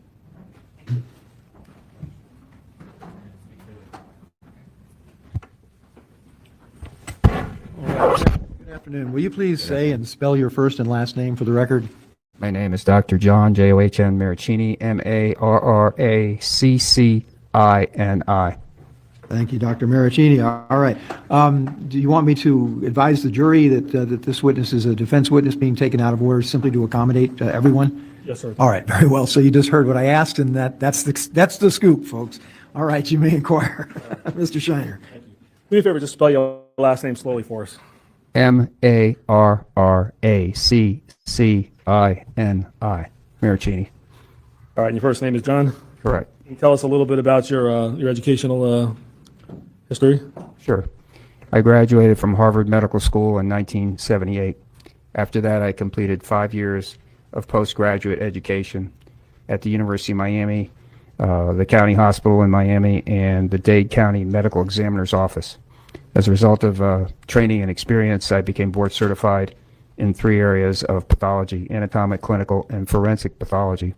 I've been an associate medical examiner in Dade County, associate medical examiner in Palm Beach County, deputy chief medical examiner in Palm Beach County, and chief medical examiner in Palm Beach County. I'm a member of local, state, and national physician and medical examiner associations. I've published 10 papers. And in addition to doing forensic consultations now, I also have a family practice. All right, and what is a medical examiner that you just talked about? What is that? A medical examiner is a forensic pathologist hired by the state, and that person performs autopsies and determines the cause and manner of death in accordance to a variety of Florida laws. And how many years did you do that in Miami? I was a medical examiner for 1 year in Miami and for approximately 10 years in Palm Beach County. And you said at one point you were the chief medical examiner in Palm Beach County? Correct. What was your responsibilities as the chief medical examiner? Well, besides doing autopsies and determining cause and manner of death, I supervised other physicians who were associate medical examiners under me at that time. And what is forensic pathology? You mentioned that word. What is that? Forensic pathology is the study of changes in the body, in tissues, and in fluids that relate to certain types of deaths, deaths of certain manner. The manner could be a natural death, a suicide, an accident, or a homicide. These deaths are, required to be investigated under various statutes in Florida and classified under other statutes, both for medical examiners and in terms of vital statistics. Okay, and somebody used the term homicide. When you were a medical examiner, the term homicide, what does that mean exactly, a homicide? Homicide is either the active killing of one person by another person, or it is by neglect causing the death of another at such a level that it becomes of criminal concern. Now, that doesn't necessarily mean that a homicide is a criminal action per se. For instance, when a law enforcement officer, shoots someone in the line of duty and they die, that's not necessarily a prosecution or, quote, a murder, unquote. But homicides are those types of classes that have those types of cases that are classified in that way. Okay, so whether someone, like a police officer acting in self-defense or not, if another human being kills another human being, that would be classified as a homicide?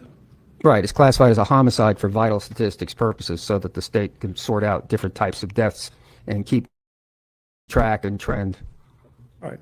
And now you said you have a family practice and a consulting practice? Right. For about 20 hours a week, I am a forensic consultant, either do a private autopsy or review the paper product of other medical examiners, photographs, and different kinds of case informations so that I can provide an independent opinion, perhaps to the cause and manner of death, or alternatively, in the case of gunfire, for, direction of gunfire, and then certain other questions that would come up before the courts.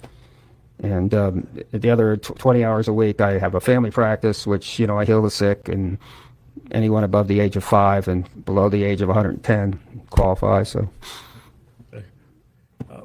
In terms of your consulting practice, how long have you been doing that approximately?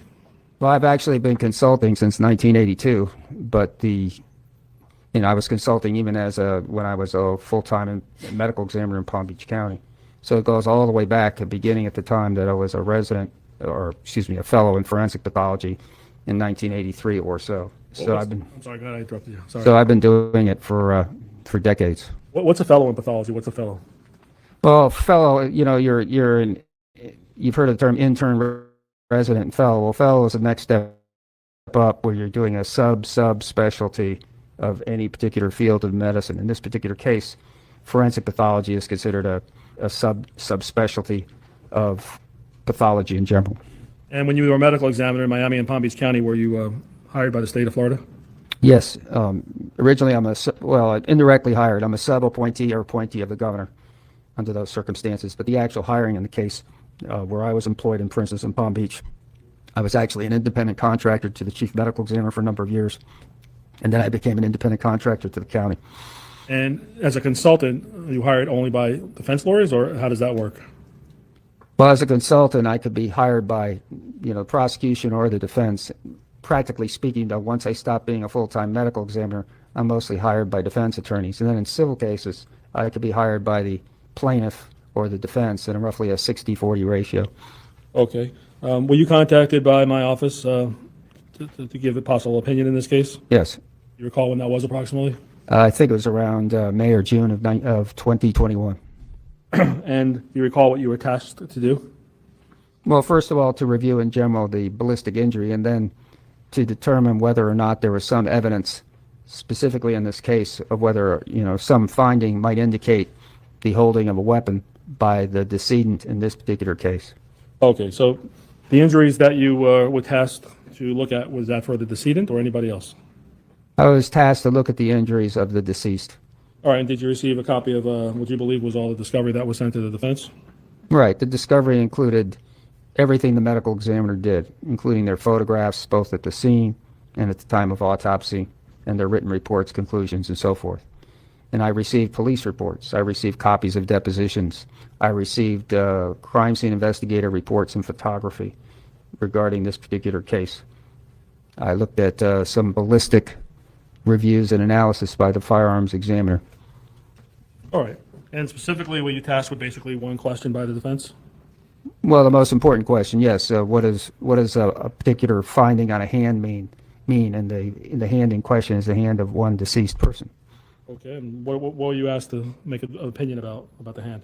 Very specifically, I was asked if the posture of a hand might indicate that a firearm or other weapon was clutched by the hand on or about the time of death. And I believe there's an objection to defense number 18. So 19. All right. It's admitted then without objection. May the witness step down, Your Honor? Yes, watch your step, doctor. You might want to use, you may. So this is one of the defense witnesses I actually wanted to watch. You're going to have to share, there you go, thank you. All right. So I forgot that he went out of order. Sure. Check one off the list.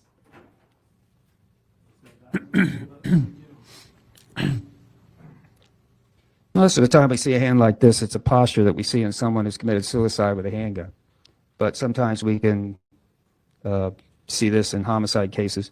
So if an individual has been in the process where lactic acid builds up in the hand, like from a struggle or combat and things like that, the hand muscles can become very tight right after death.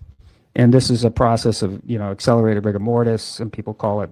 But what it really means is that, the small muscles and the medium-sized muscles that are most used will, develop acid very quickly. And so people get what's in the military is referred to and otherwise referred to as like a death grip on a weapon.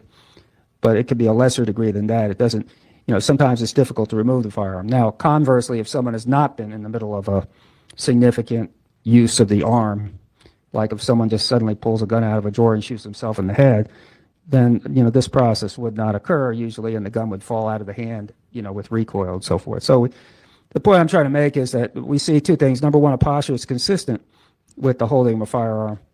And the other is that, because of the physical exertion that this individual was in based on the history that we know, Well, let me ask you this. Did you see evidence and photographs from the medical examiner of injuries to this gentleman's knuckles? Yes, he has bruises on the opposite side of his hand. So, Did you see all the pictures of this gentleman that the medical examiner's investigator took? right, I saw hundreds of pictures, some from the medical examiner and some from the crime scene. You remember if he had bruises on both hands? I know at least the right hand. Okay. Please continue. What else do we see in this defense exhibit? All right, so you see a couple things. Number one, you see this area here in the index finger that suggests of a trigger impression, but that's not nearly as important as what you begin to see here is a palmar surface of the hand has evidence of a little bit of bruising with some pattern to it. So, when we see this, we see that as further evidence of contact with the hand combined with the overall posture. We think of someone who was embracing a firearm on or about the time they were killed. Now, did you see, you said you saw a lot of photographs. Obviously, they weren't all on poster boards. They were just probably 8x10s. Well, I saw 8x10s and I saw some, actually digitally prepared photographs, so forth. I saw a lot of different photographs. Some of which were overexposed, but this actually shows, I think, one of the better images. Is this photograph fairly and accurately depict in your mind what you described as the certain injuries to the hand? It does at the seat, correct? Are you also familiar with firearms? Yes. You own firearms? Yes. Been studying firearms since you've been a doctor? Well, yes, but I've been shooting since I was 12 or so. But in addition to that, I had some training directly as a medical examiner with the firearms ID section in the Miami-Dade Police Department, and the cases I had as a medical examiner in Dade and Palm Beach County interface with law enforcement in the study and comparison of weapons, their injuries, and transfer information from a weapon to a hand, for instance, whether it be gunpowder if the firearm was fired or a pattern of contact and so on and so forth. Okay. And do you have an opinion based on all your training and experience if the decedent's hand in the right hand in this photograph is consistent with holding a firearm prior to death or after death as well? It's consistent with the embrace of firearm. What was the last word before firearm? Embrace of holding. Embrace meaning holding. Holding, yes. Gripping, holding. All right, thank you. You can be seated. Thank you. I'll take that from you. I'm gonna take that. It does kind of look that way. Like his finger was literally on the trigger. You have an opportunity to view the photographs of what may have been in the car where the decedent was sitting. Yes.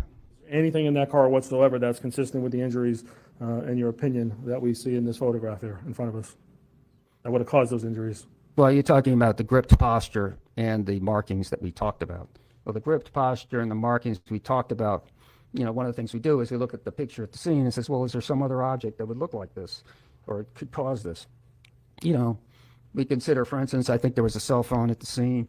Oh, okay, maybe he was just holding a cell phone. So the cell phone at the scene, however, was located, I think, in a kind of like a pocket area of the door. And furthermore, there was no transfer of any blood or tissue onto the phone. And the phone looked like it was hit by, some kind of force consistent with gunfire. But at the end of the day, without the transfer of any blood or tissue to the phone, it would be hard to place that phone in that hand, creating that impression. How about there was a pen in the car? Do you think a pen could have caused anything like we're seeing here? Right. There were other objects. There was a pen there. There was a cell phone charging cord. There were a few other objects. So I looked at all the objects in the car. I said, well, what else we got? I didn't see anything else in there that would, be suggestive of this per se. Okay. Ms. Perlette. That's okay. I have no further questions. Oh, Thank okay. you. You side note me. Thank you. All right. Any cross? Yes, sir. All righty. I'm going to play this because he's going to start with the typical prosecutor's question right here. Good afternoon, doctor. Good afternoon. Now, doctor, I believe you said that at a certain point in time when you left the medical examiner's office, started being a private consultant on matters like this, right? Yes. When was that? When did that begin? Well, it overlapped. I was doing that even before I left the medical examiner's office for a number of years. Let's talk about after you left the medical examiner's office. Talks too fast. Well, let's see. I was finally completely out of the medical examiner's office in 1999. Okay, so from 1999, you started doing private consulting, right? Well, I continued. As I mentioned, I had started that decades prior. Okay, so post 1999, approximately how many cases have you worked on as a private forensic consultant? Hundreds. How many of those for the state of Florida? perhaps 3. The state of Florida, one time I was retained by the sheriff here in Palm Beach County to review a case. Okay, so how many times was it then, Doctor? Well, if you include the sheriff or the state attorney in Dade, Broward, or Palm Beach County, let's call it 4. Okay. Are you sure about 4? Could it be 3? Well, with the state's attorneys, it's 3. Let's see. Prosecutor's office in Dade County, there's 1. Sheriff's office in Palm Beach County, there's 1. I mean, it's not that many. All right. Now let's talk about, since 1999, how many times have you been hired by defense counsel for purposes like this? Let's see, let me do the math here. You know where he's going, right? Well, several hundred times, I guess. All right. So 3 to 4 times you would say for the state since 1999? Correct. And hundreds of times for defense counsel?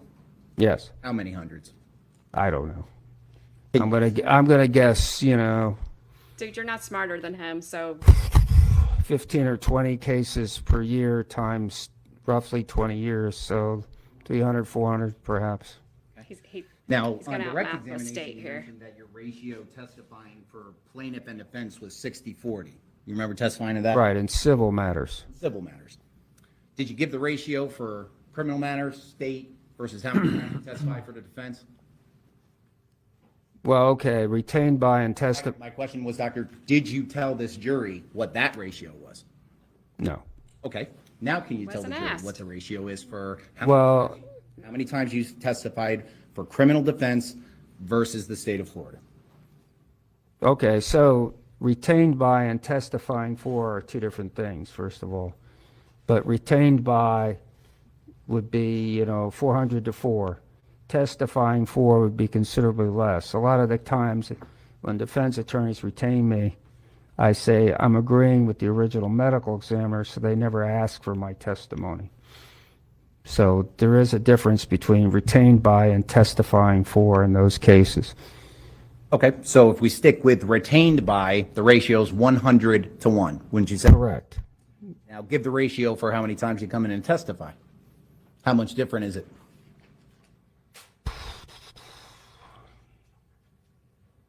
to me, if you have to pick him apart I'm not this sure how hard many of those on this, police cases you don't or. want his opinion because you're scared of it.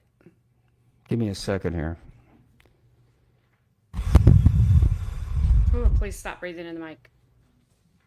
One was in San Diego. I can only recollect a couple cases where I actually testified for the state on brand new cases, but I've come back to court and testified to the state on older cases or cold cases, both here in Palm Beach County and in Dade County. So I do testify for the state.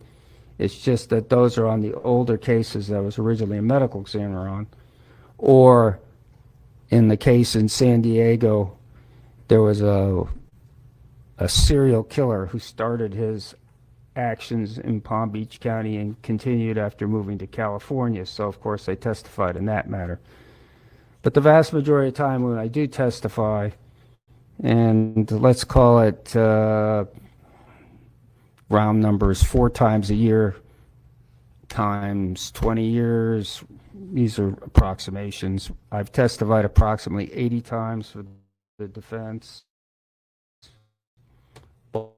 Ballpark figure in open court. Okay. And in terms of how many times you've testified for the state, not in relation to older cases you had to wrap up? Ever? I'm trying to remember. Take your time, sir.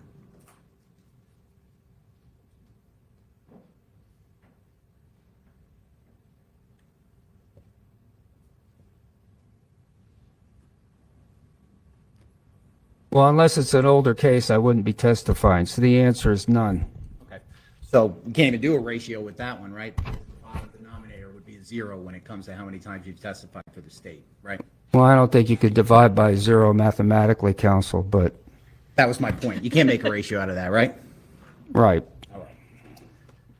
Now, in terms of your fee, how much do you charge? Here we go. To come in and, let's say, be consulted with first, not testify. My expert fee has gone up gradually over time, but currently it's $600 per hour for criminal cases, private cases, not indigent for cost cases. So that ratio slides down, you know, if it's, I've testified and worked for the Innocence Project at the University of Miami, and I've testified in indigent for cause cases with the JAC paying an expert witness fee. So there, for criminal cases, it would go as, it'd be $350 an hour up to $600 an hour for privately retained cases. So in relation to this case, what's the hourly rate you're charging? 600. And approximately how many hours have you worked on this case?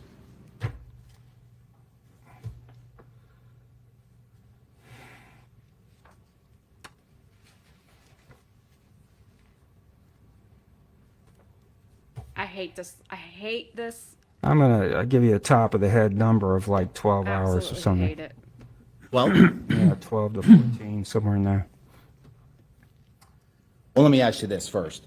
How much have you, as you sit here right now, what's the total amount of money you've received to be here right now, including everything you consulted on and you sitting up in that chair right now?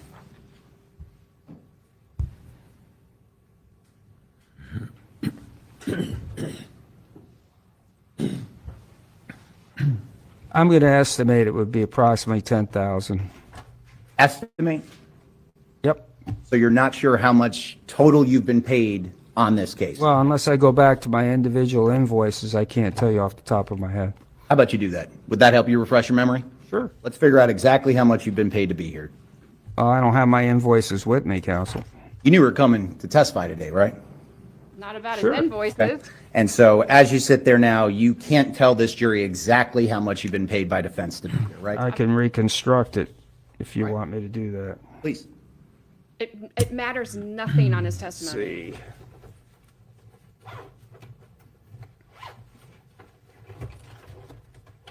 Let's see what we got.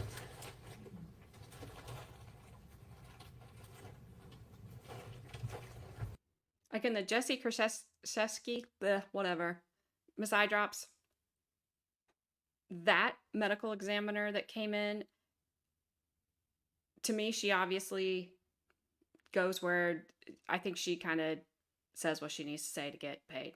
This dude does not strike me as that. He didn't strike me as that the first time.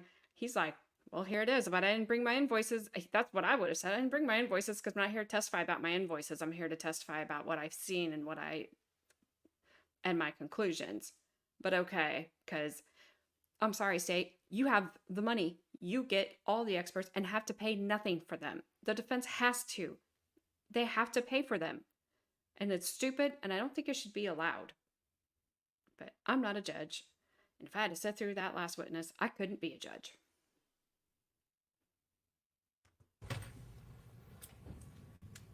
All right, we're speeding him back up. Let me know if he's too fast. This is taking forever. Because he's got to do math now, because lawyers say they're bad at math, so we can't trust a lawyer to do it. That's not me saying lawyers are bad at math. That's lawyers saying lawyers are bad at math.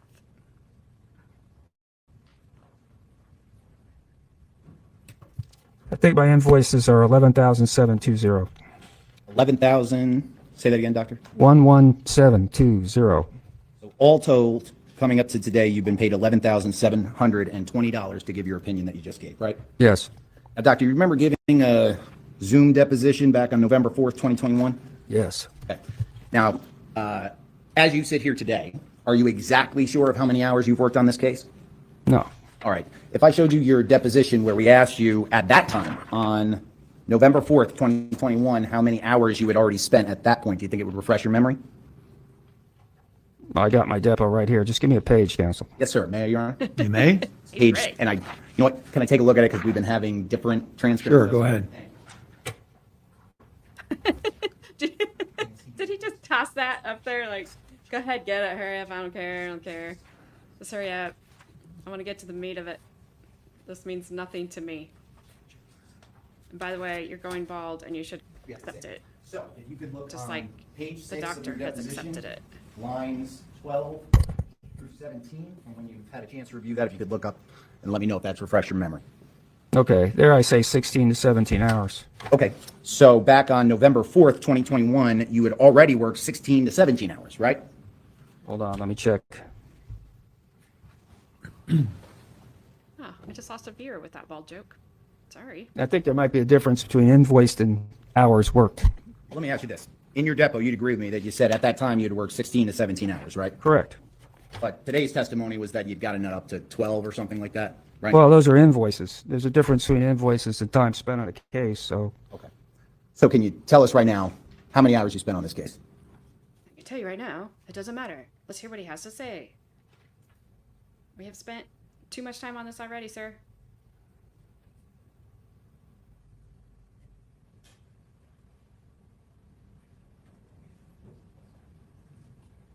He's smarter than you. He knows what he's doing. You're not going to outnumber him. I think right now we're talking close to $12,000. Now, say 17 hours times 6 is 10,200. I just gave you a number for invoices of 11,720, and so that's where we're at with this particular case. So actually, we're closer to 12,000 at this point, right? Sure, why not? Now, you said on direct examination that about 20 hours a week you do your family practice, right?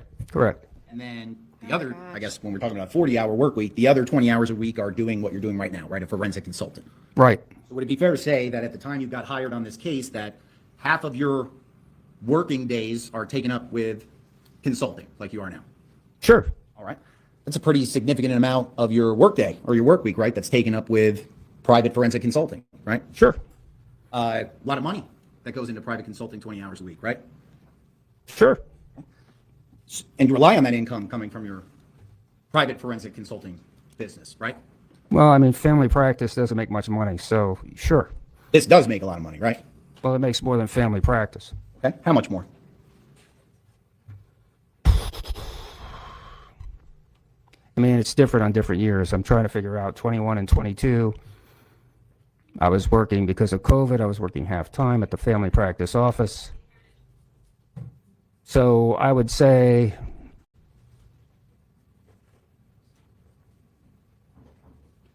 in terms of raw numbers, income, 1/3 family practice, 2/3 forensic consultation. And 2/3 forensic consultation. How much does it amount to over a year? Any given year, let's say 2021. Are you asking me my personal income, counselor? That comes from private forensic consulting, yes, 2/3. On what legal basis? Overruled. Solely for consultation. Probably, let me think. 160. Could you afford to live without this private consulting aspect of your job? Yes. Would you have to live a little bit below the means you're living now if you did away with it? Let's see, I'm trying to compare myself with your living. I guess I live probably better than you do, but if that's what you're trying to say. But would it, you'd have to They're live a bad little bit less attorney. than your means if you took that 2/3 business out the window, right? So when Not someone- really. I don't spend the money I earn. I put it to retirement. you. I don't have a retirement fund like you do through the state. You used to, though, right? No, Not at all. never. Legal examiner's office, Nope. independent contractor, right? Yes. Now, Sit down, attorney, because you just got fired. in terms of this business with consulting, if you give an opinion that someone doesn't like, they're probably not going to hire you, right? No, they hire me, but then they don't use my testimony in court. Okay. And does your testimony in court come with payment? Do you get paid extra by doing that? Well, sure. Okay. So back to my question, in terms of if you give an opinion about a case that an attorney may not like, it's very likely that you won't get to this stage, right? They probably will not list me as an expert witness for purposes of discovery. So you wouldn't be used at this part of the trial. Probably not. I mean, depends if you cut a plea or not, counsel. Now, in terms of this photo, you said your ultimate conclusion is it's consistent with a gun being there? Am I breaking that down, basically? Yes. Consistent with nothing in his hand? I'm sorry, repeat? That picture also consistent that nothing is in his hand? No. Is it possible there's nothing in his hand and his hand just looks like that? Sure. My question was, is it consistent, this photo, is this photo consistent with nothing being in his hand? Yes. Is this picture consistent with somebody that may have been grabbing onto a door handle and closing the door next to him? You mean during the gunfire? I'm saying, is this position of his hand consistent with moments before gripping onto a door handle? Yes or no? Not while the bullets are flying through his door, Why? because his arm would then be hit by gunfire. So in terms of, are you saying that you reviewed the videos and where the door handle is, there's no space that someone could have been hanging onto and not been shot by a bullet? I think you specifically said gripping the door handle, not anywhere. Okay, so is the positioning of this hand also consistent with somebody that had been holding on to a door handle and then let go because they were shot? You're talking about the door handle in this particular vehicle, right? Yes. Okay.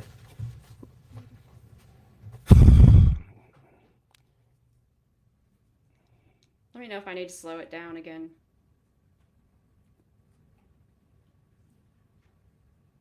I thought they were frozen, but he's just thinking. No. Why is that, doctor? If you look at the dorsal aspect, this part of the hand here, the hand with the posture we talked about, it's hit. Well, you can see a bunch of small impact areas. That's consistent with other things, glass fragmentation at the time that the shooting occurred. Is that the conclusion of your answer, doctor? Yes. Above that door, there's a passenger window, right? Next to this man's hand? Right. Do you remember if it was shot at all? Well, there's fragmentation of other windows. Do you recall if the front passenger window had any bullet holes in it? Show it to me, counsel. I'm asking you if you Do I recall? No, I don't. So let's say that the passenger window didn't in fact have bullet fragments or anything like that. That's where that glass injury could come from because it would have been right above his hand as it's holding onto the door handle, right? I'm confused. The door handle's below glass level. Right. So glass can fall due to gravity, right? All right, but we're talking about an intermediate target effect. If you want me to draw it on the board, I'll be glad to show you. Intermediate target effect. Did you mention that on direct examination, doctor? He doesn't. I don't think he asked me about that, counsel. So that would be a no. You never mentioned that, right? Correct. Okay. So my question is, you had just mentioned glass fragmentation on, I guess, the top of his right hand. Is that accurate? Right. Okay. Isn't it possible that that glass injury on the top of his hand could have come from the window that was right next to him? Sure. Okay. So I'm going to go back to my original question. Wouldn't this position of his hand, isn't this also consistent with somebody holding onto a door handle, pulling it closed, and then being shot, and it's staying in the same position? Well, the door handle's below glass level. We're talking about glass driven at velocity. For instance, if you look at, do you want me to publish these? I have no idea what he's looking at. I have some images taken from the scene. If you want to go over it, I can explain the answer better.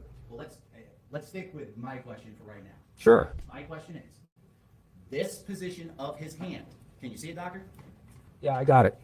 Can that also be consistent with somebody holding on to the door handle right next to him before being shot? Yes or no, doctor? No. And why is that? Because glass driven at velocity has struck his hand. It isn't. I'm sorry, go ahead. That's it. Okay. How do you know how fast the glass was going? Because of the minute fragmentation, the lack of cuboidal patterns to the glass. Okay. And I can illustrate it for you if you want, but we can get to it on redirect, I guess. Okay. So in terms of the injuries on the top of his hand, the glass fragmentation, where does that come from in your opinion? Bullets passing through glass. Right. What bullets? I'm sorry, I don't understand the question. Saying that the damage on the top of his right hand came from bullets going through glass, right? Yes. Why is it that that glass that came through the passenger side window could not have struck his hand and caused that damage if it was sitting on the door handle? Can you explain to the jury how that is impossible to you? Because my understanding is the door handle is below glass level, Counselor. Okay. And what in your training and experience demonstrates in your review in this case that the glass couldn't have been shot down at an angle when it hit the window? Because there's a similar fragmentation pattern of glass on the body of the deceased, Okay. as well as the hand. And if the bullet was shot down through the window, wouldn't it have probably hit his hand have a good and who opens their door like that? His finger is definitely bent, like it was around the trigger. What kind of door handle do you have that you open like and it leaves you like that? That doesn't. I know this attorney thinks he's smart and making points, but he really is kind of looking not smart and not making points. When in redirect, I'll show the jury what I mean. He knows that he's not So going to be able in to answer terms these of questions. the answer to my question, the reason why his hand couldn't have been on the door handle is because of other glass injuries that you saw on his body. Is that what you're saying? Of high velocity fragmentation effects of intermediate target impact in this particular case. Is it consistent with him holding his cell phone, doctor? Yes. And going back, I think, to my original question, is it consistent with nothing being in his hand at all? Yes. Just one moment, Your Honor. All right. He spent more time going over how much he's being paid than his actual testimony about what he saw out of the records. That tells you a lot right there. And I think the defense played it really smart because they didn't really ask a whole lot of questions. Now the state has opened up the doors, and the defense can now come through, which he's well prepared for the defense to do by saying, I'll answer it on redirect, because he knew. And I mean, defense does it too. I'm not picking on the state, even though I probably kind of am because I don't like them. But I think they should not have brought this case. That's why I don't like them. But he knows he knows that this guy was not going to let him answer any questions unless it was about his money and how much he made. And his answers were hilarious.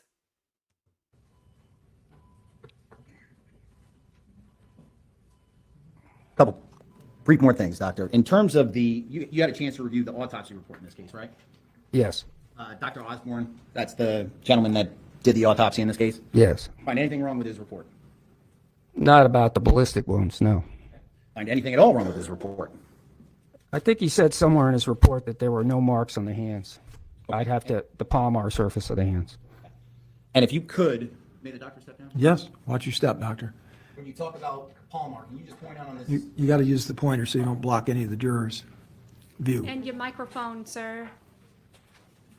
We know you're scared of it. We saw it in the openings. Could you just point out to the jury these palmar marks? Okay. What, if anything else, can cause those? I don't have a good answer for you right now. I'm just asking. Use the microphone, Judge. Yep. Thank you for reminding me. Obviously, other things could cause marks on the hand. Okay. Could it have been a pre-existing injury that he had? Yes. Could it have been during the fight? Yes. Could it have been a birthmark? It didn't look like a birthmark, but Could it be something else than a gun that left an impression inside of his hand? yes. And then in terms of how all of this went down, you have no idea whether this gentleman grabbed that door handle as he was being shot, right?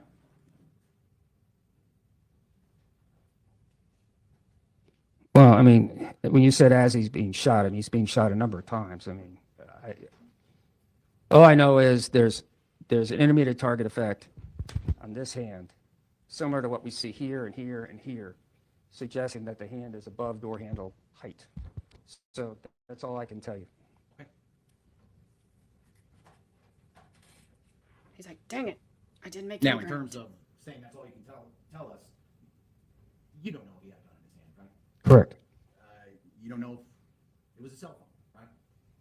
Well, I mean, the cell phone at the scene did not have any blood spatter on it, but it could be another cell phone that disappeared from the scene, I guess. Always get confused. The palm of his hand, was the palm of his hand bleeding at any point from what your review of the records was? No. Okay. So when you talk about this blood transfer, what blood would have transferred from his hand if it wasn't bleeding to the palm? That was in the body. Well, he's getting impacts to his neck. He's getting impacts to other part of his body, but most particularly the shoulder and the neck have, high velocity impact, which typically produces a spatter of very fine particles of blood, and that spatter can extend out a way. So, I suppose it could be selfie length with his phone, and But then, Taking a selfie as within I'm a getting reasonable range, you unalived. get what's called a transfer of high velocity spatter, which I can illustrate for you on an easel, or I can just describe it. In terms of having a cell phone in his hand and dropping it, you don't know which one of those bullets struck Sebastien Jean-Jacques first, right? Correct. Could have been the lower half that got struck first, right? Do you recall seeing it? Sure, yeah. I mean, he's got buttock injuries. He's got other injuries down below. He's, and, a number of bullets strike him. So, Okay. So if one of the lower extremities was struck first, and that's when he dropped the phone, there wouldn't have been blood splatter, right? Spatter. sure, I guess that would work. You can take your seat, doctor. Thank you very much. I'll grab that mic. But it's funny if you would have beat him with that All right. stick. Like, you deserve this. Just for clarification with the jury, you're not here as a firearms expert, right? I've been court qualified as a firearms wounding expert, so I can talk about a considerable number of topics as related to firearms. But when it comes to this Don't case, ask I think you said dumb on direct questions. examination, I think you even asked the question, that the sole purpose of you coming here was to give an opinion about what was in this hand, right? That is what defense counsel asked me to answer, and so I did. And you did, right? You answered that. I answered it. I'm surprised he didn't say for $12,000, right? So again, just to be clear, firearms wounding expert is what you said. Are you an expert in firearms, how they operate, what different types of firearms there are? Did you go to school for that? Is that what you're here today as, a firearms expert? Well, I think have I been court qualified on all those things? Yes, I have, with the exception of making ballistic comparisons, which I do not do. Ballistic comparisons would be tool marks. For instance, does the mark on the bullet match the rifling of a firearm? Or does the mark on the ejected casing match extractor marks? I don't do that. So Don't ask the being able to question match like a casing you know the to a gun. Right, that I don't do. But I've been court qualified to testify as to the functioning in firearms, human factors, Absolutely, Carmen. factors in self-wounding and wounding of others, the rapidity of firing of firearms, external ballistics, internal ballistics, wound ballistics as it relates to X-rays and other physical evidence, intermediate target effects, distant target effects, effects of tumbling, and a considerable number of other aspects of the effects of firearms on humans. And shall I go on, sir? Despite all of that training, you weren't brought in here for that question, right? It was solely for this question. Well, today that's the way it is. Sure, why not? He does not care. He's No further like, questions, Judge. Thank you sit very down, much. come Thank you. over. Redirect? Absolutely. And I'm going to wrap it up when this witness is over. Am I supposed to witness? Yes, you may. I don't believe there's any objection for 16, 17, 17, or 18. I think that means it's not- I mean, the dude's All hand right, looks on like it redirect was holding is a what we're gun. doing this with? If I'm the jury, All right. that's what I'd be Any looking objection? at. Those pictures. I thought only 17 was. I only was 17. So now 16 and I guess 18 are being offered. 16, 17. Oh, well, 17 was already entered. And he would have went on and on too if he would have let him. 17 and 18. It's like, sit down, youngin'. Oh. What do you, is that what you have 19? Okay. 16, 17, and 18 then. All right. All right. I'll just hold these up. Do these photographs also, are they consistent with your opinion? Yes. I'm showing you number 16 so the record's clear. Right? That's consistent with your opinion? Yes. You see it in the reflection.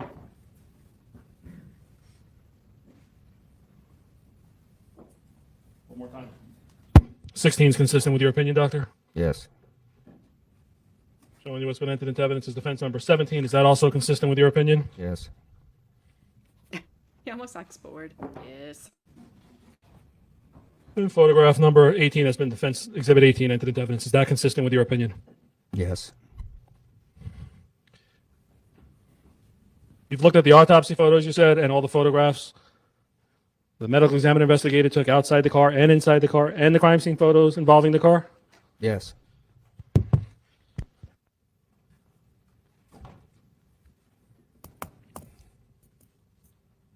Is there anything in that car whatsoever that is consistent with your opinion in number 19 that is consistent with a firearm? Anything else that it could be that you saw in that car that is consistent with the hand impression that we see on number 19?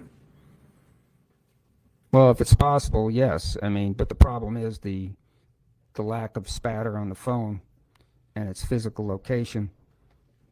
Why would Take you it believe- out. I'm sorry, why would you believe there'd be spatter? You say spatter, you mean blood? Well, okay, so when you take gunfire, you get a bunch of very tiny particles coming out from the impacts of the gunfire. And these small spatters of blood can travel through the air. And if you have something in your hand, it could hit your hand and whatever's in your hand. What we saw down in the pocket of the door, which was a cell phone, didn't have any of that. So Why would it have any of that in your opinion, sir? why wouldn't it have any of that? Why would it, or why? Well, I mean, if it's in his hand and he's taking gunfire, then you would expect a transfer of spatter. All right, would it also matter possibly if that was not even his phone and he didn't have the passcode? Well, it's beyond the scope. Passcodes and ownership of phones are beyond the scope of my testimony today. Well, if you heard that was the testimony in this trial, would that make a difference? Possibly? I give that as a jury question. Okay. You're basically looking at from a forensic standpoint, is that what? I'm looking at wounds and I'm looking at, transfer evidence. I'm looking at ballistic material and effects. I'm looking at human postures. I'm looking at the geometry of a car. Where's the glass and where isn't the glass in relationship to a door handle? I'm looking at all those things we talked about. Irrespective of what you asked me to talk about, the prosecution opened the door to many other areas. Sustained. Well, in all your years' experience that you told us about, have you seen cases where guns have been disposed of by human beings so they wouldn't get caught with things? Have you seen people throw away guns hiding in course. police? How about when you were a medical examiner? Did you have similar issues when someone's hand may have been in a position similar to this and there was no gun present and you're trying to figure out where the gun is? Sure. All right, so what's intermediary target impact you were talking about? What is that? How do you explain that? Well, if a bullet, for instance, passes through, this is plexi, but even specifically. You use the mic so we can hear you, sorry. All right, so a bullet passing through glass not only makes a hole, it creates a pushing out of particles of the glass around the hole. And those particles of the glass are energized. They don't just fall flat down. They're actually forced through the air, with and following the bullet itself. So these particles flying through the air can strike a person or an object. If it strikes a person, you could produce small abrasions or cuts on the surface of the skin. And this is called an intermediate target effect, because this is the intermediate target, and then you have a human being, of course, beyond that in these forensic cases. So the intermediate target effect helps to identify whether something was what was in position between the gun and the person receiving gunfire. So it could be glass. Sometimes you see drywall as their intermediate target. Sometimes you'll see some other object creating that kind of energizing of the destructive material and it flying through the air. So the intermediate target effect can give us a snapshot of what's going on. In this particular case, that same intermediate target effect striking the outside of the hand, you'll see it on the side of the neck, on the shoulder, and elsewhere in this particular individual. The take-home point is it's consistent. The whole theory of whether a door handle would be grasped and create this effect, the hand is going to be, at least at some point in time, exposed to the glass, just as the neck and the right shoulder were in this particular case. And the door handle is considerably below windowsill level. So hypothetically, if the jury hears testimony that the decedent had a gun pointed directly through at the front windshield, would this photograph, defense number 19, and the other photographs be consistent with him previously holding a gun prior to death? Yes. Now, obviously, you weren't there. You don't know if he really was holding a gun or not, do you? Correct. Anything else based on what you see in the photographs, the autopsy report? Well, let me backtrack. You said on direct it could be nothing. Why could it be nothing? Well, nothing is always a possibility, But what we have, is a more likely than not impression that something is being held. All right, so when you say it's a possibility, is it an unlikely possibility that there was nothing in his hand? Yes, it's an unlikely possibility there's nothing in his hand. Right, prior to death. Correct. Could somebody, let's hypothetically that number 19, the decedent had a gun in his hand, and the two guys that were in his car, is it possible they could physically remove it, or would the grip be so tight they couldn't get it out of his hand? Well, you could possibly spring it out of his hand, depending on, if you're holding, I don't have a firearm here, fortunately, but if you're holding something, it depends how you remove it. I mean, you could slide it up and out, and the posture of the hand wouldn't be affected. But on the other hand, if you pull it this way, the posture of the grip might be broken. So yeah, I mean, it depends how you do these things, but. All right, and you mentioned earlier that lactic acid's formed by physical activity like fighting? Like lactic acid is a normal chemical that builds up in muscle as you exercise or do physical work or are grappling or in combat. Any of those things will build up acid in your muscles. You've all experienced it. That's what makes your muscles hurt when you exercise. So, but after death, the drop in pH, the acidity from that stuff, causes the fibers of the muscle to lock up. And this is what creates rigor mortis, which can sometimes be almost instantaneous if you've been exerting yourself, as opposed to you dying, from a heart attack in the middle of the night and dead asleep. That's different. And you said previously on direct, you mentioned something about military. You see this type of death grip with military. Can you explain that a little more?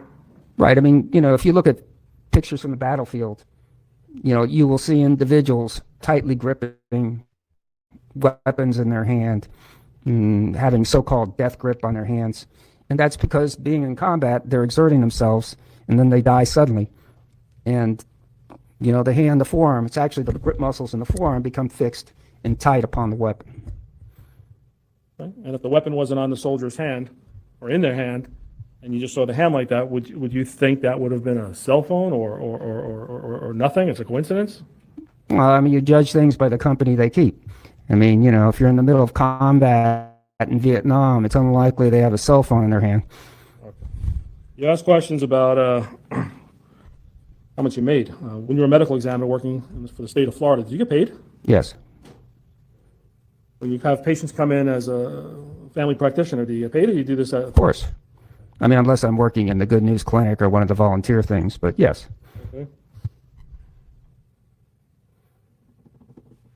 And you mentioned that there's many times you're retained, but that doesn't mean you're testifying. Tell us about that again. Explain that. Well, I mean, I'm retained to give an honest opinion. And if that honest opinion doesn't help a defendant, then my honest opinion might be discarded. And they say, have a nice day, and no, we won't be calling you. I mean, that's the way it works. But that's just to make the point that my opinion is my opinion. If they decide not to use it, that's the way it is. The prosecutor was saying you're dependent on your income, and do you change your opinion so you can make more money? Is that something you do or ever done? Not necessary. I mean, more of the money is made in the consultation process than actually appearing in court. So, I just don't have to go out and search for new work. I mean, to make a long story short, or to look for extra hours where, let's just say that I'm 68 years old, I've saved some money, and, I'm not worried about what's going to happen to me tomorrow, even if I retire, which my wife wants me to do. All right. And you mentioned something about invoiced hours could be different than the actual hours you work. What does that mean? Well, I mean, the invoice is usually lag behind the hours worked. I mean, you do the work, and when you get around to it, you write an invoice up. You cut people a break sometimes and don't bill for every moment you work on a case? I'm sorry, what? You cut people a break sometimes, lawyers, and don't bill for every moment you work on a case? Yeah, sure, depending on the case and, the general circumstances. I mean, I'm working for the Innocence Project and a case of University of Miami Law School, and, I don't bill for every second. All right. Thank you very much. So they're going to get Redirect? I mean, sorry, recross, excuse me. or Yeah, all right. some pictures. Is this rigor mortis? I hate Yes. how this guy stands. Rigor mortis would be very difficult to try to manipulate these fingers after the fact if it had already set in, right? Well, there's resistance. I mean, rigor mortis comes in small, medium, and large. Sometimes the grip is so tight that you can't even remove an object, but other times it's simply stiffer than you would expect. In other words, you could have all extremes of a dead person. You could have a flaccid hand, or you could have a hand with some muscle tone in it, post-mortem, or you could have a hand that's gripping so tightly that it takes great effort to remove an object in the hand. And you can break rigor mortis. You can physically push it aside. You can physically straighten out fingers that are curled and tight. So you get all different degrees from a locked in hand too, just barely tighter than you would expect, but enough to maintain a posture after death. So what level of rigor mortis? I can't tell you without examining. All I know is it's a fixed posture. You had a chance to review the autopsy report, right? So, He didn't. You had a chance to review the reports from the crime scene investigators, right? I love him. yes, Had a chance to review from the medical examiner and their investigator, right? yes. Did you happen to review any materials about how easy or how difficult it was to manipulate this man's fingers? I don't recall. You don't recall on that? I don't recall on exactly how tight his hand was. Okay, so on the issue that you were brought purely into court on, this, you're sitting here telling the jury you forgot what level of rigor mortis this was? I would have to review. You asked me what's in the reports, and I'd have to review a report to tell you the answer. Did you review those reports before you got up on that chair, doctor? Weeks ago. Okay. You any prep before you got up on this chair today? Sure. Okay. So as you sit there now, you're telling this jury you can't say what stage of rigor mortis this is in, right? I don't remember the term rigor mortis in the police reports. Okay. Anything you've gleaned from the police reports, medical examiner, photos, anything like that, as you sit there today, can you say what stage of rigor mortis this is in? No. Just one moment. All right? Is Nothing is, further. Thank you. is All right, arrogance thank a course the prosecutors All right, have to any take? reason why Dr. Maricini can't go on about his day? No, thank you for letting me say Uh, that. All right, sure.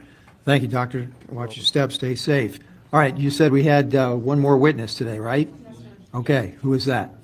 It's going to be CSI Brand. I don't know if this might be a good chance to ask. Don't care. Don't care. So that guy was called out of order because he probably had more important things to go do than listen to comb over. Tried to make him sound dumb and fail miserably at it. Like, sir, don't do it. That guy's too smart for you. That guy's smart. He knows his stuff, and you spent twice as much time on how much he's making than what he can tell you about what he saw. So that was definitely one of the defense witnesses that I wanted to watch. I forgot that he went out of order, so he's out of the way. I want to watch old Detective Vandelin that we have heard over and over and over and over. I want to watch her cross. We might, I don't know. I'll see if I can kind of judge how long her direct is, because sometimes it's hard to jump in on cross when it's been those kind of witnesses because they're referring back to what they just testified to, and then we haven't heard it. So she is the last state witness I want to play. And then I want to play DJ, the mom, and Travis's testimony, and closing. Because the state's closing goes off the rails. I've never seen anything like it. And I hope to never see anything like it again. And I hope they never do anything like it again. It was crazy. So we'll see how far we get Monday, and then hopefully we can finish this trial up Wednesday, and then get started. Hopefully there'll be a new trial starting. If there's not a new trial starting, what I might do is pull up old Sarah Boone and her stuff. And I know that kind of goes against what I've said, but she's on video committing the crime. So it's not like there's any narrative behind it. She put the narrative behind it. She did. I mean, she's right there taking video of it. She, I think, is on her 7th lawyer because she either asked for them to be removed, or they probably have begged the judge to go be removed.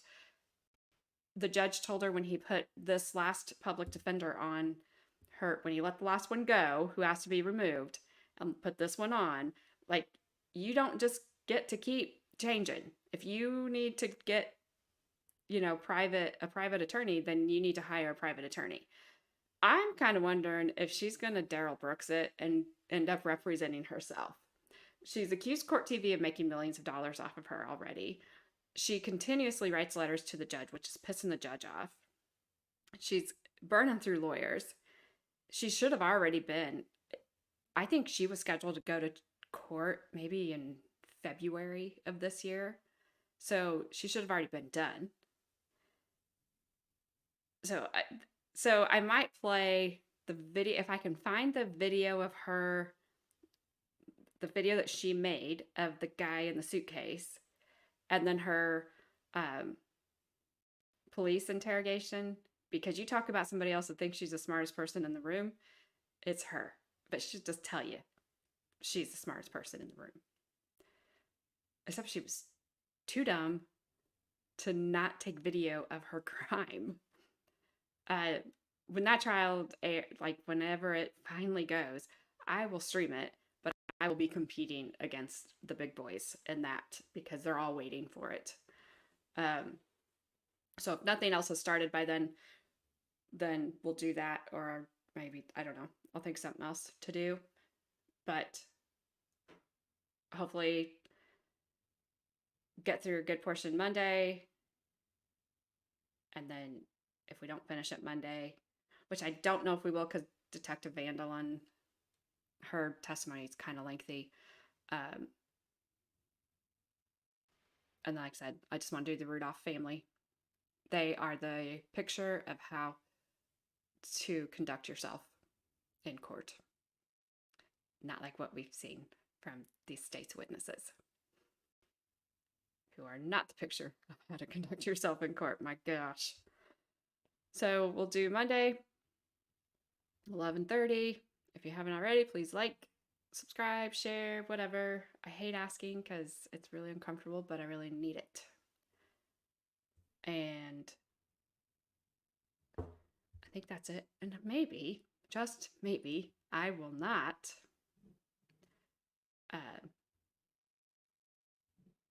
mess up. I'm not going to say boomer because I'm still trying to figure it out. And I'll get started on Rumble at the same time I get started on YouTube, and I won't have any issues there. I think I figured out a little bit today of what it is.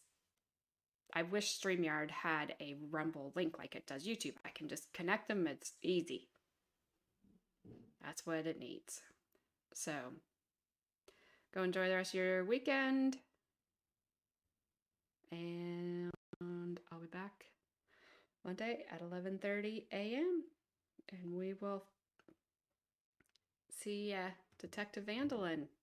And you can see what won her agent, or sorry, not agent, but you can see what won her Detective of the Year. And see if you agree. Or if you think it's like I do, and that it's kind of crazy. So, all right. See you Monday.